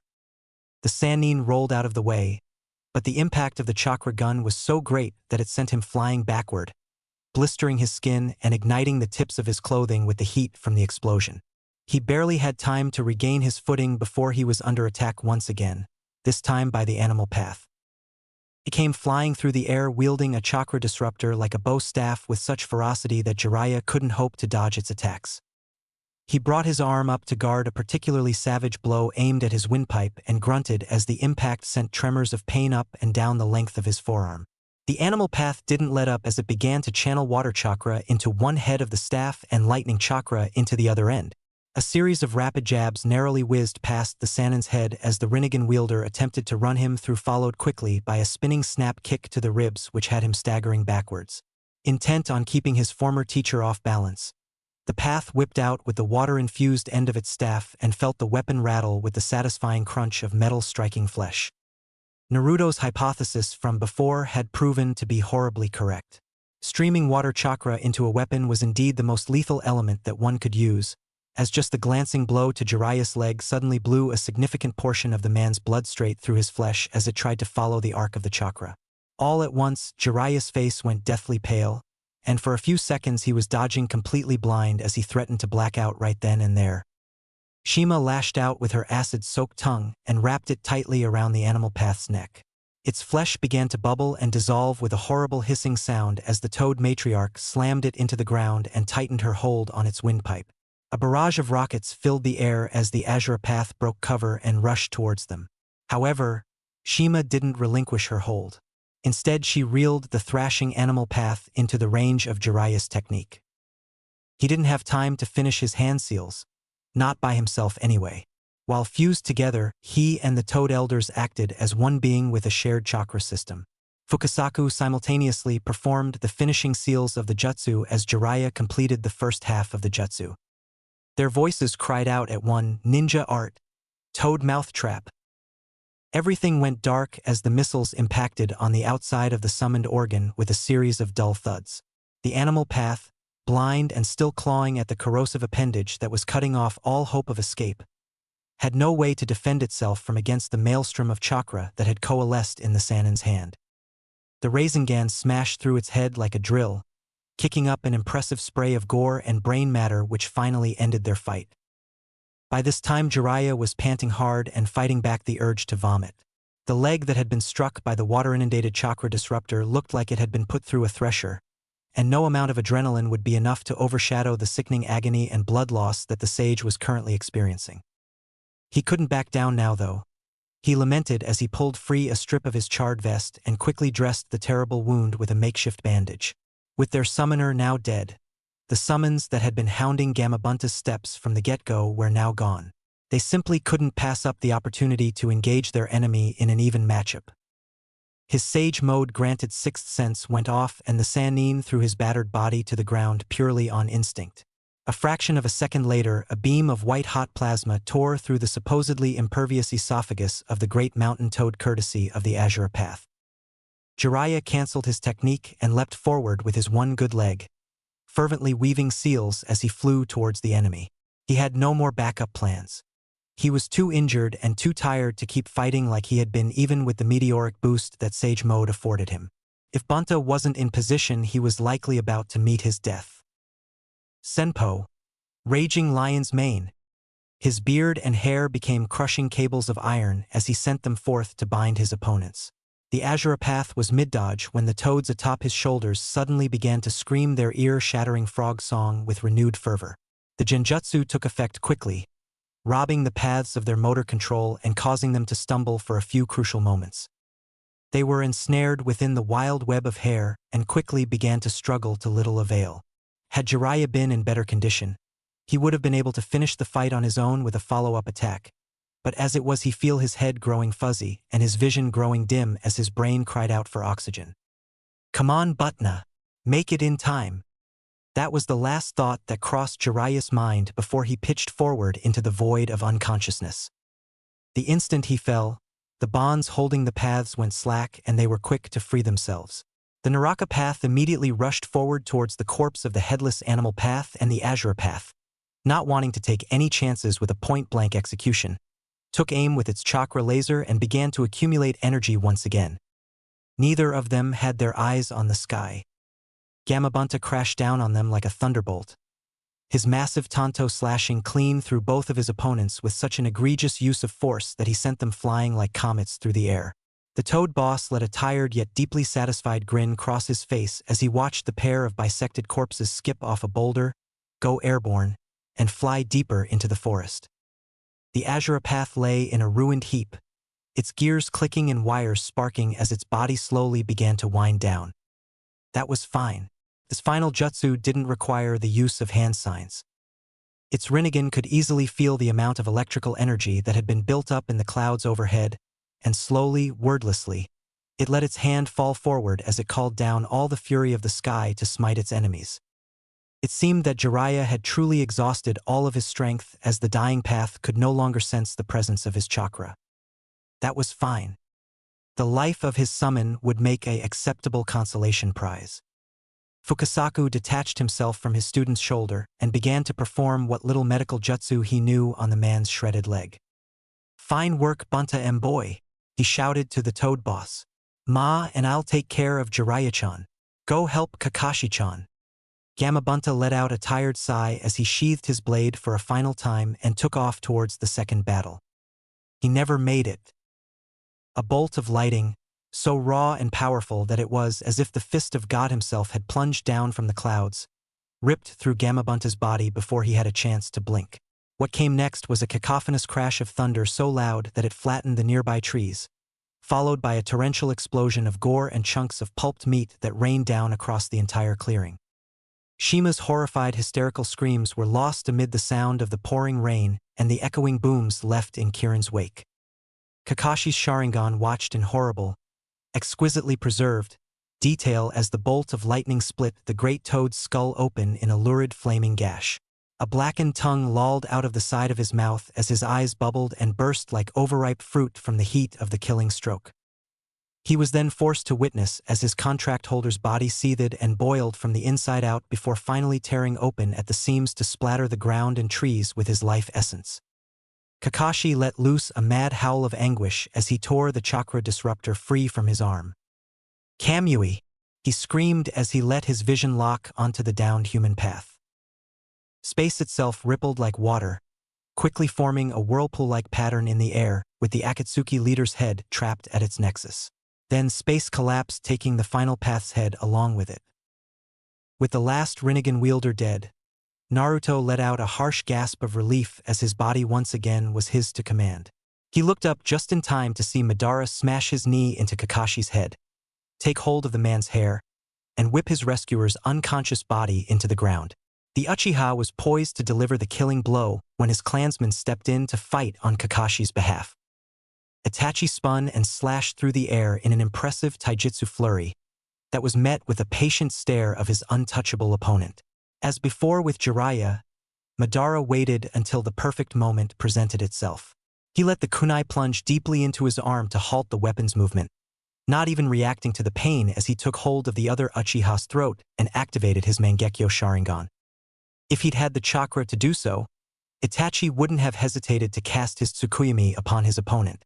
However, 2 castings of Amaterasu, an emergency field surgery, and an utterly savage beating from pain and Madara had robbed him of everything he had left.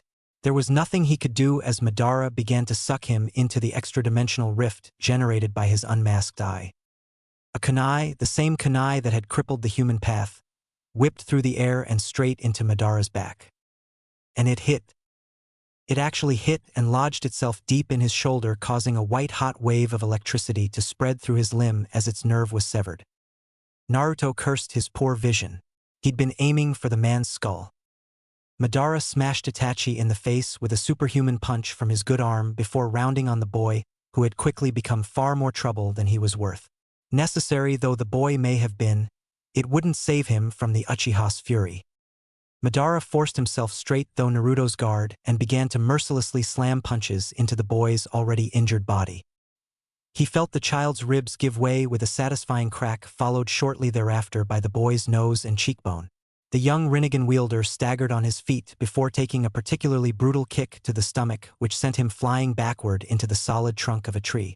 He didn't even have time to hit the ground before Madara was on him again, raining blows on every part of his body that he could. Blood poured from Naruto's mouth as a left hook smashed a pair of teeth free, but his opponent didn't let up for a second. He took hold of Naruto's small throat in his mitt-like grip and began to strangle the life from him, all the while slamming his knee into the boy's exposed midsection. He was so consumed with rage that he didn't even hear his attacker before she struck. Conan lunged at him, ramming yet another paper kunai up the hilt in his back. On instinct, he dropped the boy and rounded on her with a vicious backhand that nearly had the strength to snap her neck. She fell immediately. She had barely been strong enough to walk due to the totality of her previous injuries, but something inside her surged with white-hot rage at the sight of the man nearly beating Naruto to death. With that last bit of energy spent, Conan was defenseless to resist the beating that was sure to follow. As Naruto regained consciousness, the first thing that met his ears was a harsh ringing followed by a scream of pain. His eyes snapped open to the scene of Uchiha Madara staking Conan's wrist to the ground with a thick shaft of wood. He couldn't force his body to move. "Stop it!" Another scream tore itself from her lips as Madara did the same to her other wrist. "Stop it!" He gurgled weakly through a mouth of blood. He took hold of her neck and began to squeeze. "Kurama, Rakuto Sannin, please." He didn't care about the pain. He didn't care about his own life. Conan had to live, and he welcomed any form of torture if it meant that he could save her. He activated the Pretapath and ripped the mental stitches clean out from his psyche. "Stop it!" The horrible memories returned like a tsunami, drowning him with their intensity. Being nearly beaten to death for refusing to smile. Being held down and strangled like Conan was as they violated him. All of it came flooding back in an unspeakable tide. But so too did the power to save her. The Kyuubi's chakra manifested itself as a seething cloak of crimson chakra that took the shape of a fox with 3 tails. Then the liquid moonlight came back. It clad his body in a miniature Susanoo with an appearance reminiscent to that of the sage. His Rinnegan burned like hot coals in his eye sockets as they became silted and took on a deep scarlet hue. A single tomo along the outermost ring of his eyes burned like the sun as he leveled his gaze upon Madara. He was gone. The distance was crossed so fast that the Uchiha Sharingan couldn't track his opponent. He activated his Kamui just as the chakra construct's fist came thundering towards him. Naruto's left eye was leaking blood. Overlaid upon that fearsome demonic Rinnegan was his own Mangekyo Sharingan. For the first time in years, Madara felt true fear.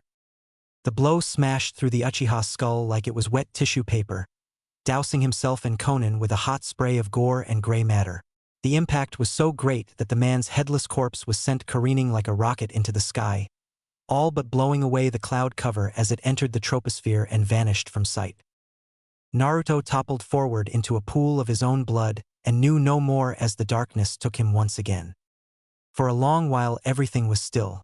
Kakashi was the first to stir and was instantly on his feet and gathering nature chakra as he scoured his senses for any trace of the enemy. There was nothing. Then suddenly a stirring. He watched as Uchiha Madara's body reformed as though he were a mirage given tangible form. He spied the bloody forms of Naruto and Conan on the ground at his feet and readied his Sharingan to fire off another, his last, Kamui, but the sound of soft chuckling caused him to give pause. Uchiha Madara was laughing. It started quiet at first but quickly devolved into full-blown hysterical cackling. "You bastard!" he screamed at Naruto's unmoving body. "You really forced me to use my left eye. You bastard!" He whipped around to face Kakashi, causing the man's blood to freeze in his veins. "No," he whispered in shock. "It can't be. Obito." It was him, no question. He was older and the left side of his body was a patchwork of scars, but it was him. Kakashi watched as the Sharingan in his left eye faded to white.